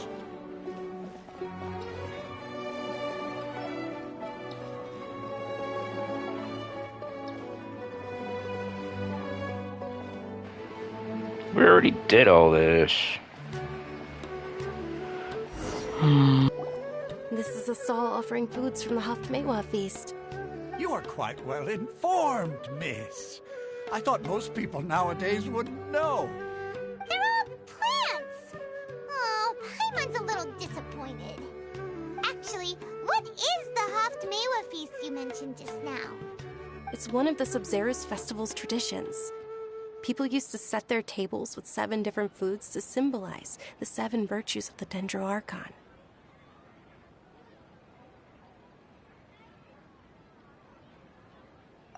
Remnants appear to be in the form of the moon. Really? Paimon thought it looked like some kind of food. The moon signifies... It's escaping me for now. Wait a moment. Is he really looking it up in a book? Oh, right. It means illusions and lies. But if you trust your intuition and overcome your fears, the sun will surely rise. Understood. I'll keep that in mind. Oh, it's nothing. I'm just learning as I go. Guess that was still pretty interesting. Okay, on to the next stall. So, where to next?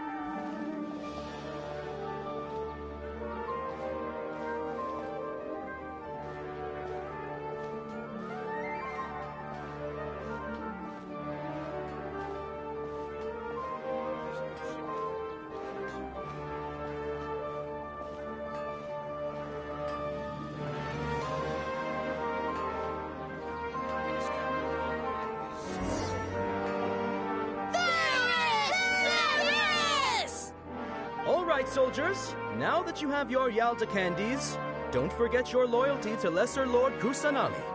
Dismissed. Yes, Knight Varys! What's going on? Is this a play?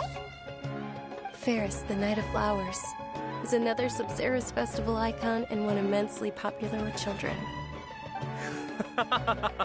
It's all thanks to Miss Dunyarzad's sponsorship that the children can meet the Knight of Flowers. Oh, do you want some Yalta candies? I happen to have some boxes ready here. Take a look and pick whichever one you want. What's to pick? Don't these boxes all look the same? It's not that simple. Each box contains a random flavor. It's up to the luck of the draw. Flavors include lavender melon, hara fruit, sunsetia. Ooh, how interesting. And there's also lizard tail and oni kabuto. Ugh, why do those flavors even exist? Traveler, help Paimon pick one. Paimon wants to eat the sunsetia flavor. Great! These boxes of candy are numbered 1 to 5 from left to right. Which one do you want?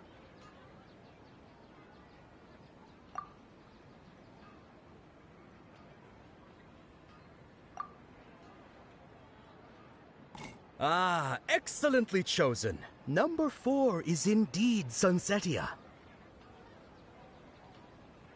Ha-ha! Paimon bet you had incredible luck, and Paimon was right!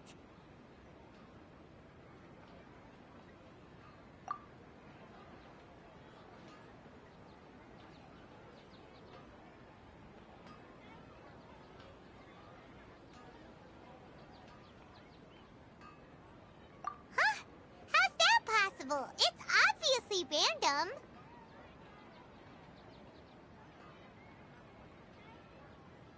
Maybe we didn't sleep very well last night. Or maybe we slept too much.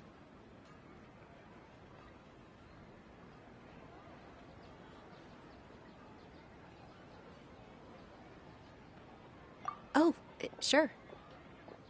Huh? Where are you going? You're just gonna walk off like that?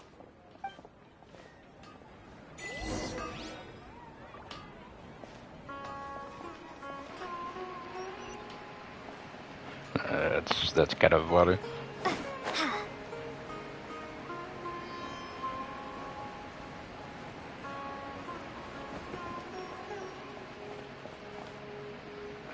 Funny thing is, one of my favorite shows like that's based on a time loop's actually Groundhog's Day. It's funny.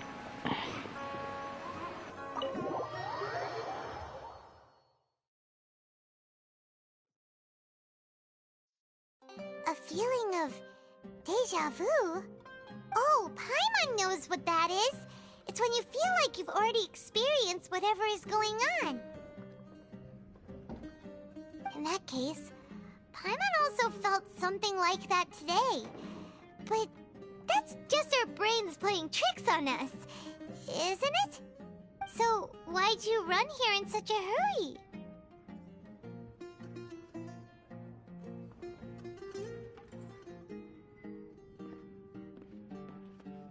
So that's it! You're intentionally doing things you usually wouldn't and seeing if you still get that same feeling of deja vu.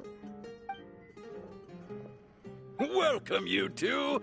Are you here for lunch? What would you like to eat? Got it. You don't look like you're from these parts, but I gotta say, you've got good taste. I'll give this order to the kitchen. Coconut charcoal cake?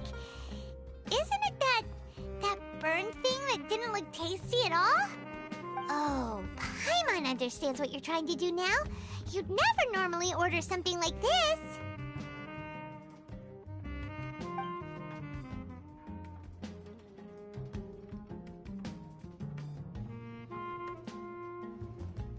That thing?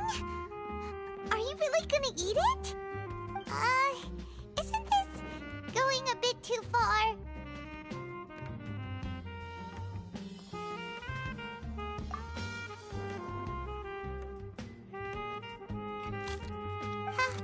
How was it? The look on your face is telling Paimon that it tasted awful. Then, you mean...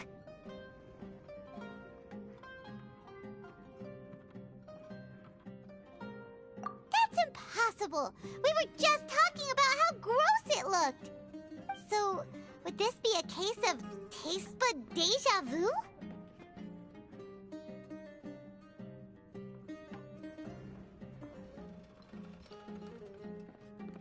Paimon also gets the impression that we've been here many times, even though we aren't regulars. How about we go out again and try something else?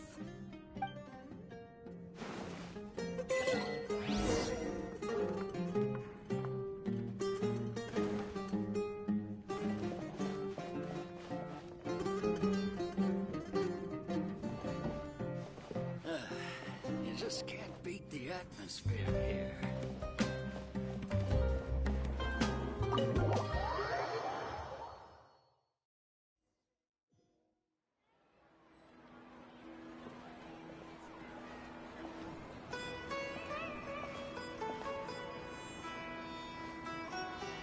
Hey, Dingerzad is sitting by herself on that bench over there.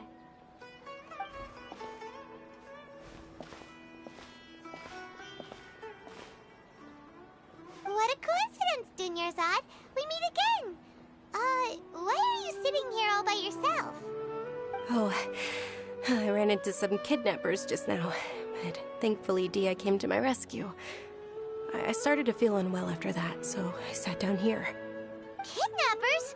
Oh my goodness, are you hurt? I'm okay. Dia's arm got scratched, but it isn't serious. Whew. That's a big relief. But, Dunyarzad, you seem a little down today. It's the Sub-Zero's festival, and you've been looking forward to it so much! Not at all. I've always been like this. Excessive physical exertion or strong emotions tend to aggravate my illness.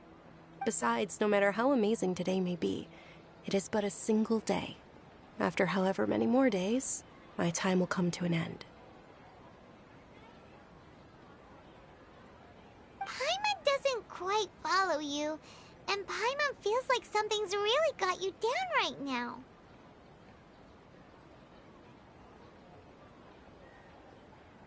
It really is fine. I don't mind.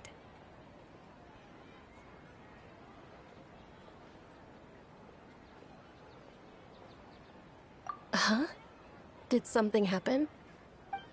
Dunyarzad, have you ever felt deja vu? You know, like when you've already experienced something that's happening right now? Deja vu?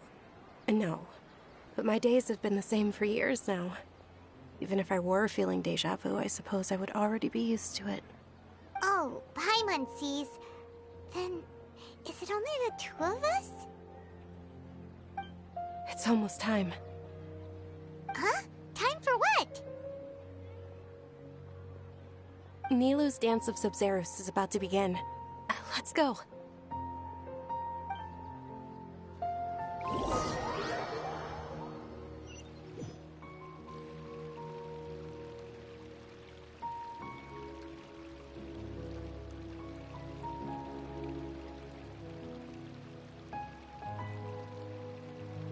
With your lack of intellectual credentials, I do not believe you are qualified to debate with me.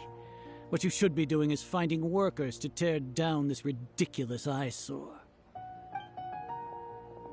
When we return, have the scribe draft an ordinance before the next Nyagarbaha Day that prohibits public art performances. We will publicly announce it later through the Akasha.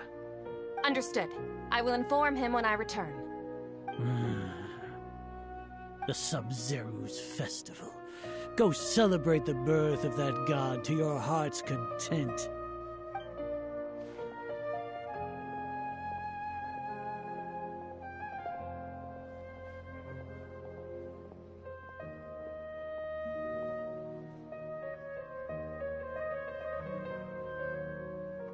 Nilou, are you okay?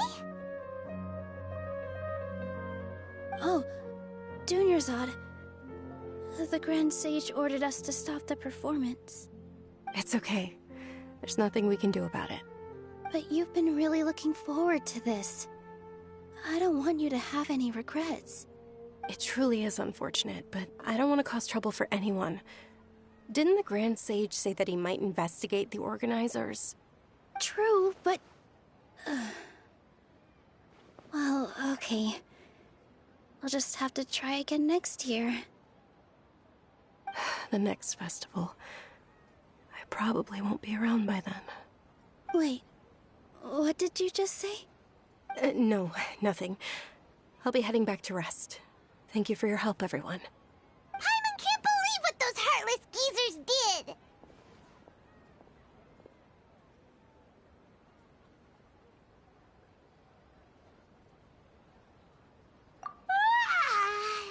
Did Dunyarzad already go back? We should also return and get some sleep.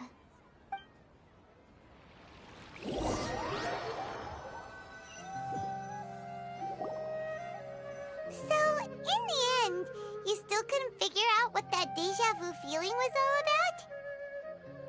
Maybe it really was because of exhaustion.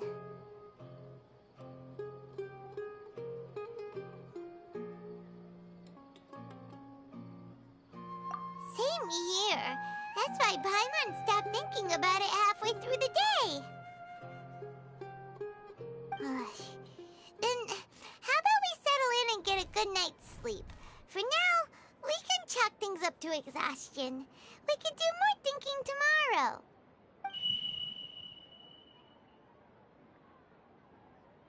Observing a modest drop in the output of Jnana energy, but values still remain within normal parameters. Continue to monitor the variances in the data and find the cause as soon as possible.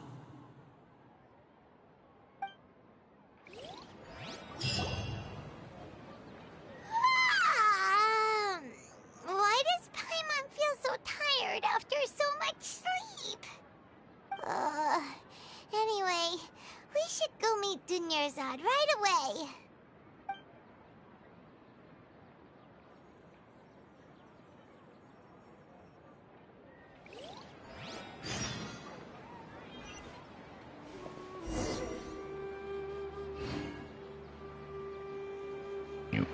What do you mean the continuation? Seems pretty much just a repeat again.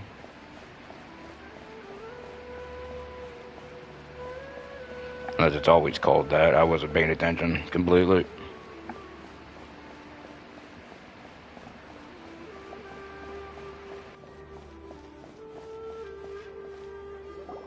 Good morning, Dinyarzad. Sorry to keep you waiting. Not at all. I arrived early. Huh? Paimon thinks you sound kinda tired. Did you not get enough sleep? I'm doing well. There's no need to worry. Shall we go? Let's start with the stalls over there. Great idea! Let's get going! Traveler? Hey.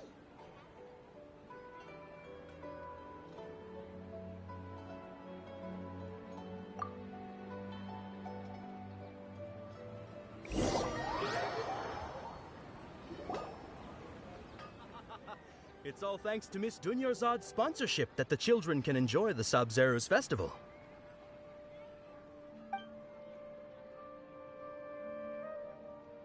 Oh, are you interested in Yalda candies? I have some boxes of candy here. Pick whichever one you want. Not much of a choice. All these boxes look the same. It's not that simple. Each box contains a random flavor. It's up to the luck of the draw. Flavors include lavender melon, hara fruit, sunsetia. They all sound pretty tasty. And there's also lizard tail and oni kabuto. Huh? What were those last two? She'll help me choose. Paimon wants to eat the sunsetia flavor. No problem. These boxes of candy are numbered 1 to 5 from left to right. Which one do you want? That is so hilarious. It's all number 4. They really want you to actually pick 4 this time, in case you didn't pick it last time. Oh, I like your confidence. No hesitation at all. Oh, congratulations! Number 4 is indeed sunsetia.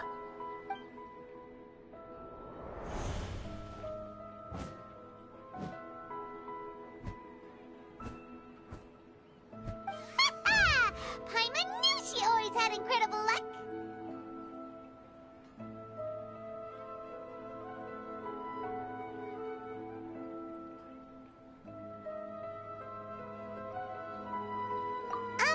Paimon's not really interested in the other flavors.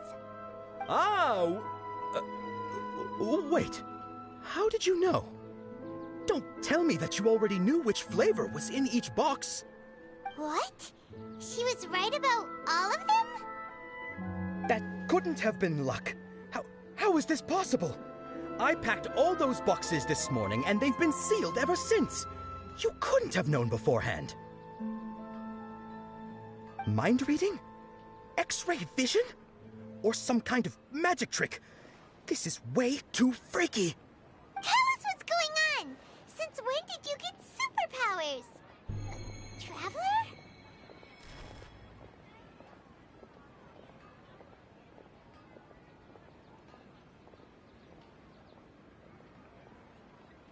Hey, where are you going?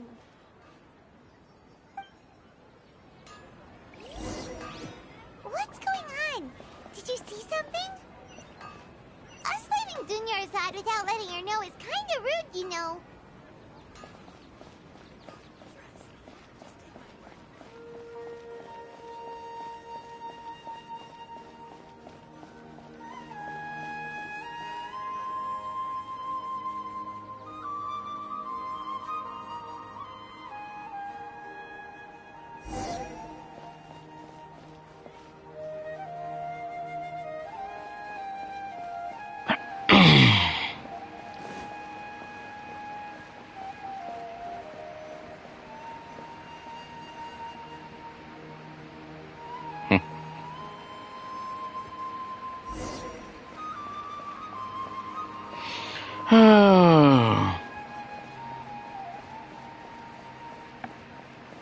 I'm still wondering what's with all the extra talking just before they go to sleep. Are they trying to figure out why there's a... They might know the time resets like this, but can't figure out why.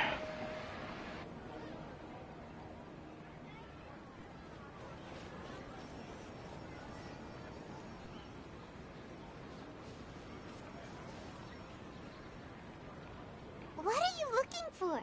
Why did we come here?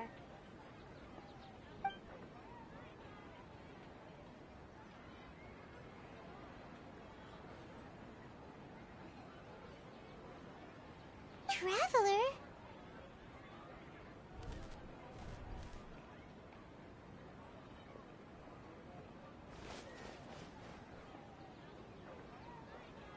That's...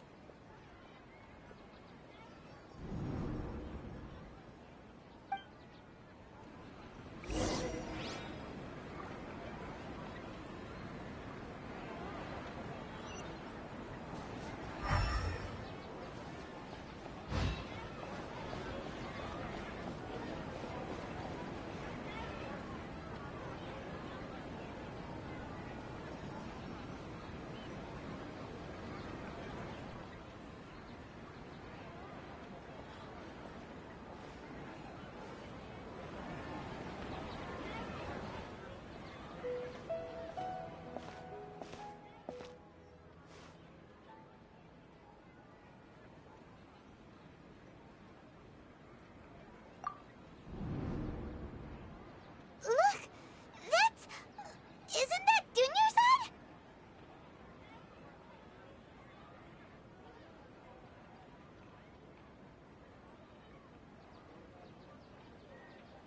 What's happening here? Why are there two Dunyarzads? You already know that this isn't your first Sub-Zero's festival, don't you?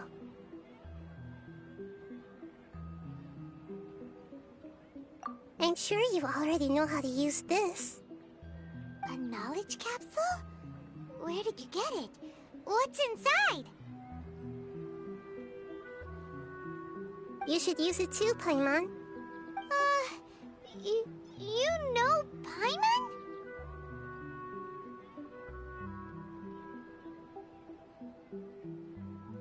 Well, this seems kinda sketchy, but Paimon feels like this is what we should do.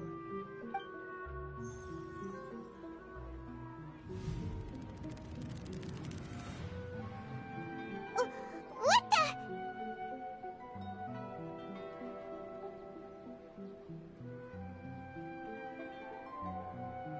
This is our 20th time at the Sub-Zero's festival? Huh? No. The 30th? 40th? Just how many times have we been to the Sub-Zero's festival? Have we been trapped in a single day? If it weren't for you, we wouldn't have even realized. What the heck was inside that knowledge capsule? Your memories are still scrambled? Try your best to remember. This isn't the first time we've met, and I answered that question a long time ago. Let Paimon think. Oh, it's coming back. Meeting you was the real catalyst for restoring our memories, and the knowledge capsule was just your means of showing our minds the way. What about everyone else? Why are you only helping the two of us? Your sense of deja vu is stronger than everyone else's, yes? As for an explanation, you two received the blessing of Dendro, and you also have special, sensitive constitutions. It was as if a single sheet of paper was separating those memories from your consciousness.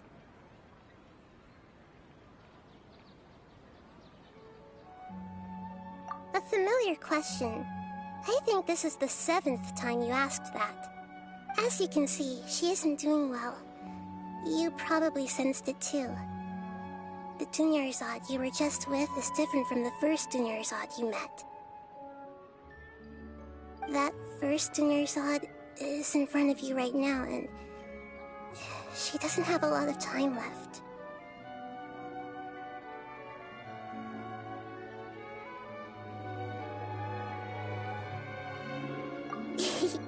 Looks like you're almost done sorting out your brain. Oh yeah, I'm Nahida.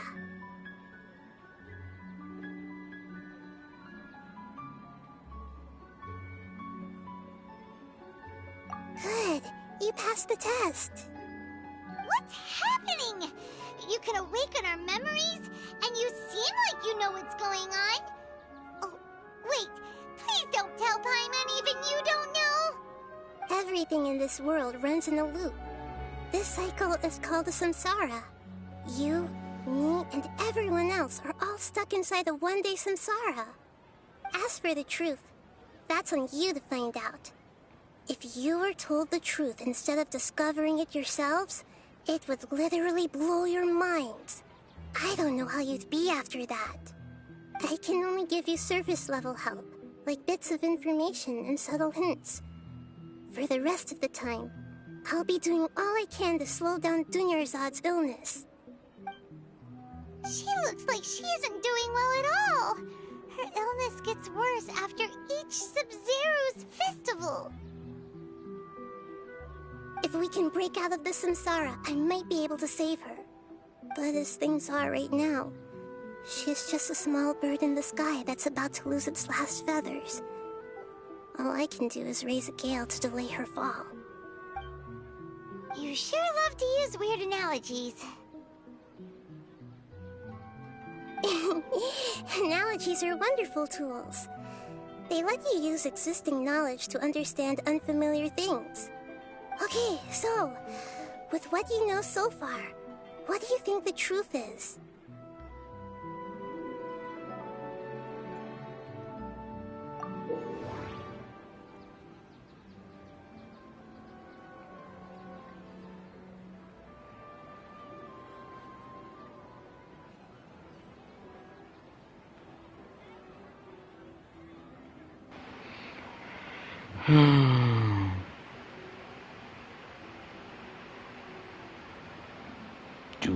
Now, what is this about?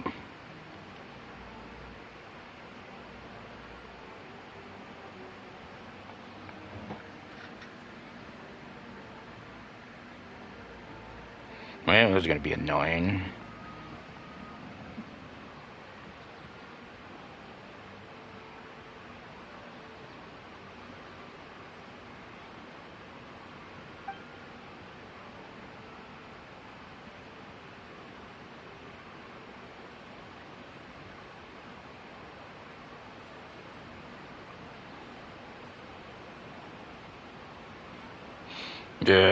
I don't get what's going on here.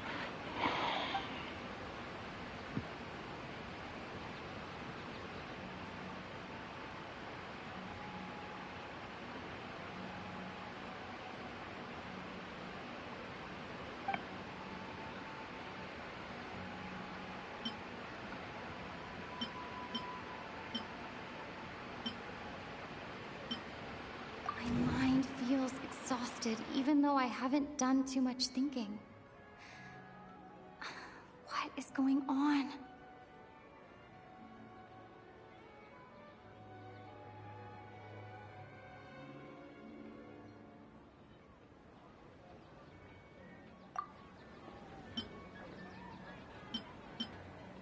What's happening right now seems to have happened before.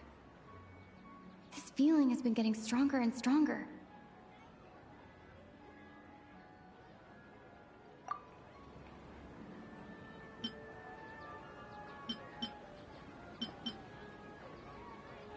The moon, illusions, and lies. What do they all mean?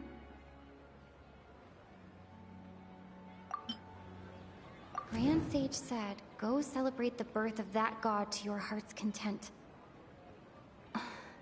Did he mean something more?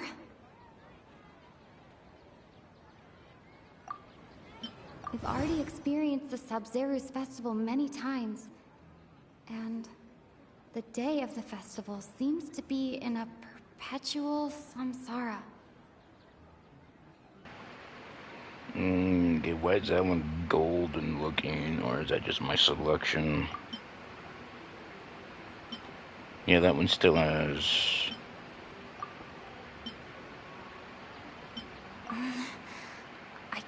seem to cohesively piece everything together.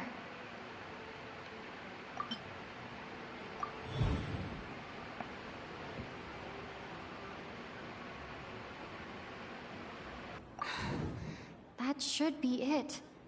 The flow of time is endlessly cycling within one single day.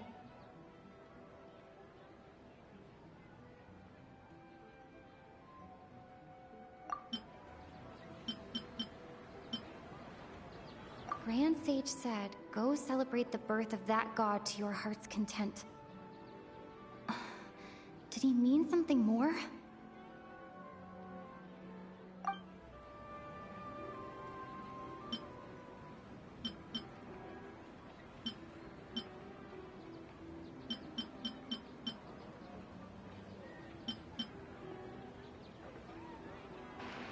There's really nothing else I can do.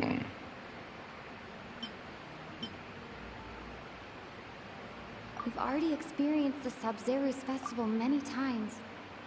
And the day of the festival seems to be in a perpetual samsara.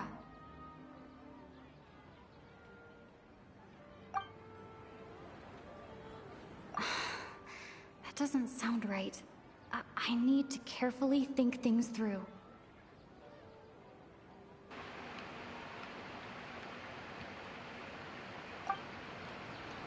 So you exit grayed out if I pick it wrong. It doesn't.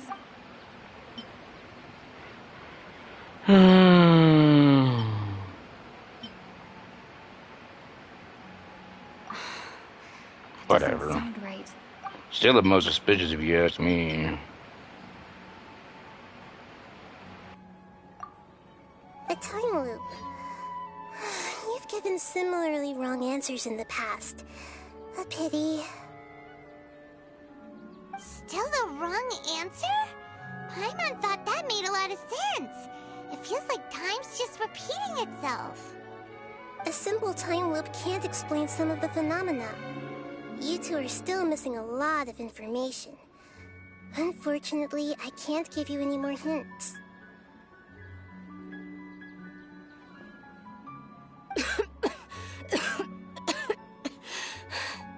Dunyarzad.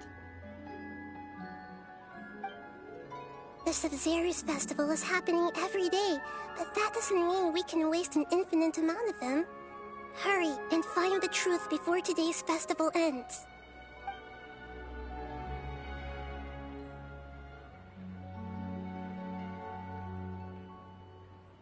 Let's think about our current situation.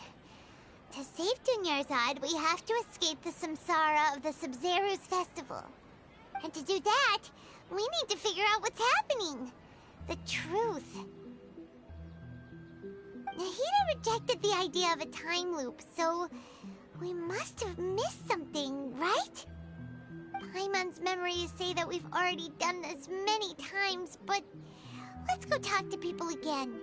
It's more productive than sitting here and scratching our heads. Why don't we start with those stall owners?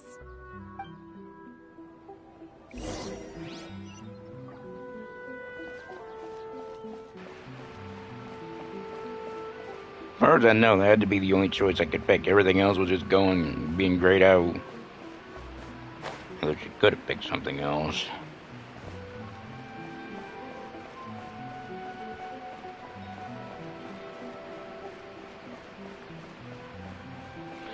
This is weird. Was there anything back here?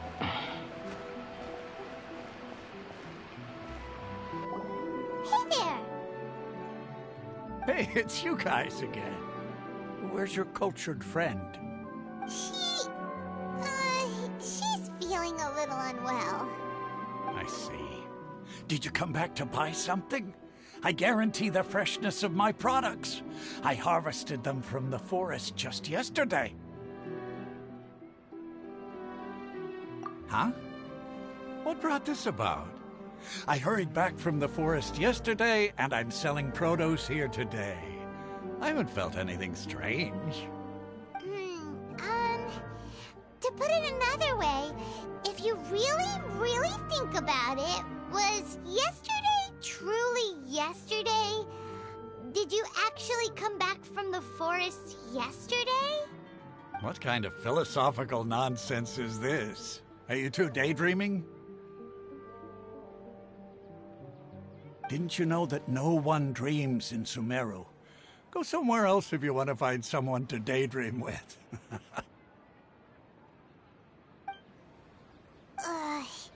He actually has a point. Is this a dream? Is everyone dreaming?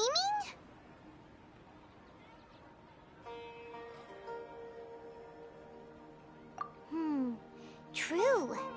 It's so weird that people here don't dream. Why is that? Anyway, if this all really were just a dream, we would have woken up a long time ago. Let's keep asking around.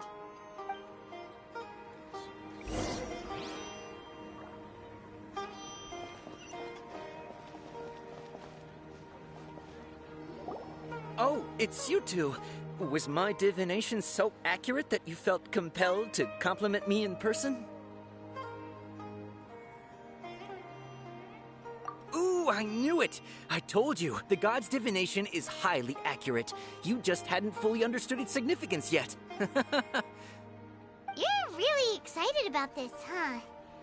That's exactly why we came back. Help us better understand it. Help you better understand it? Well, that isn't exactly what I excel at. So, you're admitting that you don't have a clue? Anyway, what kind of situation did you get into?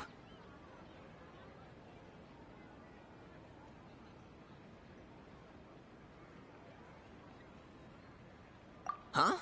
Hold on a second. I thought you guys just lost your wallet or fell for a scam.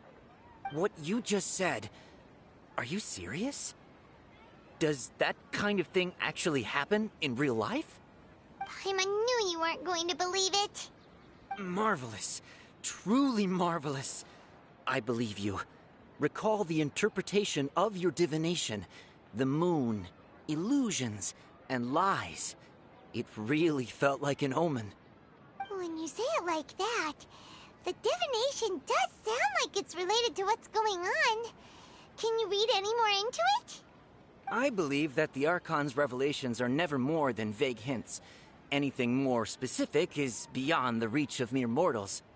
The book only says, if you trust your instincts and overcome your fears, the sun will surely rise.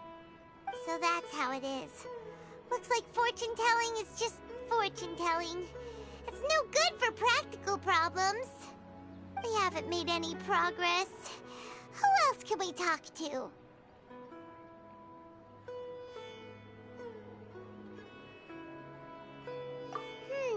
Paimon remembers that we tried talking to her a couple of times, but she always thinks we're playing pranks on her.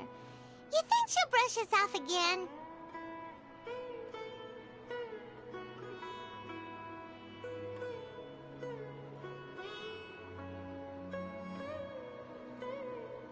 Yeah, if we tap into Dia's strong sense of responsibility as a mercenary, then she'll definitely take us seriously. At this time of day, Dia's probably just finished beating up those kidnappers. Let's go find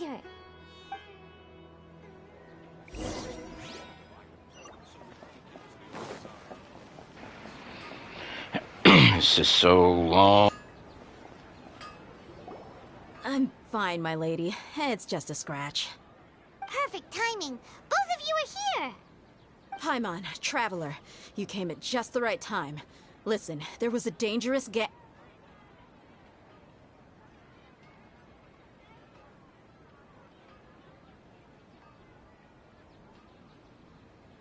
Huh? You saw? Then why didn't you jump in earlier? If someone was protecting Miss Dunyarzad, I could have went all out. Anyway, can you do something for me? You want the Traveler to take Dunyarzad somewhere to rest up while you check to see if there's still any kidnappers around. Did Paimon get that right? How did you know what I was going to say? We need to say something convincing.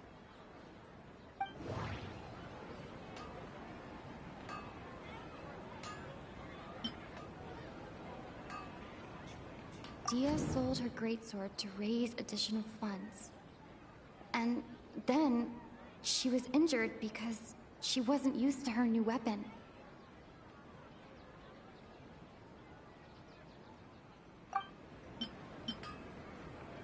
My mind feels exhausted, even though I haven't done too much thinking. What is going on?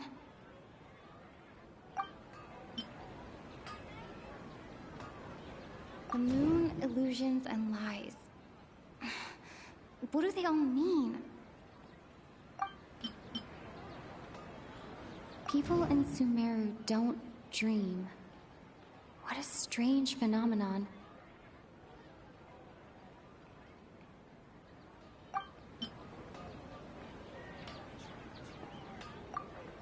Tell her, Traveler!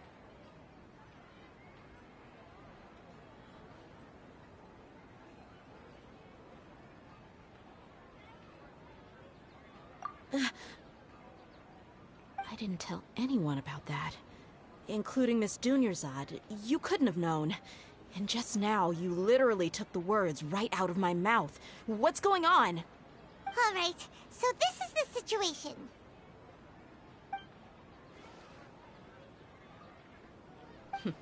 It's kinda hard to believe what you just told me. First, let me make something clear. Most of us desert dwellers might not be the scholarly type, but we do have basic common sense. She's quieter than usual. Uninterested in anything and really gloomy.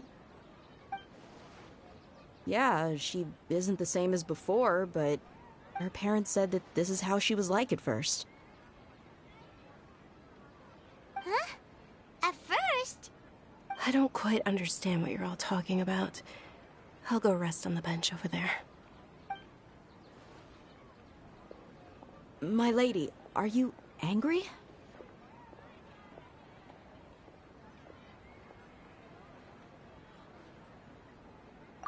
All right, I'll give you the benefit of the doubt since you knew about my greatsword.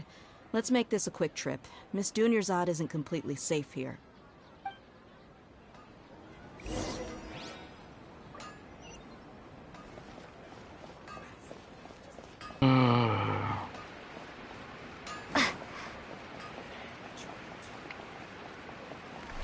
Don't we just have to make them where it completes the festival like the way it should with the dance? That's all I feel like needs to happen.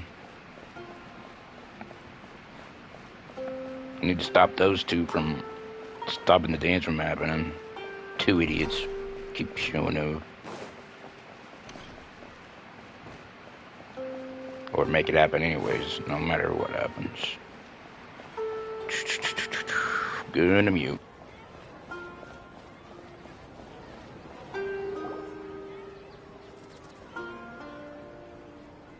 Nahida! We brought a friend! Are you busy?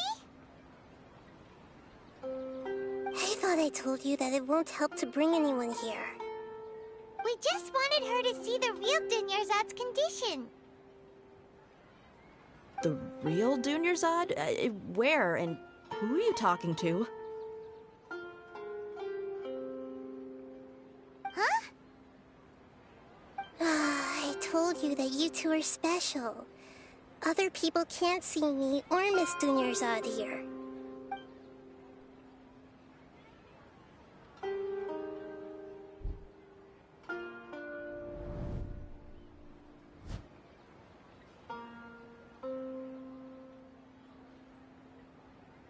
Hold on. Over there. Is that?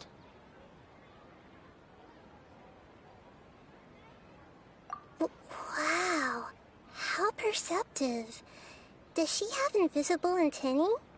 Miss Dunyarzad, she's lying down here, isn't she? How's she doing? Her condition's really bad, and she's basically in a coma. How did you know she was here? I can sense her aura. There are also lingering feelings of something like regret or disappointment. What happened? Do you believe us now? The Sub-Zero's festival has been repeating itself. So, You think the sages are behind this? Yeah, they've always been against us. Wouldn't surprise me if they're using the Akasha to intentionally repeat the Sub-Zeru's festival as a sick joke. You have a point. Aside from the Dendro Archon, the Academia's sages are the only ones in Sumeru who could pull off something like this. Maybe there's more to the Akasha than we know.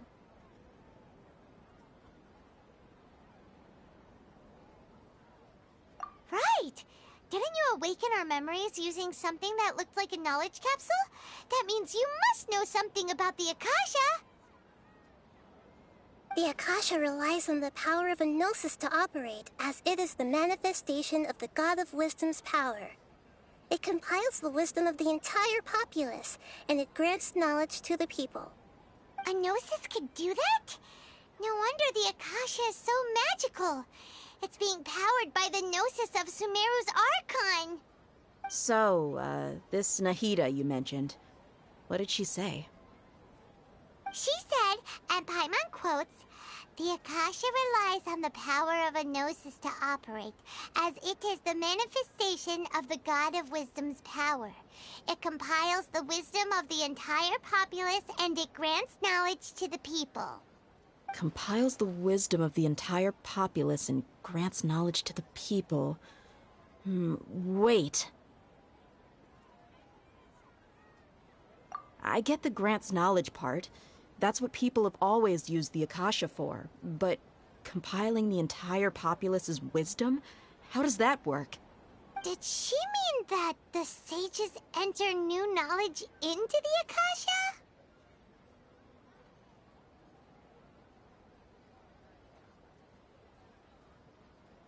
Oh, yeah. That sounds about right. What do you think?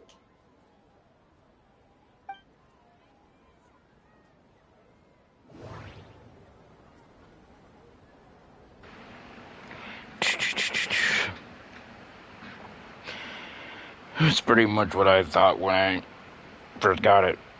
It pretty much takes knowledge from everybody using it.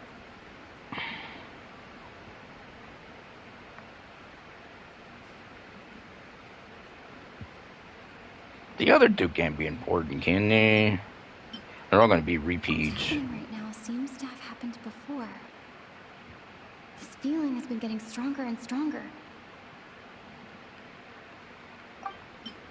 My mind feels exhausted, even though I haven't done too much thinking. What is going on? Why are these even part of it? I think it's going to be that one. People in Sumeru don't dream. What a strange phenomenon. Okay, Nahida said, the Akasha relies on the power of a gnosis to operate, as it is the manifestation of the God of Wisdom's power. It compiles the wisdom of the entire populace, and it grants knowledge to the people.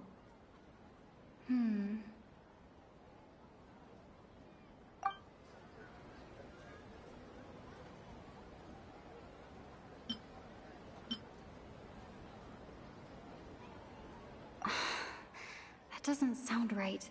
I need to carefully think things through.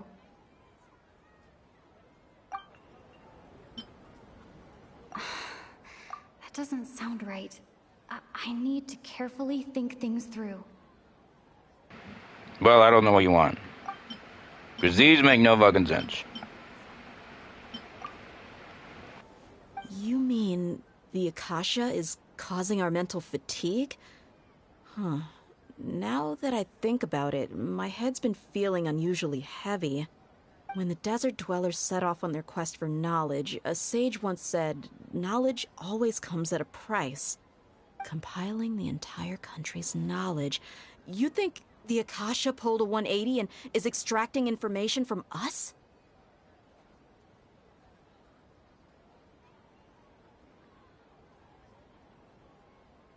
Who knows? The Akasha can put knowledge into our heads, so who's to say that it can't also poke around in there? We don't know any specifics. What's the point of doing something like that? Just think about it. If you could combine the knowledge of every single person in Sumeru, then you can basically turn Sumeru City into a single massive brain. This hive mind could make breakthroughs in problems that even the smartest geniuses can't crack. An excellent deduction. And the analogy comparing Sumeru City to a massive brain? I love it. In that case, we should take off our Akasha terminals right away. Maybe that'll solve this problem.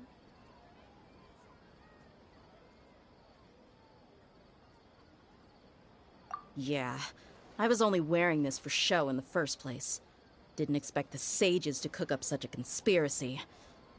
Mark my words, when this is over, I'm getting evidence and exposing this whole thing to the public.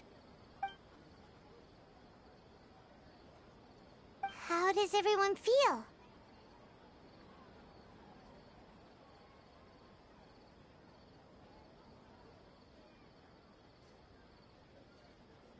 Huh? What is it?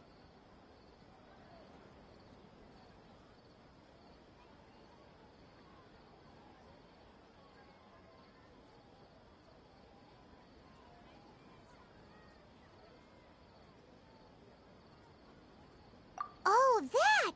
Paimon knows what you're talking about. It's a single soft beep that sounds like it's coming from the Akasha terminal. The sound of a beep. Could it be a prompt tone for when the Akasha is operating?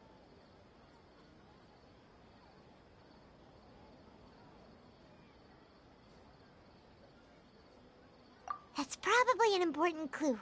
We weren't using our terminals, but we heard a beep anyway.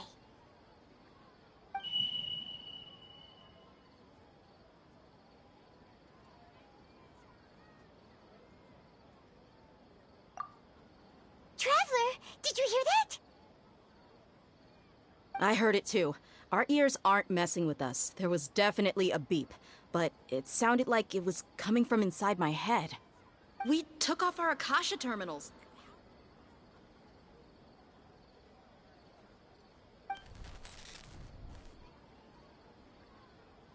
Phase runtime has exceeded its expected length. At this rate, there may be casualties. But we cannot lose all of our progress.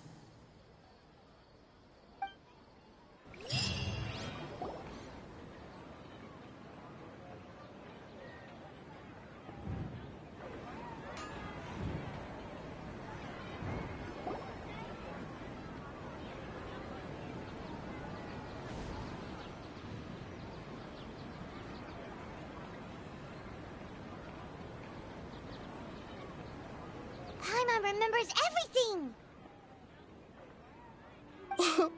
Good. You adapted quickly this time.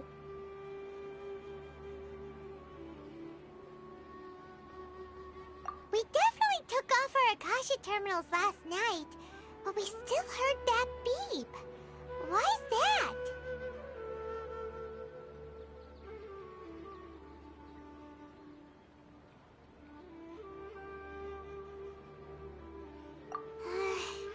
But now we can at least confirm one thing. The Akasha definitely has something to do with whatever's trapping us in this cycle. Oh, Paimon doesn't get it. Why would the Akasha go this far if all it wants is everybody's wisdom? It's extremely difficult for lab rats in an experiment to understand why they're being treated the way they are. If we're lab rats, then what are you? Nahida, you've never told us anything about yourself. I guess I'm the moon. The moon? Wasn't that the result of our divination? Anyway, knowing who I am won't help you get closer to the truth, so you should focus on other things. Don't get distracted and miss any clues. Okay then. Dia helped us a lot yesterday, so let's go find her. If Paimon's reading the time correctly, those kidnappers should be showing up soon.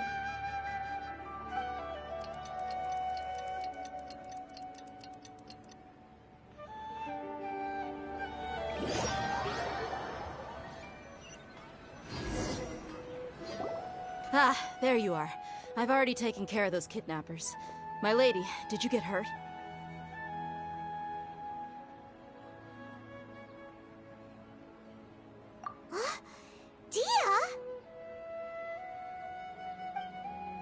What's wrong? Why are you both gawking at me like that? You didn't get hurt this time. Huh? What do you mean this time? Why are you so surprised that I managed to get out unscathed? Those kids were amateurs.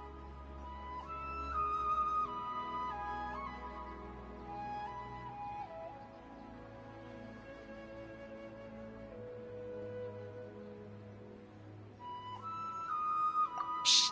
How did you know about my greatsword? I haven't told anyone about it. Please, don't tell Miss Dunyarzad. So Dia's lost her memories after all.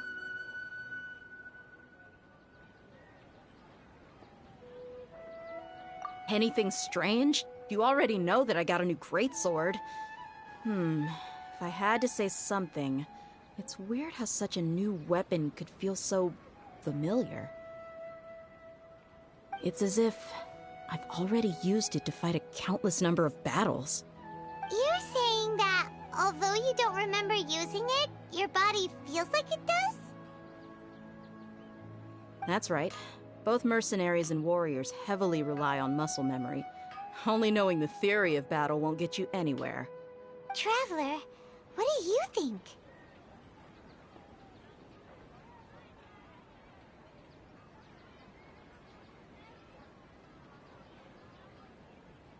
Yeah!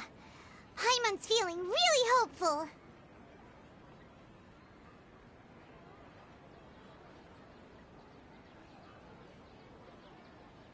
Oh, you're right! Earlier in the Samsara, something like this would have never happened.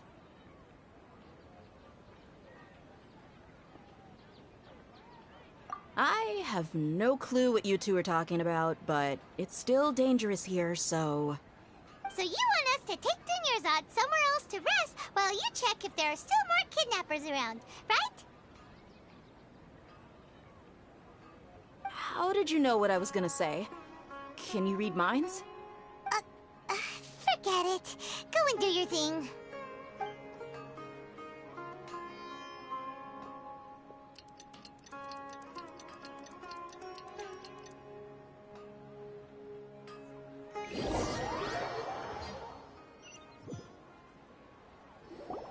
Whew.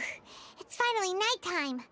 Aside from Dia not getting injured, everything seems to have stayed the same.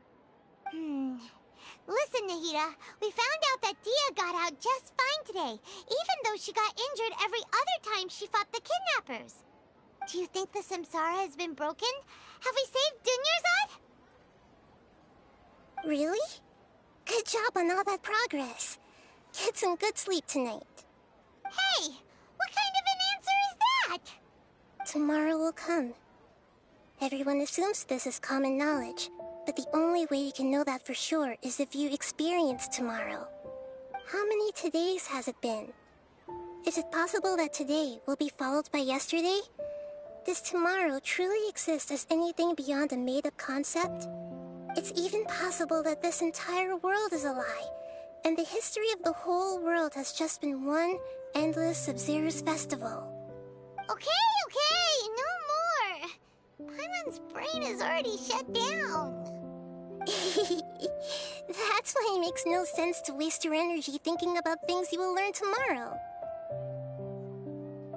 Get some good rest. You know, use the bathroom and flush your anxiety dookie away. Huh? Hold on, what did you just say? Did Paimon hear you correctly? Huh?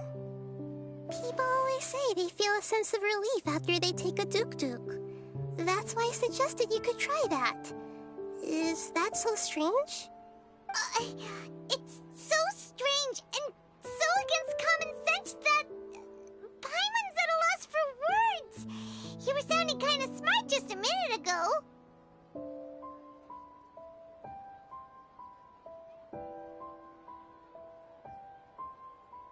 Yeah, even though it's happy and lively at the Sub-Zero's festival every day, it feels like it's been a long time since we've really gotten to relax.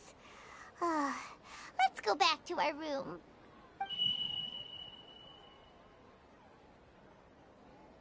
Continue the harvest.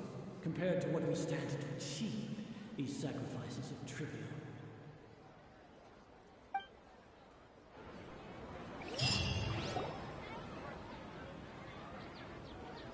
still in the same day. Nahida, you already knew last night that we didn't break out of the Samsara? Why did you tell us? Would there have been a point?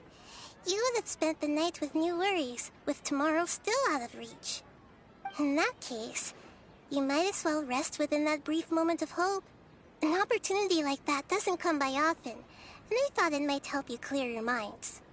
Paimon thought the Duke did that! Whatever. Guess you were looking out for us after all. Of course. In the time we've been together, you two have been everything to me.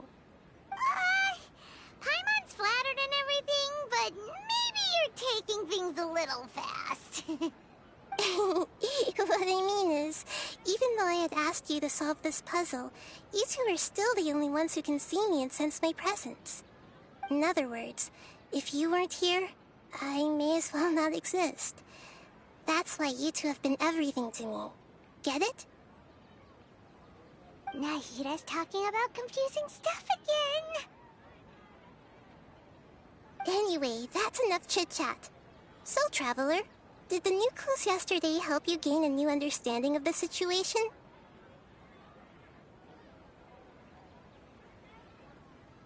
Huh? Why are you scrapping your previous theory?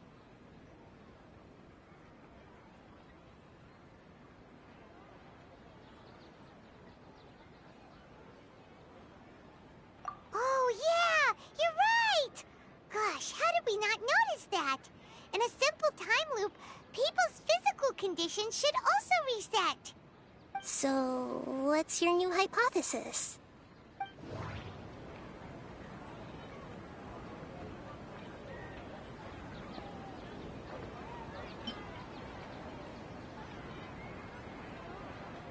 Mercenaries rely heavily on muscle memory. And Dia was able to use her experiences to avoid injury in later samsara cycles.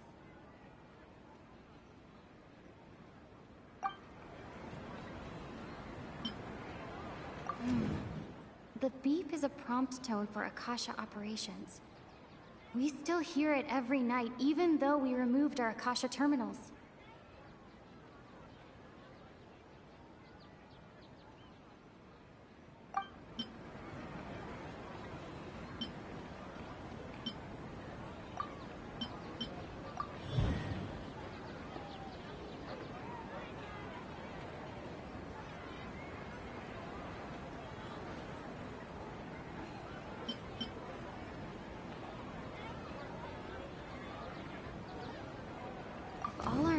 Of a day are erased at the end of that day, then we would unwittingly relive that same day again and again.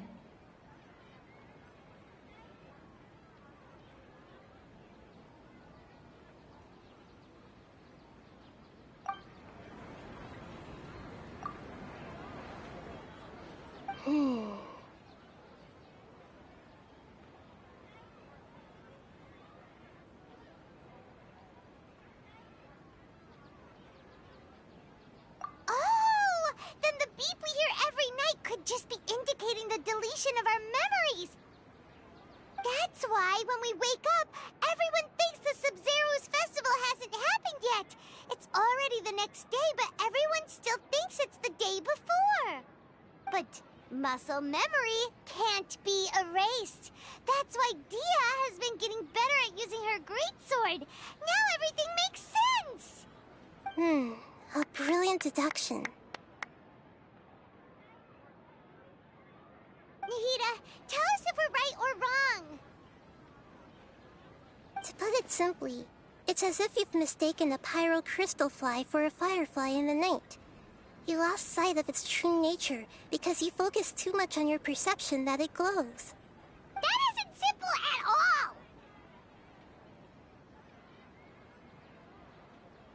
all! Why don't you go talk to Miss Dia again? You might learn something new. Right!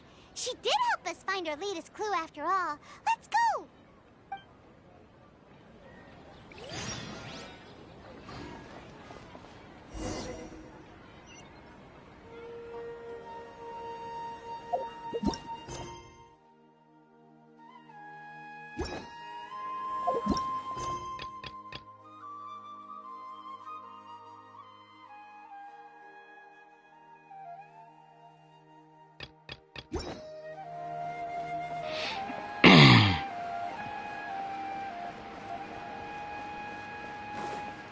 What's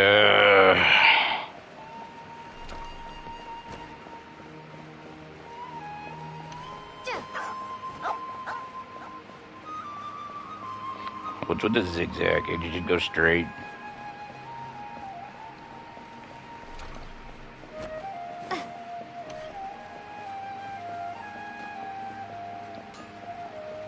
Here we go. Well, they're not gonna be here. Should have already been here. There you are. Really took me a while to find you. As expected, Dia also didn't get hurt today.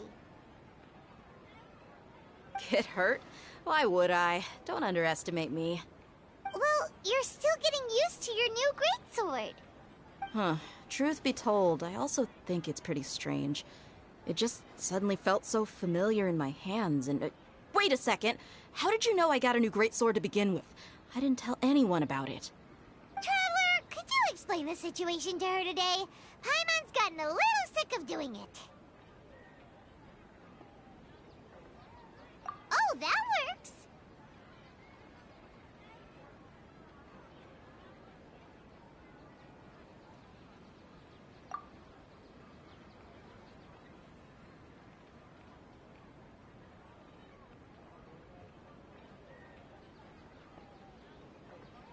What happened to you guys while I was gone?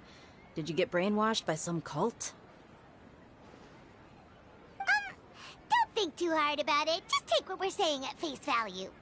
All right then, let me get this straight.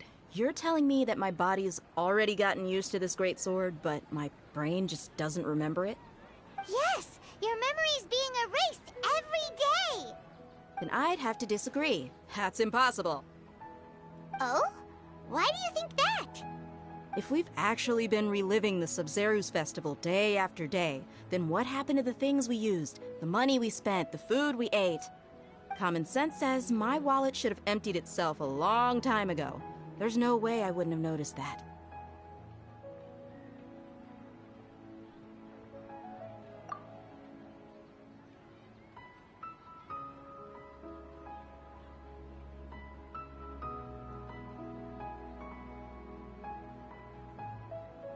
Right! They could use the Akasha to record what everyone did that day, and then use the city's resources to replenish everything! It's not very likely, but it's also not impossible. No, it is impossible. I've got proof. You have proof? Where? You two are surprisingly serious about this nonsensical discussion. Fine, I'll play along for a little longer. Come with me, Miss Dunyarzad. Please come along as well. I still can't guarantee that this area is safe.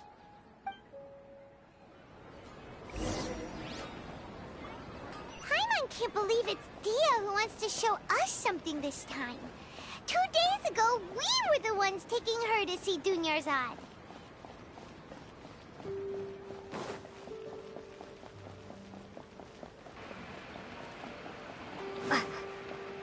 What if there's like a secret diary or something, or journal? Yep. This is it. Huh? This is a wooden training dummy. What about it? See those marks on the dummy? Those are the result of several days' worth of practice. Let's say the sages didn't replace it every day. Shouldn't it be hacked to pieces by now? That's true, but what if they did? Then the sages would have had to reproduce every mark I left during previous training sessions. I'm a professional fighter. My martial school has always emphasized the importance of refined control.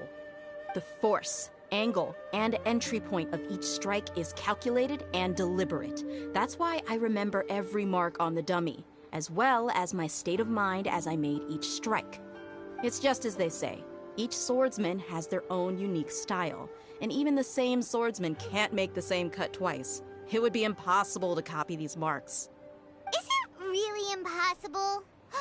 What if they used some fancy machine to carve every single mark?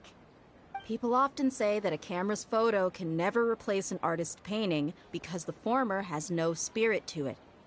The same thing applies here. At a mere glance, I can differentiate carved marks from the results of combat training.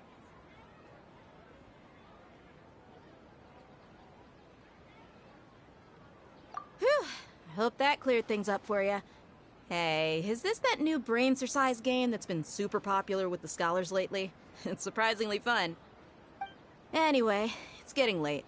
I should escort Miss Dunyarzad to Nilu's stage. See you later. Well, back to square one. Is our memory deletion theory also wrong? But at least we've reached some other conclusions in the meantime.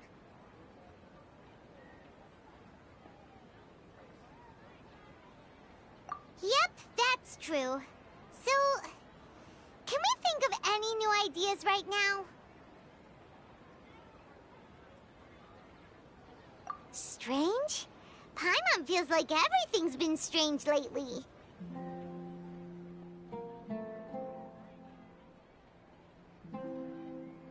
Huh? Leaving the city? You're right! It's really strange how we never thought of such a simple solution! Many things should become clear if we can confirm the flow of time outside of the city. Paimon can't believe it! Did we miss this because we're tunnel visioning too hard on our other theories? Or because we're just too tired? How about we go back and ask Nahida? Maybe we've forgotten something about leaving the city.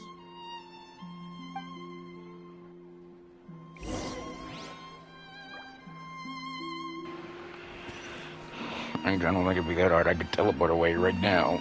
Maybe. Or it'll lock me out. I don't know. Not gonna try it. I just want to get this over with. Gonna mute.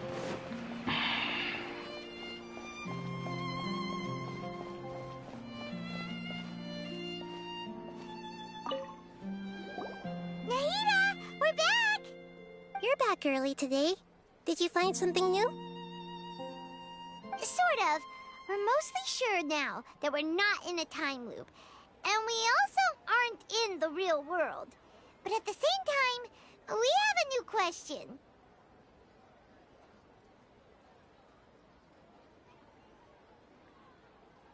Leaving the city. As far as I remember, you've mentioned your plans to do that twice before.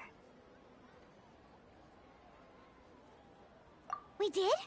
But we don't remember anything. What happened after we talked about those plans? What did we say when we got back? Let me think. I don't think you ever actually told me what the outcome was. Oh, it's probably more accurate to say that both times you never came back the whole night. But you two sometimes stay out the entire night anyway, so at the time, I didn't think too much about it.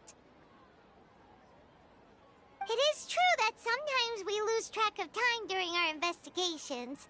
Before we know it, it'll already be the next day. But still, neither of us remember anything about leaving town. Really?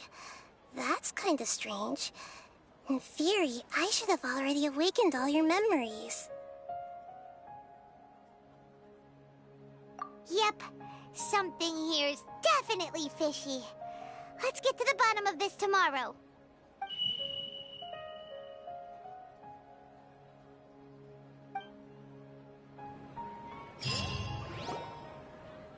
Our memories are back!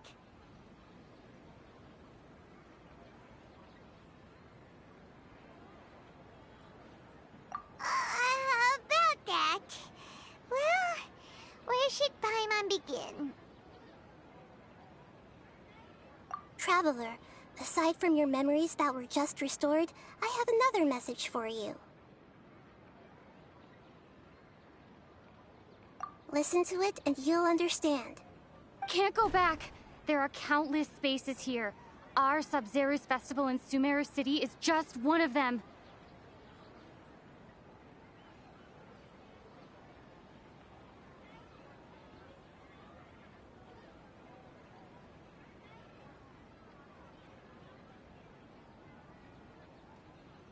Traveler, you should be missing 2 days' worth of memories. Paimon will fill you in. It's time to carry out our plan from yesterday. Okay, let's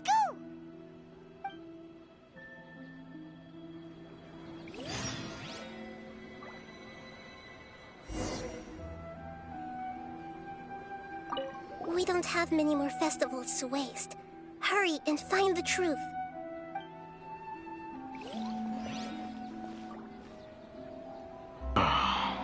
This is ridiculous.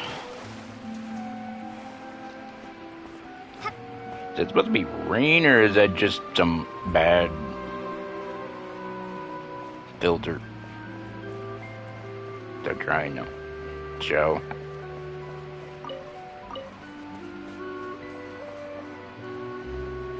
They can pretty much stop you from leaving, that's all it is. Why can't we leave the city? What is the Academia up to now? Don't ask me. It's not like I can tell you anything. This is a direct order from the Grand Sage. Just wait until tomorrow. I have a real emergency. My goods have already arrived at Port Ormos. If I don't hurry, they'll be stolen. That's your problem. Make sure you make a request in advance next time. But it's not like you can just predict business matters in advance.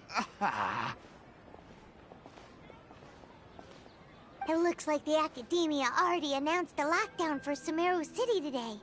How completely unsurprising. Let's go and question them. Hello, sir. Why can't we leave the city today? Here we go again. Don't ask me. I don't know either. We just received an order that no one is allowed to enter or exit Sumeru today. They didn't tell us anything else.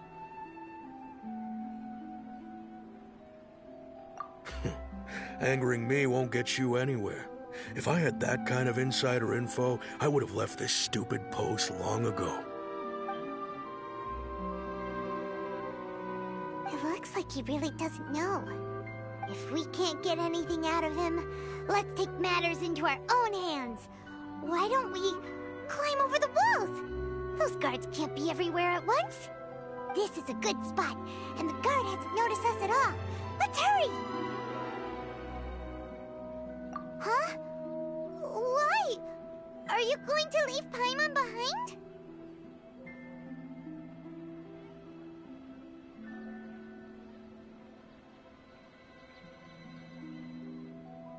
But what if things get really weird out there and you get into some trouble?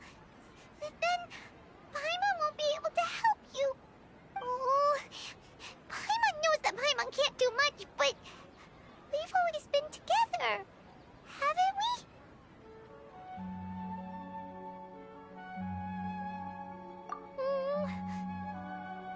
Okay.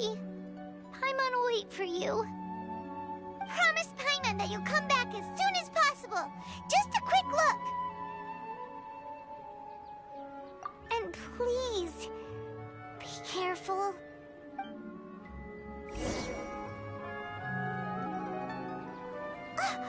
Memories!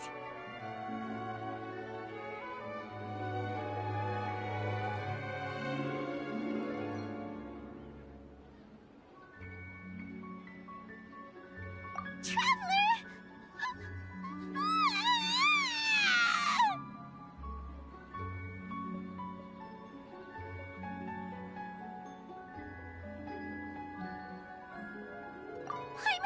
Paimon would never see you again! You just disappeared! Paimon waited for you for hours and hours at the city wall and you never came back! You promised Paimon that you were only taking a quick look!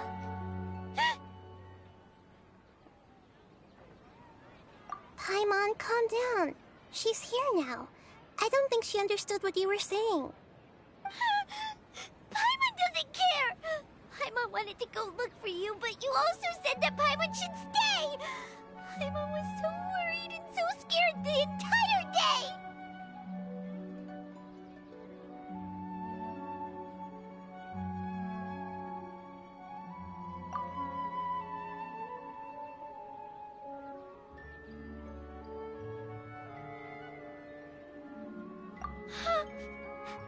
Okay.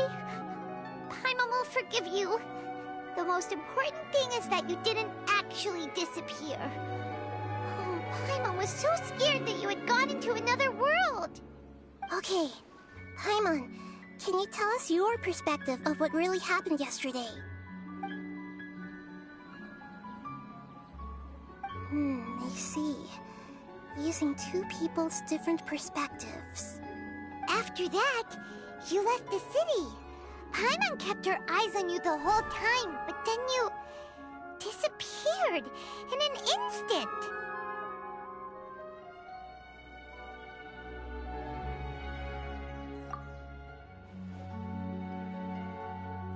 No way! Paimon was watching you with the fullest attention. What's your perspective, Traveler? You sure you don't have any memory of this?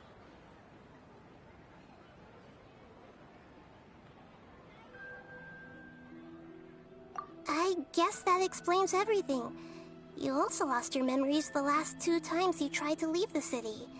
Those days' memories can't be awoken. So, if we leave the city, our memories will be completely erased?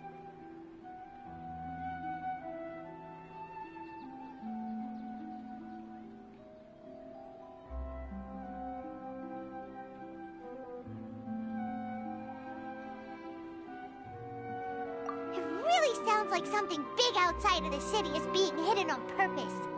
But this way, we'll also never discover what's outside.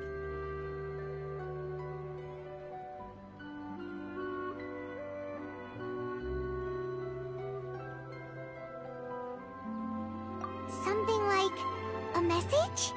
But how can we send it back? Don't look at me like that. I'm not used to being stared at.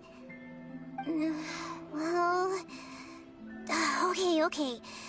You want something that can pass on messages, right? Give me some time and take care of Dunyarzad for me. Yep! Now we're talking!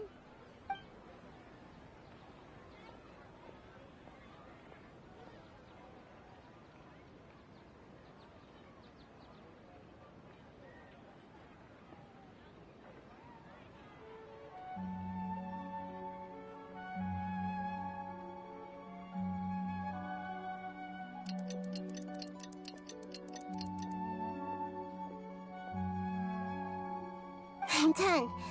Here you go. What? Isn't this just an Akasha terminal? I made some little changes. Akasha terminals are already capable of sending messages. I just tweaked it so that it could connect to any node. To make something like this? Nahida, you really know the Akasha like the back of your hand.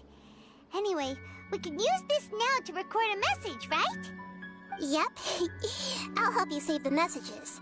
It should be pretty easy to use. I just can't guarantee the user's status and signal coverage when they're outside the city. We'll never know until we try. At least we're taking the initiative now. Let's go then. Let's expose those sages!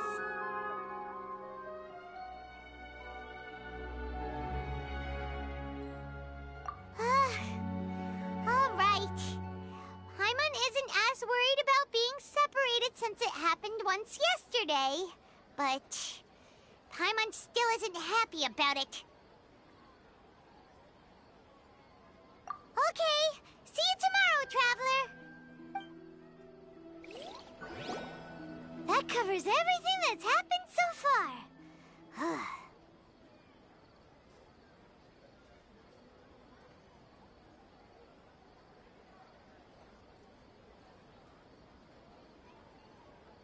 Yes. Although the signal was choppy and had some interference, we still managed to receive 2 messages from you when you were outside. Okay, now that you understand what's going on, let's hear the messages together.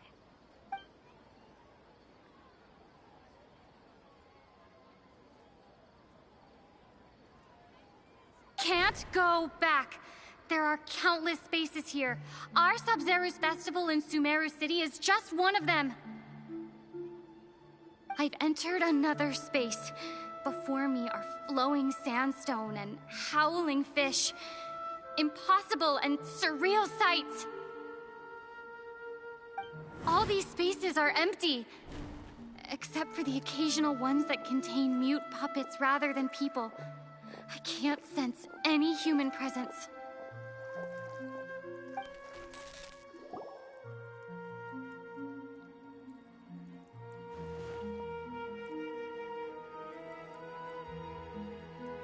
That's one heck of an info dump.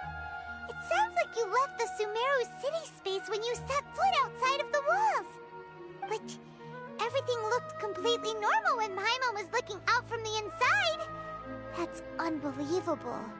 And if we take your word for it, the other spaces all had very weird contents. There's another part here. We only received it last night. These spaces have been disappearing, one after the other, absorbed by something like a sun in the sky. And now, even the final space has also disappeared. Behind me, a lot of spaces just appeared again from thin air. I get it now. Those spaces are actually...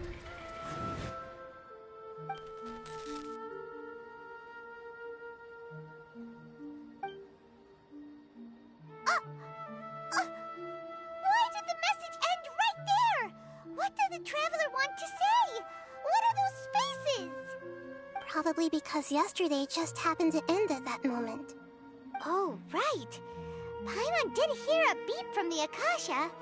Did it come from here or from the message? The message. It should have come from the Traveler's Akasha terminal. After the beep, Traveler said even the final spaces also disappeared. Traveler, what do you think that final space could have been?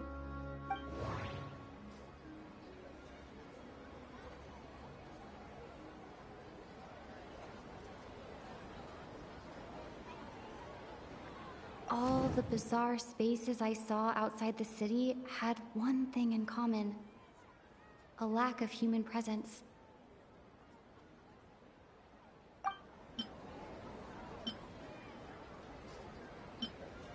Was that space actually the real world?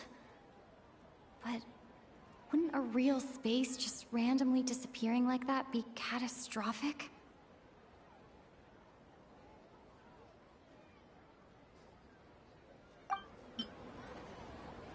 My impression is that each day in this samsara only ends at the sound of that beep from the Akasha.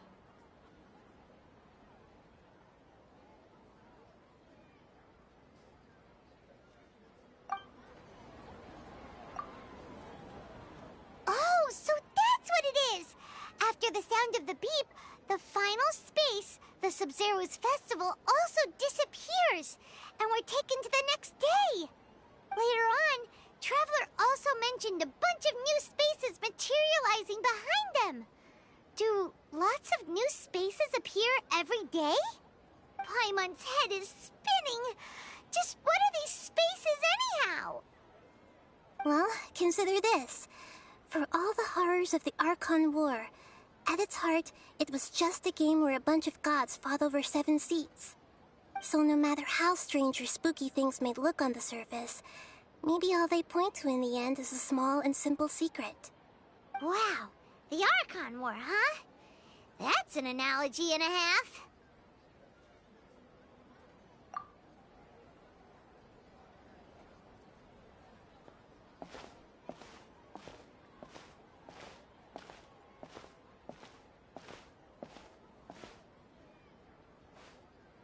Hey, where are you going?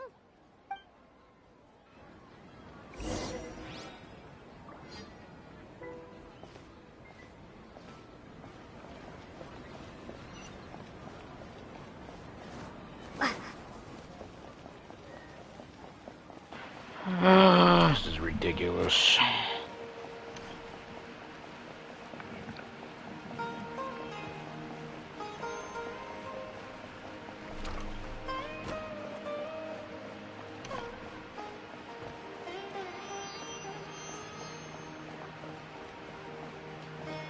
Why are you looking down?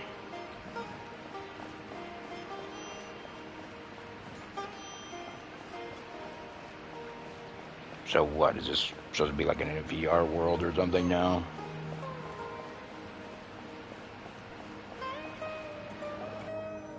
Do you want some alone time to think? Alright then, Paimon won't disturb you.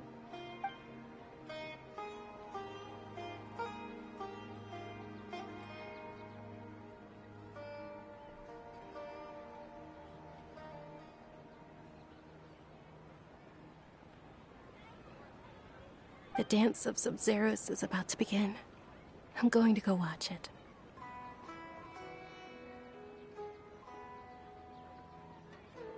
Okay. Why don't you go ahead, Dunyarzad? We still have some other stuff to do first. Okay then. See you later. Have you figured it out yet, Traveler? Time is ticking away. Awesome! What is it? Paimon wants to know. Oh, wait, no. Let's meet up with Nahida first. You can tell us both together. This time, we're gonna get to the truth.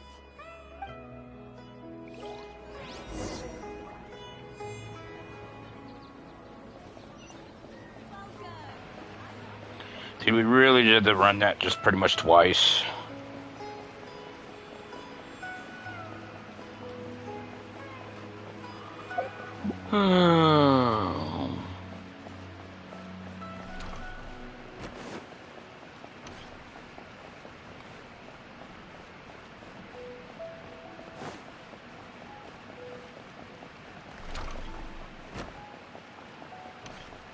You're just way too far away, demon.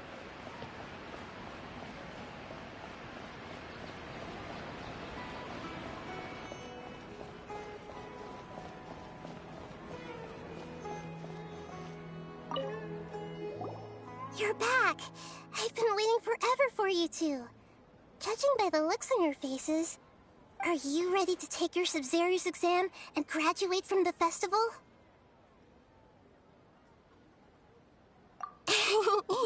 Okay. First off, have you discovered the hidden truth?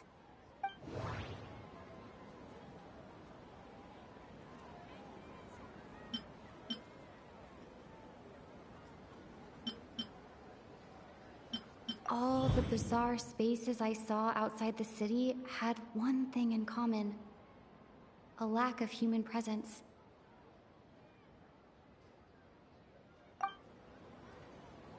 Those spaces remind me of dreams, like the one I had in the Avidia Forest.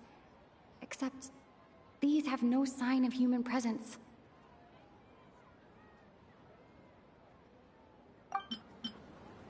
People in Sumeru don't dream.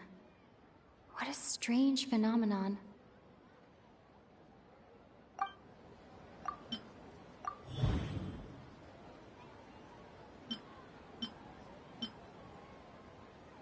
The moon, illusions, and lies. What do they all mean?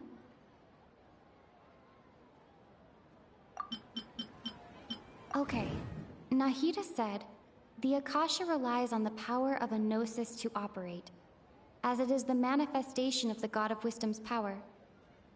It compiles the wisdom of the entire populace, and it grants knowledge to the people.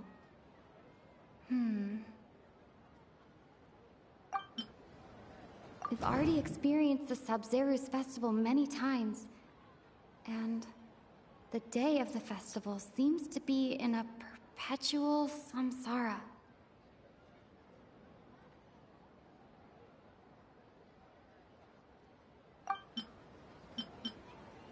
We are all in a dream.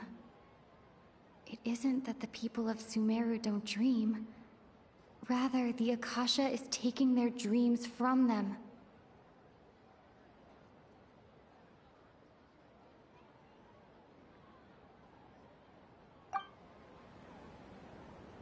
People in Sumeru think they don't dream, but the truth is the Akasha steals their dreams without them knowing it. And those spaces with no human presence are stolen dreams without their host. That would explain why they sounded so weird when she was trying to describe them. Huh. So people in Sumeru do dream after all. In fact, we're all in one big dream together right now. Correct answer. Now, how did you conclude that the Akasha is capable of this?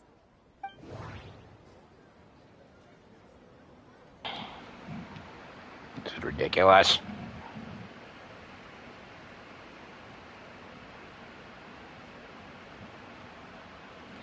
Grants knowledge, it can also take it away.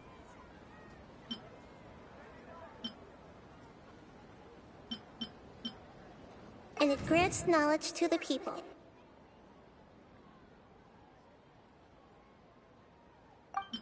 It compiles the wisdom of the entire populace. It is the manifestation of the God of Wisdom's power.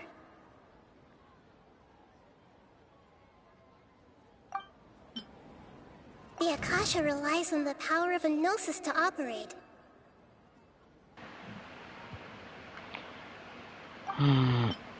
I don't know.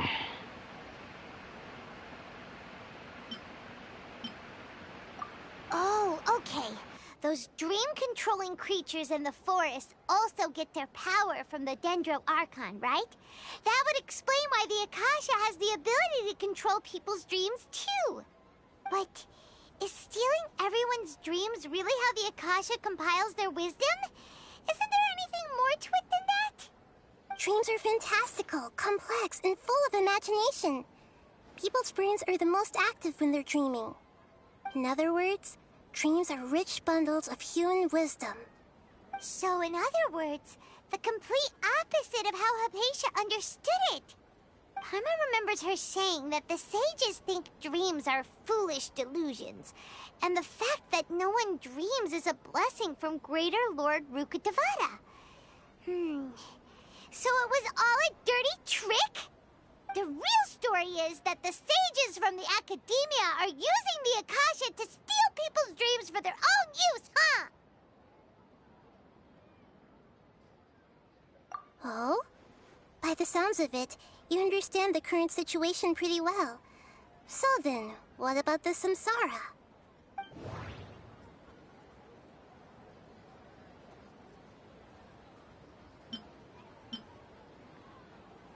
Grand Sage said, go celebrate the birth of that god to your heart's content. Did he mean something more?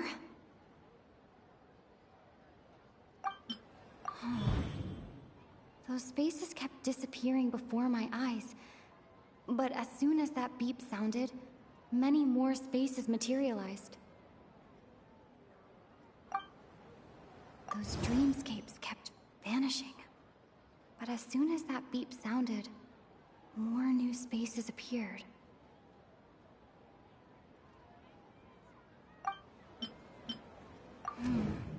The beep is a prompt tone for Akasha operations. We still hear it every night, even though we removed our Akasha terminals.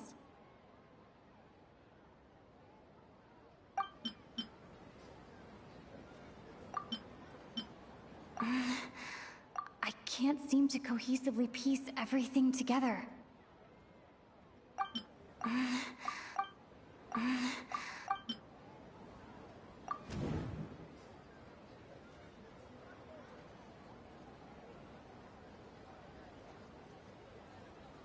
Correct. The Akasha is keeping each person's brain in a constant dream state, but also separating their consciousness from their own dream. Their disembodied consciousness is placed inside the collective dream of the Sub-Zero's festival along with everyone else's, while their now vacant dreams are harvested by the Akasha. No one is any the wiser as another day passes in the dream, and so begins another samsara cycle. People wake up to yet another dream about the Sub-Zero's festival. The dreams that belong to them are once again harvested by the Akasha, and so it continues. So, this is like a dream factory, and the Akasha is a dream harvesting machine. Did Paimon get that analogy right? Very good, Paimon. Using analogies well is an excellent habit to get into. Okay, so that beep we keep hearing is actually from our real-life Akasha terminals. Taking off our terminals in this dream doesn't do anything. All right, last question. Who am I?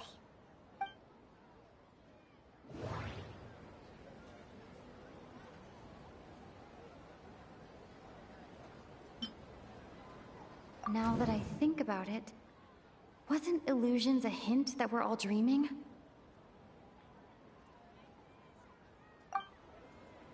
That doesn't sound right. I need to carefully think things through.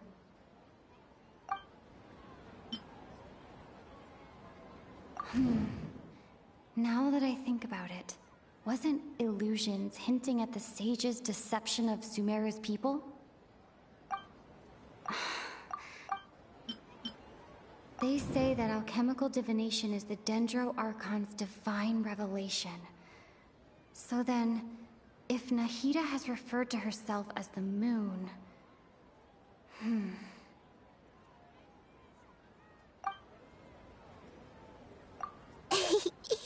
So you noticed.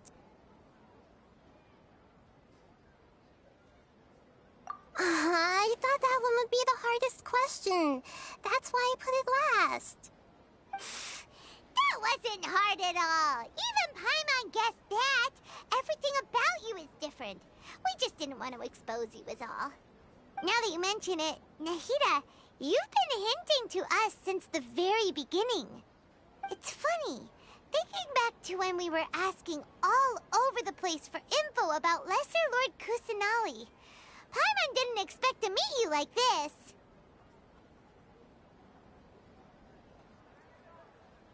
Yes, those can wait until we're back in real life. On the other hand, I'd be happy to answer any more questions you have about here and now.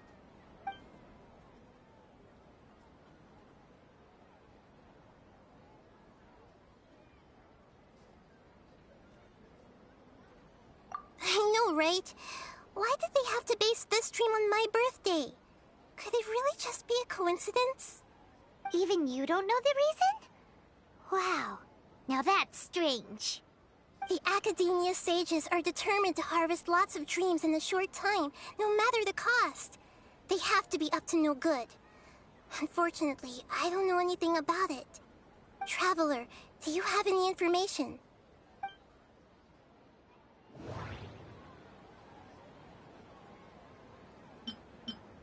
Grand Sage said, go celebrate the birth of that god to your heart's content.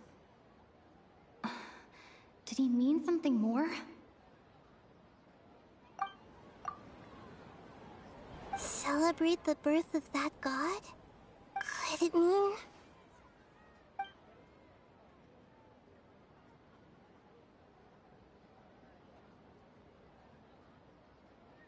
Can humans really keep dreaming forever like this? Will it ever end? And if so, when? You might say your mental fatigue has already answered this question. Eventually, there's only so much that people can tolerate.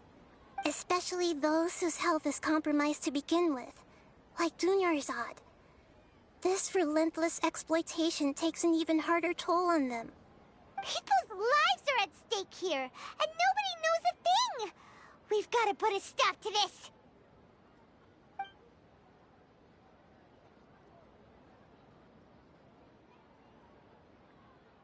Firstly, this dream we're in is completely based on reality. People have already experienced this Sub-Zero's festival, so it would be very difficult for them to find anything that strikes them as surreal. Secondly, you're probably wondering why people don't have any memories from earlier samsara, right? That's because people don't remember their dreams most of the time anyway. And in any case, their actual dreams are being taken away from them by the Akasha. So whenever they wake up in this dream of the Sub-Zero's festival, they don't remember anything from their previous identical dream. That reminds Paimon. Traveler had a dream when we were in the Avidia forest, but couldn't see what it was about after waking up. Is that an example of what you mean? Yes. Only after receiving the blessing of Dendro can a person gain the Dendro element's dream-enhancing power. That explains the feelings of déjà vu. Meanwhile, everyone else has no idea that they are in the Sub-Zero's festival samsara, while their dreams are stolen from them over and over again.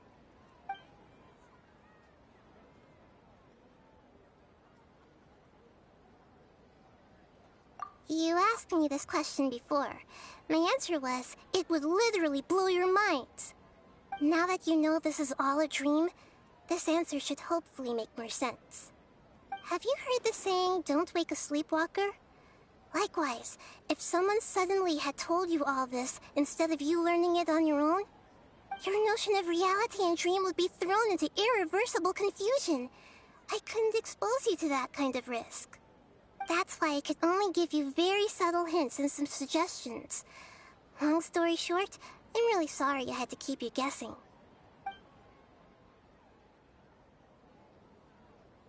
Deceiving the people of Sumeru with no regard for their safety. No matter what they're trying to do, this is unforgivable. After we end the Sub-Zero's festival, Samsara, we have to look into them. How can the sages of the Academia do this behind their Archon's back? This is ridiculous! In the end, I'm just the moon. The real sun is long gone. A sun and a moon? Nahida's talking in riddles again.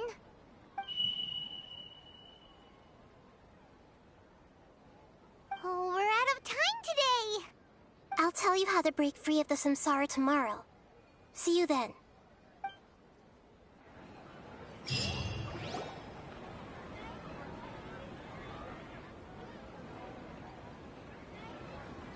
Good morning, Nahida. Wait. Now that Paimon remembers everything, should we instead say good morning, Lesser Lord Kusanali? Hey! What's wrong, Nahida? You don't look too good. I'm afraid that what you're thinking right now is correct. Did Dunyarzad already disappear? No way! Are we too late? The real Dunyarzad's consciousness has indeed disappeared. It can no longer endure the constant dream harvesting.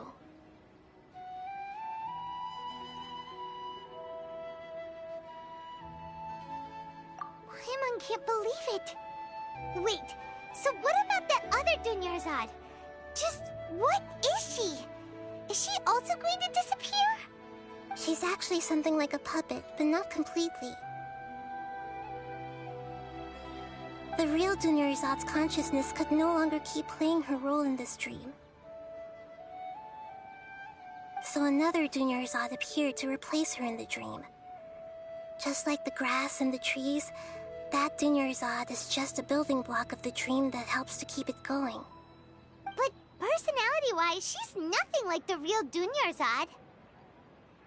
Puppets are stiff, and can't copy a living person's vitality. After all, they're just there as filler. You know, speaking of which, the old Dunyarzad might not have been too different from a puppet. Dunyarzad truly believed that she met you within her consciousness, and it was you who inspired her. So you do remember her after all. Yes. Back then, her family was overly protective of her. No one cared about her personality or thoughts. It was as if she only lived to stall her Elazar. I just gave her a little wisdom so she could look at life in a new way. So that she could be her own person. But even so, she's still...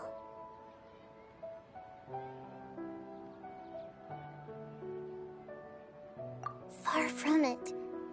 I'm still a long way off from being a real Archon. I couldn't even save her. If I were a competent Archon, I wouldn't have let my most faithful follower die at the Sub-Zero's festival with so many regrets. Please don't beat yourself up over it, Nahida. It's the sage's fault, and theirs alone. I'm not beating myself up. All I did was to rationally observe the distance between myself and a real Archon. Don't be like that, Nahida. Even real Archons are still allowed to be sad.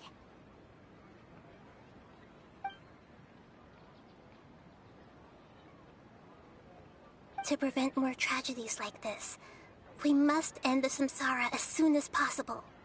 Great, but how do we do that? Although the Sub-Zero's festival dream is under the Akasha's control, only humans can dream.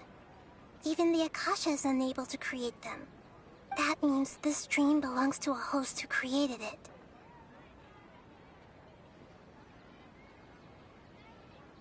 Huh?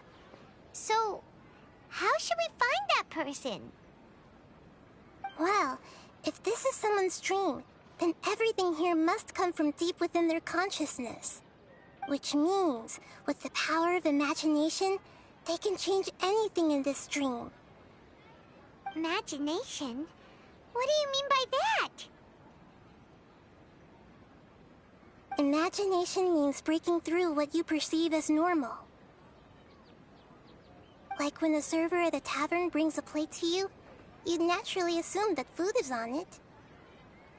However, if you're the dream's host and you become aware that you're dreaming, when you imagine gold and more on the plate, the dream will respond in kind, and the server really will bring you gold and mora. But right now, our host is unaware that this is a dream. No matter how many times they're served, it will always be food. Find some way to make that person realize that they're dreaming. Usually, once that happens, the person will wake up and the dream samsara will be broken. How are we going to find them, though? If it could be anyone, it'd be like looking for a needle in a haystack.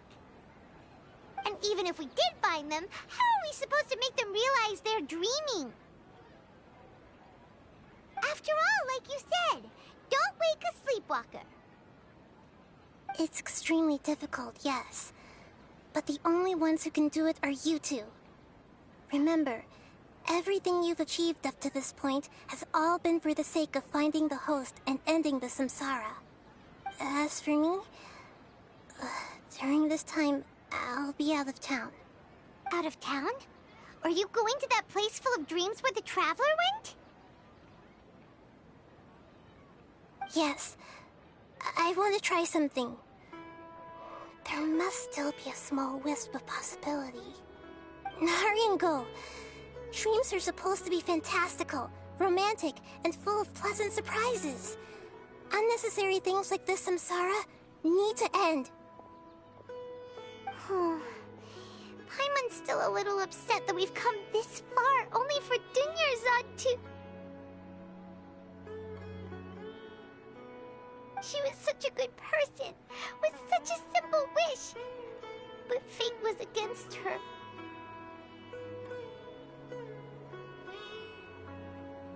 Yeah, saving Dunyarzad is what kept us going this whole time.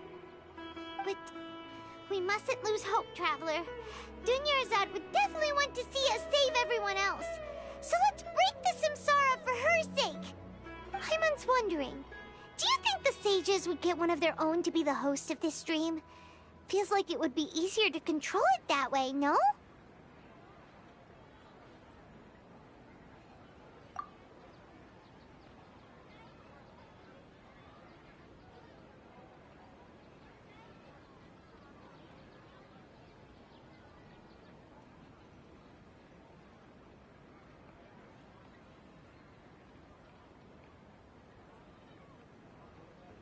Huh.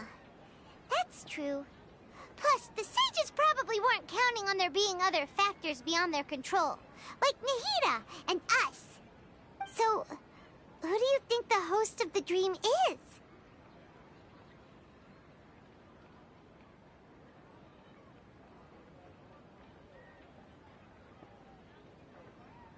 Oh, that would make sense. Ferris, the Knight of Flowers, is a symbol of the whole Sub-Zeru's festival, right? Pretty core character. Let's go ask him some questions, shall we?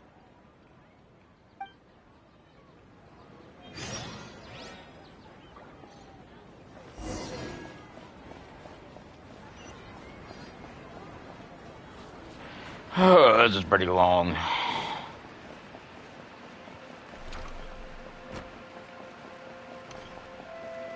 How much longer?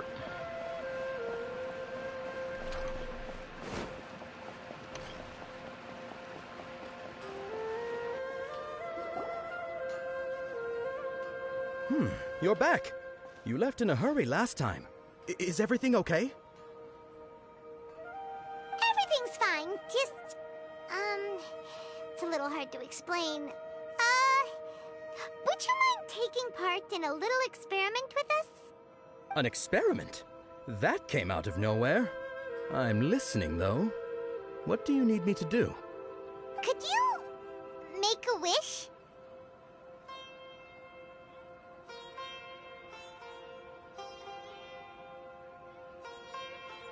You want me to make a wish? Is that a new Sub-Zero's festival tradition or something? Less questions, more wishing! Okay. Okay. My wish. Okay. I'm a little nervous saying this out loud, but I want Miss Dunyarzad to be happy. Oh. I noticed earlier that she looked a bit down, and she wasn't really talking to anyone. She just doesn't seem like herself. She's always so gentle and kind, and all the kids love her. I've also wondered if the reason she asked me to be Fairest Knight of Flowers is because I'm special to her, or something. So, you have a crush on Dunyarzad? Oh, is it that obvious? After what I just said, I guess it is. When she placed the hat of the Knight of Flowers onto my head, she said to me, "I want everyone to have a happy Sub-Zero's festival." What she didn't realize was that I'm not that interested in how everyone else feels. In that moment, I just wanted to be her Knight of Flowers for the rest of my life. 50 years, 100 years, I'll serve her till the end of time. Okay, yeah, that was a bit much. Felt like the right moment to get it off my chest, but that was pretty embarrassing. Okay, I'm ready to make my wish.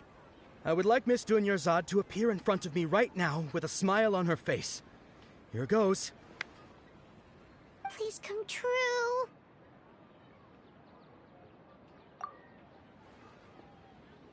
I'm gonna open my eyes. Oh, you're... What? Fucky? Sorry, but only one portion of Yalda candies per person. Back home you go. Nice try, you two. Anyway, never mind. I don't need to see her appear right in front of me. As long as she's happy. Guess he isn't the host of this dream after all. Should have expected it wouldn't be this easy.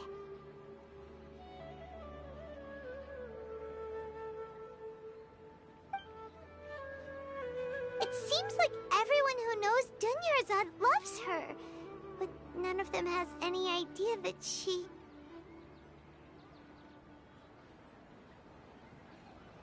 My lady, step back. That sounds like Dia! Oh, right. This is when Dunyarzad bumps into the kidnappers.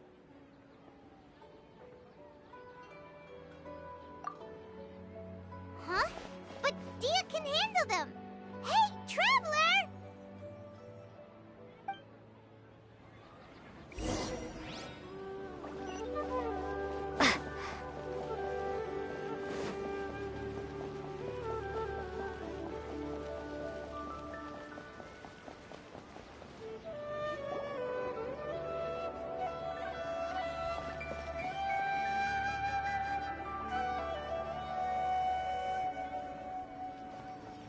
Oh, it's you. Great timing.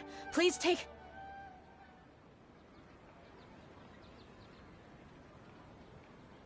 Hey, this is my job. The Homayanis pay me, not you. You... fine, alright. Knock yourself out. Why are you so worked up anyway? It's not like I don't trust your fighting skills. Anyway, watch yourself.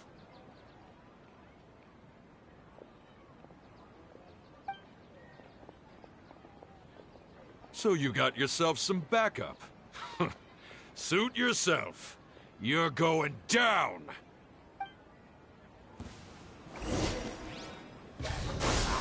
Come on! Into the wind!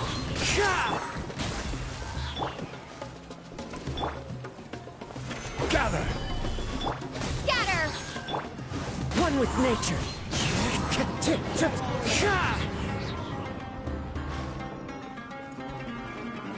Where do you think you're going?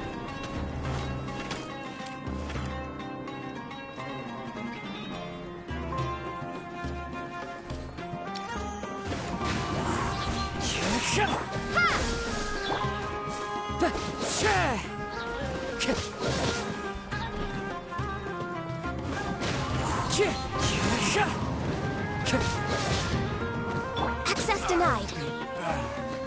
I'll take my leave. Traveler, were you just taking your anger out on those guys?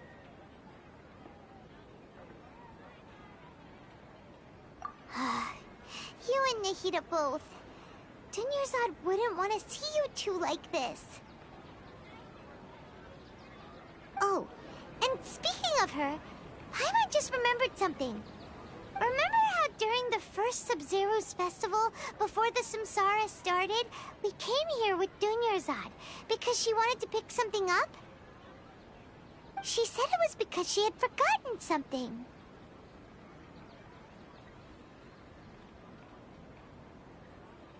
Okay, so Paimon's memory is working so far. Anyway, Paimon also remembers that she is staying somewhere around here. She pointed it out to us the night before the Sub-Zero's festival. Yeah, even if it's only a tiny clue, it'll probably still help us more than this needle in a haystack search.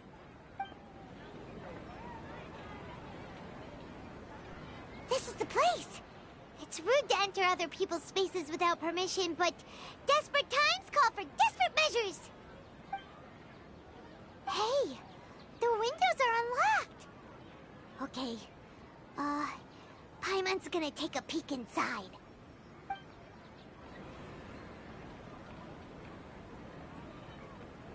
This was only a temporary residence, so there was pretty much nothing inside except this book on the table. Should we open it?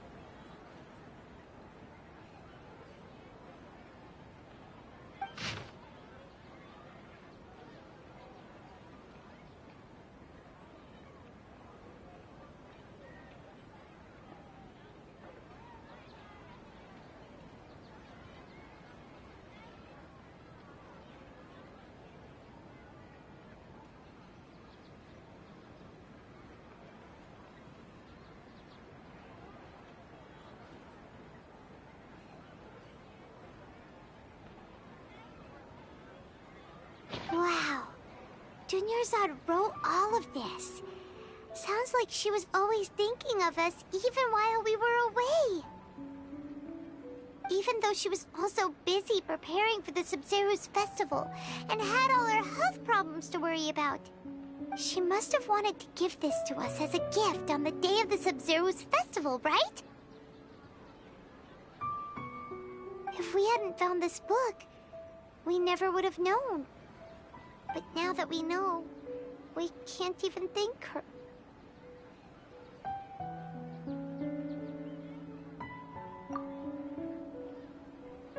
Hey! Where are you off to now?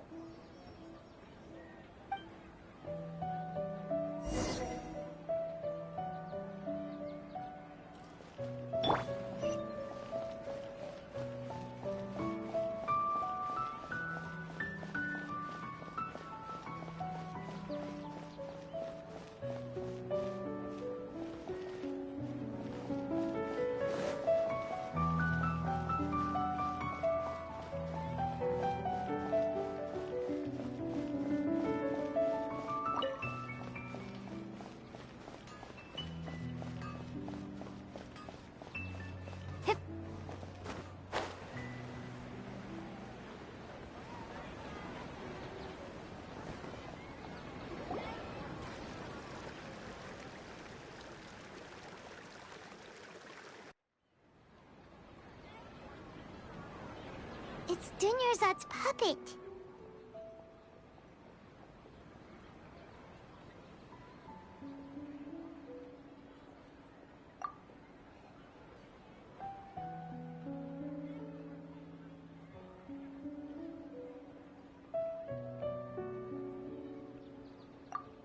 Traveler? You must be exhausted. Come to think of it, we've been stuck in this place for a really, really long time. Heck, even the last time we were chatting happily with Dunyarzad feels like an eternity ago.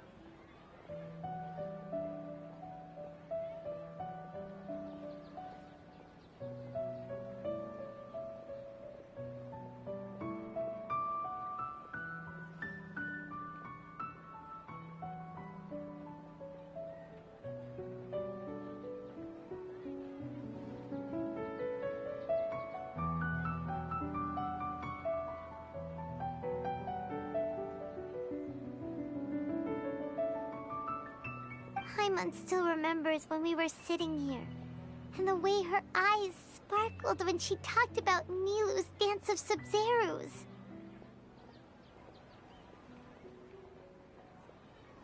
There will always be frustrations in life, but I know that the point of living is not to leave behind any regrets.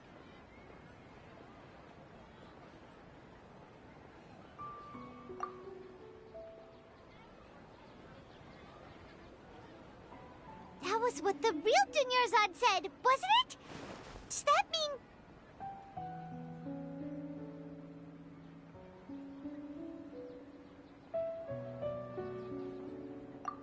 Yes, Traveler. What is it?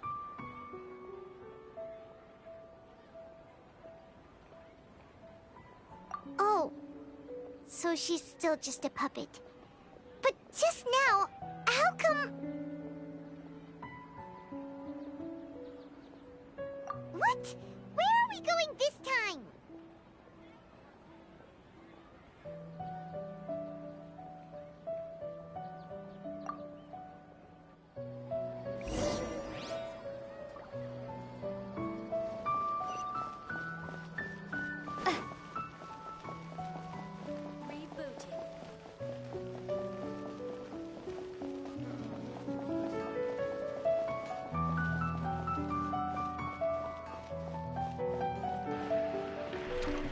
This is so long.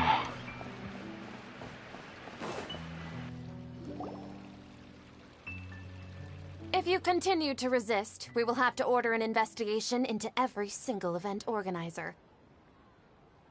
The Grand Sage has already granted you much leniency. I advise that you exercise tact.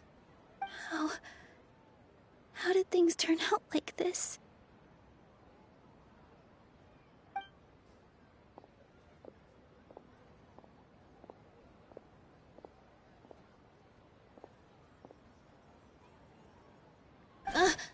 Traveler? You don't have to get involved. He's a sage from the Academia.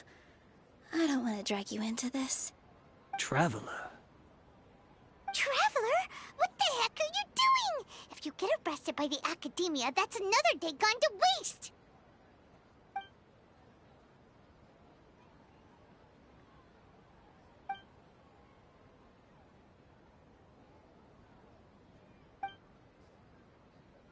Wait, they're not reacting. Have they been scared stiff?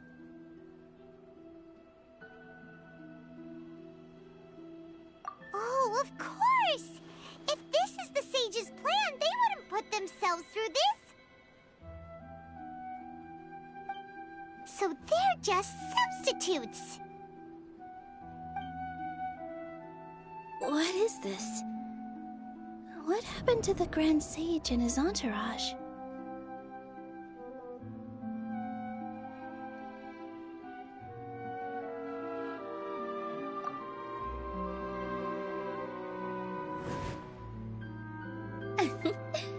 Like I said, they symbolize the goddess of flowers. It's just a shame that all the real Bodhisattvas went extinct after her death. Yes. The Greater Lord brought forth new Bodhisattvas in memory of the goddess of flowers. But she ultimately could never truly replicate that beautiful shade of purple.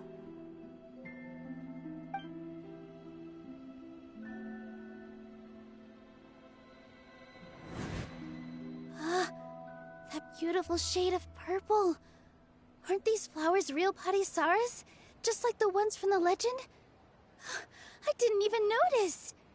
Dunyarzad, did you find these? But didn't you just say all the real flowers went extinct after the goddess of flowers passed away? So, how? Yeah. What's going on here?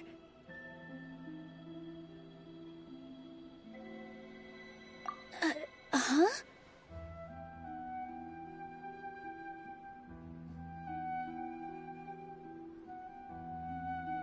You guys are acting weird. But okay, I'll try.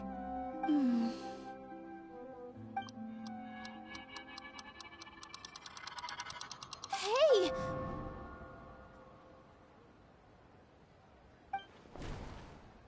It disappeared! So Nilu's the host! What a surprise! Purple Padisaras don't exist in the real world anymore. But in Nilu's subconscious, they can appear as decorations on the stage! It's just like the example Nahida told us. People assumed there will be food on a plate, and Nilu assumed there would be real Padisaras in the flower pots. So when you saw the flowers, you instantly knew it was Nilu? But if we want to end the samsara, we need the host to become aware that they're dreaming. How should we make Nilu realize that? Am I dreaming? Huh?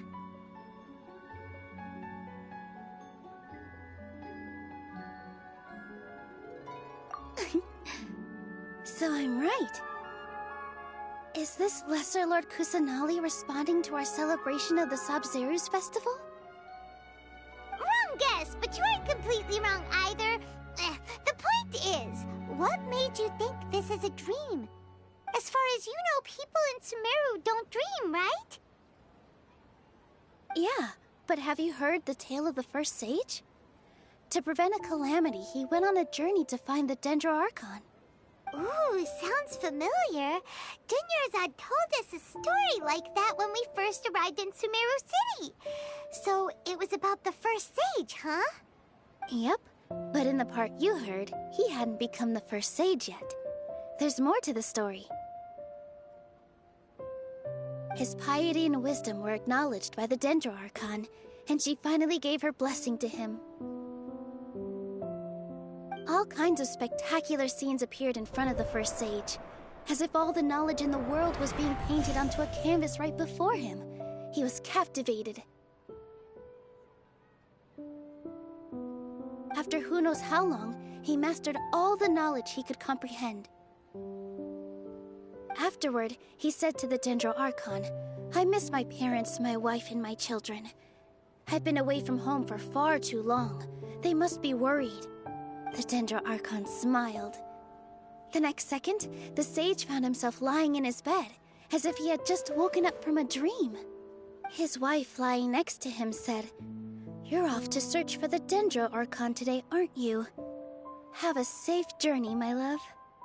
In the end, the first sage took care of many disasters in Sumeru City, and founded the Academia. What a happy ending. So, the first sage was dreaming ever since the beginning of the story?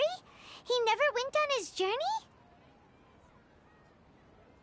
Yes, but his faith and determination were conveyed to the Dendro Archon, so she blessed him in the form of a dream. Paimon understands where you're coming from now. That's a really interesting connection. But we really gotta wake up soon, like the sage in the story! I see. Well, it just so happens that today's Sabzeruz festival is almost over too.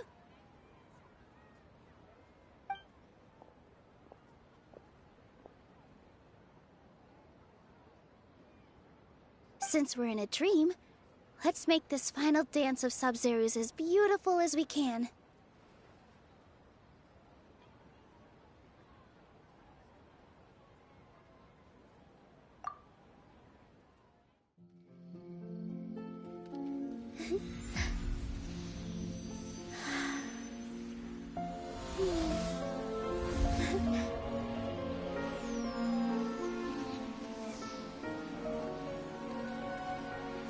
is over, everyone.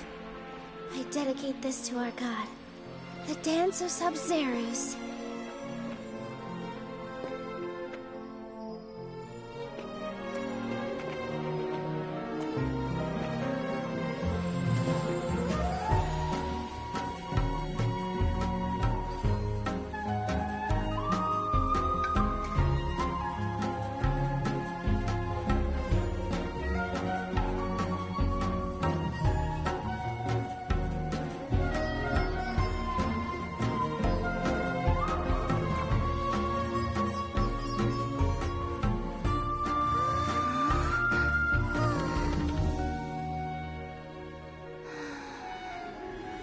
I'd be lying if I said I had no regrets.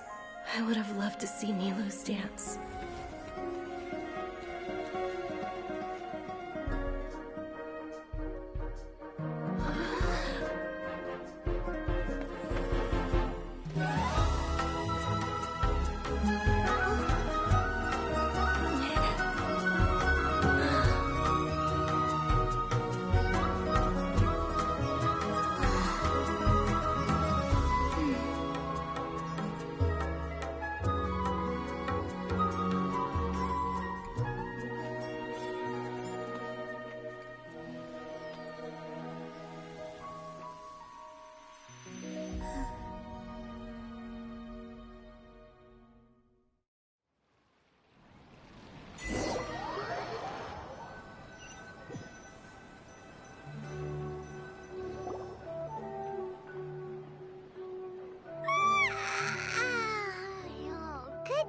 Traveler.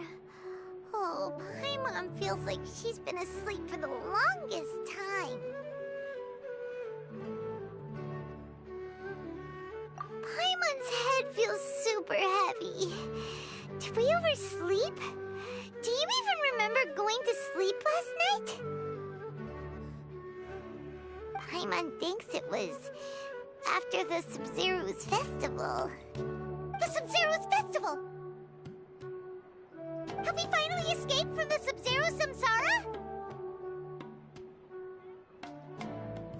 Quick! Take off your Akasha terminal!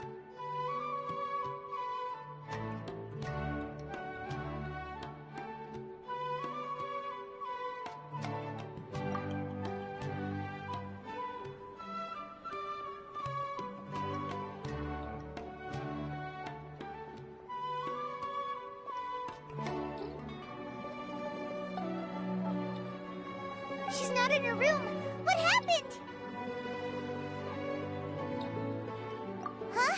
What usual spot?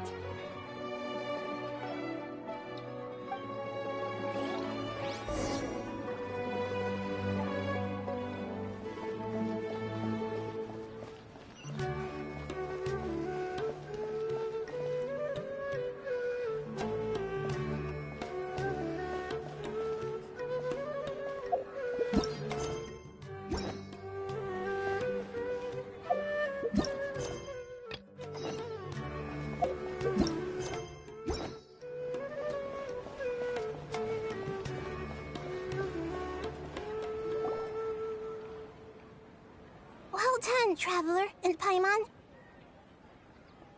And thank you, Dunyarzad, for organizing the Sub-Zerus festival for me. I'm sorry, who are...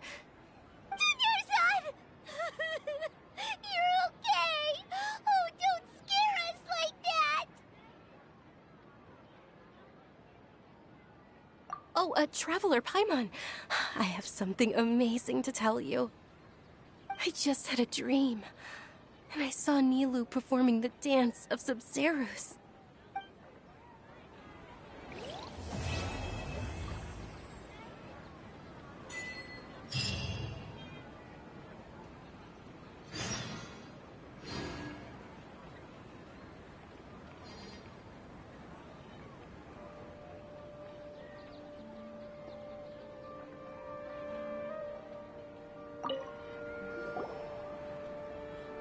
You're actually Nahida, aren't you?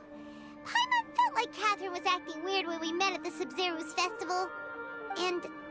Dunyarzad, did you save her? It's a really long story. We shouldn't disturb her. her consciousness is still weakened.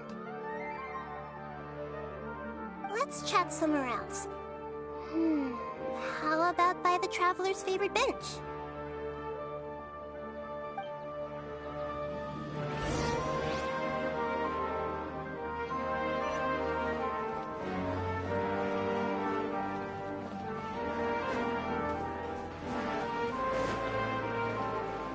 Longer and longer every time. You think it's done, then there's gonna be another hour. And then another, and then another, and then another. How long did it even be? How many did? Where's my 6 hours and 30 minutes almost?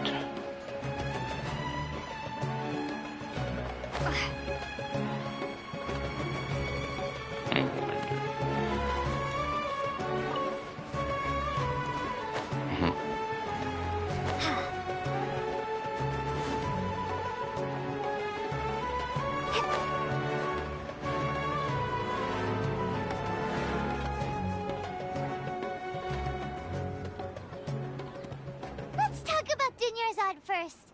It's such a relief that she's all right. After we parted on the last day of the Sub-Zero's festival, I left the city and saw what the Traveler had described. Among the countless dreams, I found one that was growing fainter and fainter. This proved my suspicion. Once Dunyarzad could no longer bear the Akasha harvesting her dreams, her consciousness began to dissipate. But this also meant it escaped the Akasha's control. Such a small fragment of consciousness can't last for very long, though. It will return to its original dream, where both will gradually fade until they completely disappear. I used all the power I had to keep her dying dream alive as long as possible, but it still wouldn't have lasted for much longer if it hadn't been for you two breaking the samsara. So it looks like we did manage to save Dunyarzad in the end. Not a moment too soon. Huh? Why are you two smiling so happily? I thought you'd be so moved that you'd start crying. I need to spend more time observing human emotions. Both are fine. Everyone reacts differently. All right. You two must have a lot of other questions for me, right? After all, you saved my faithful believer. As your reward, I will answer any and all questions. You mean how the Akasha stops you from having dreams? Yeah, it's been such a long time. No one's noticed something's up? It's not that no one noticed. It's more like no one cared. Ultimately, it's all rooted in the Sage's misdirection. Misdirection? The Sages convinced everyone to believe that being unable to dream is a sign of rationality and wisdom. Not dreaming is a badge of honor in Sumeru. Even if the truth is that their dreams are being reaped by the Akasha. With their propaganda in place, the Sages can maximize their use of the Akasha to facilitate their research. Besides, Greater Lord Rukkhadevata must have created the Akasha in the hopes that it could be used to its full potential. That's why I've never come out strongly against this. Anyway, the perspective advocated by the Sages drowned out any voices of doubt. By now, even those who never use Akasha terminals find it too shameful and embarrassing to talk about their dreams. There's never been any big problems with the Academia's governance of Sumeru. This is the first time I've seen them step out of line. I wonder what caused them to go down this path, and what they hope to achieve. Even though the city's residents haven't noticed anything strange, if the Traveler hadn't broken the Sub-Zero's samsara, the situation could have become dire. I tried to do some investigating in the Akasha, but I couldn't find anything suspicious. And all the people of interest seem to purposely avoid wearing their Akasha terminals. I think they're deliberately trying to hide something. Oh, that reminds Paimon. In Gandharvaville, there was a sage who had invited Tainari to join some kind of Could it be related? Regardless, I need to first investigate the sage's motives, make things right, and punish them if needed. But I'll have to be discreet, or they'll see me coming. To be accurate, I'm using the Akasha as a medium to occupy Catherine's consciousness. How did you do that? Poor Catherine. Does this mean you can also occupy other people's consciousnesses? Theoretically, I can enter anyone's mind as long as they're wearing their Akasha terminal. The Akasha is the legacy of Greater Lord Rukkhadevata. As Lesser Lord Kusanali and the first Akasha terminal, my consciousness has always been linked to the Akasha. I've always respected my people's free will, so I've never actually occupied their consciousness. When necessary, I just borrow this bionic Snezhnayan puppet. Hold on. Did we just learn some deep, dark secret? So Catherine is... No wonder Paimon felt something was off about her. What about your own body? Why do you need to borrow other people's? Don't you live in the sanctuary of Surasthana? That story begins a long time ago. After Greater Lord Rukkhadevata disappeared, the sages found my newly born self and took me back to Sumeru. At that time, I was young and weak. The sages kept me in the sanctuary of Surasthana, ostensibly for the sake of protecting me. But I've hardly heard from them since. However, I do understand that they had hoped to find Greater Lord Rukkhadevata instead of me, a symbol of her passing. So, the sages basically put their new Archon under house arrest? How dare they! Why don't you teach them a lesson, Nahida? In some ways, they aren't wrong. Greater Lord Rukkhadevata was omniscient and omnipotent. Even after her death, the Akasha is still empowering this nation. And I'm still really far away from being able to call myself the God of Wisdom. Moreover, the Academia is also more proficient at governing this country. My existence has little meaning.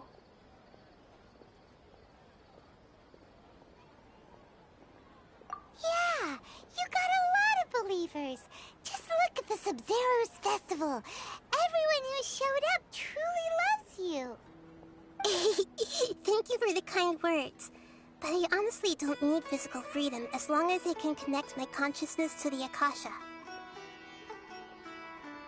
Trying to find a way to save Irminsul is my life's mission and top priority. I will work on that, and try to live up to being a deity in the meantime. Every once in a while, I will also take up the duties of the God of Wisdom and enlighten a lost soul here and there. Doing all that should be enough.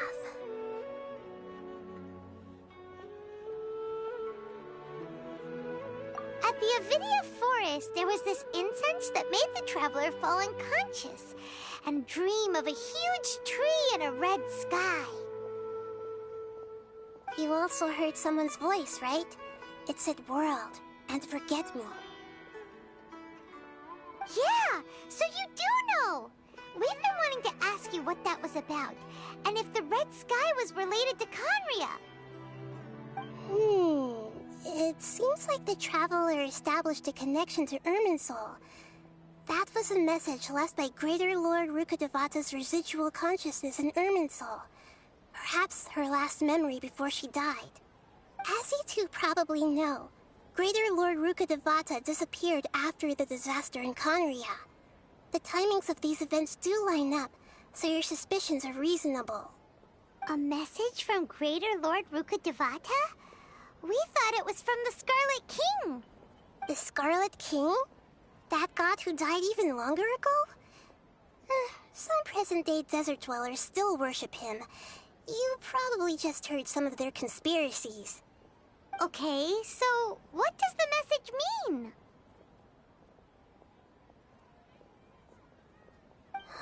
I still haven't managed to decipher it. Even the Akasha isn't currently capable of doing that. Greater Lord Rukkhadevata's residual consciousness in Irminsul seems to be contaminated with something that has a very dangerous aura to it. Many devoted scholars go mad as soon as they connect their consciousness. I've warned the Academia about this many times, but people still keep falling victim to it. But I believe this is the key to saving Irminsul. That's why I've kept trying to decipher it. So the tree in the vision was Irminsul? Oh, Tainari also said that Irminsul is sick! Is it because of the contaminated consciousness? But even if you can't figure out what that vision was all about, it seems like our search for you was all in vain.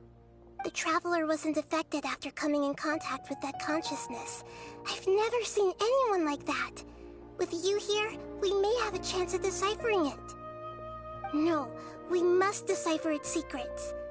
I've already eliminated all other factors that might affect Irminsul.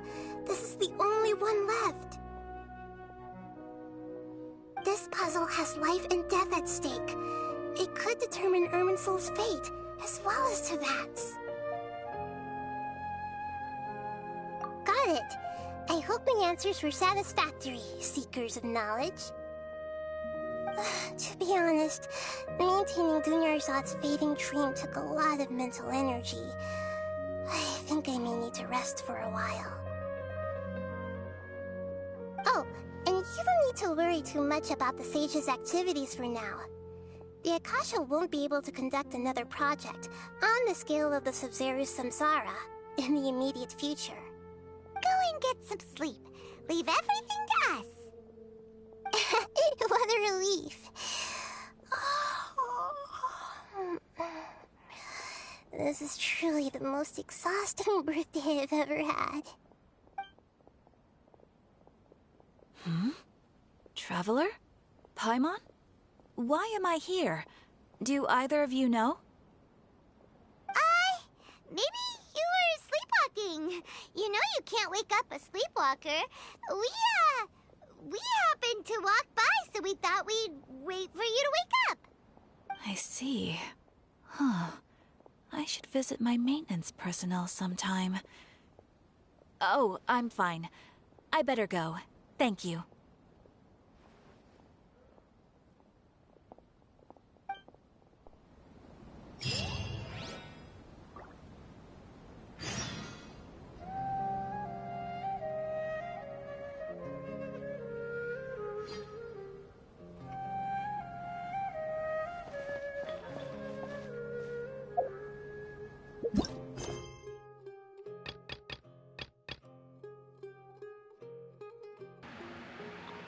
Well, I guess that's it for now. I didn't catch the very end of that for a second.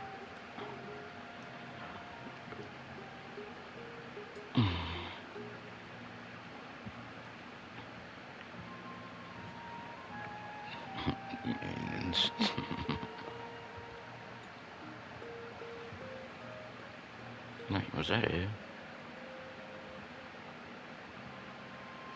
So that's where that one popped up. But that's gonna have to wait. First, I need to get ready to eat and get back to some other accounts.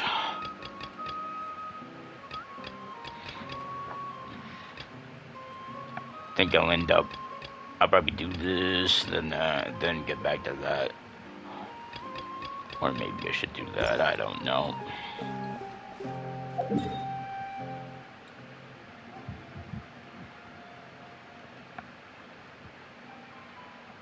And it goes, well, that's actually good timing. I gotta get on my other account. So, wait, well, I'll do this once more, too. Haven't done this in a while. Oh, can you go away, you stupid mushrooms? Stupid idiot. I know what you think you're gonna be doing. Just quit.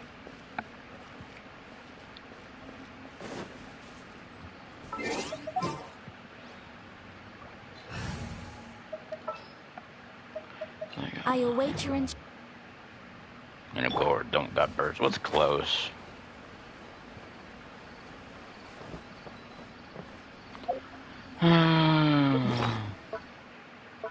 Wait, did I buy, where's...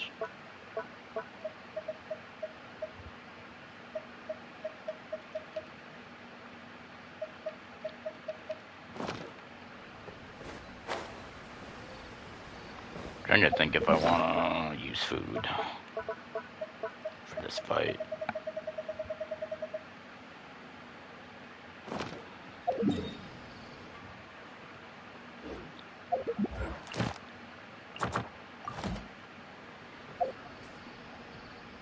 I think it's almost 80, so a little later. Yeah, I'm gonna use some food.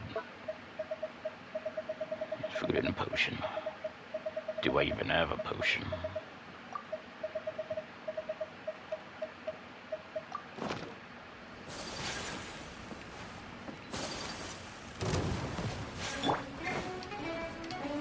Solidify!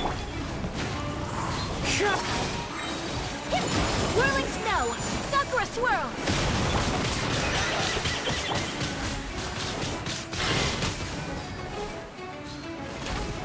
That almost worked. I should have waited. Right next to the pillar.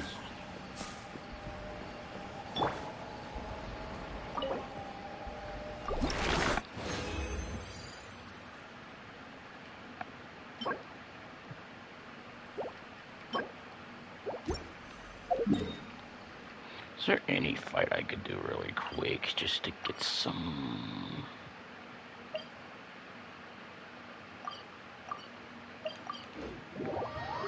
I want my burst back. Oh, wait a minute. Damn that.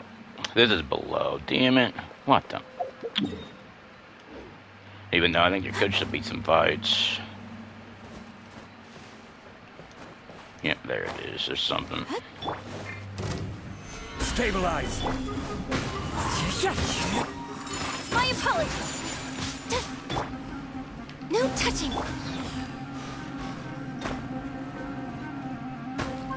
Hurry up. There we go. I wanted my burst ready.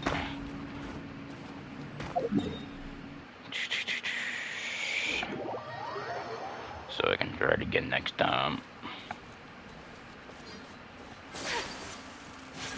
But now I need to get off for the moment. That was long. Can we stop, damn it? Trying to make sure. I will have to get out one more time later today, but that's gonna be it for the stream.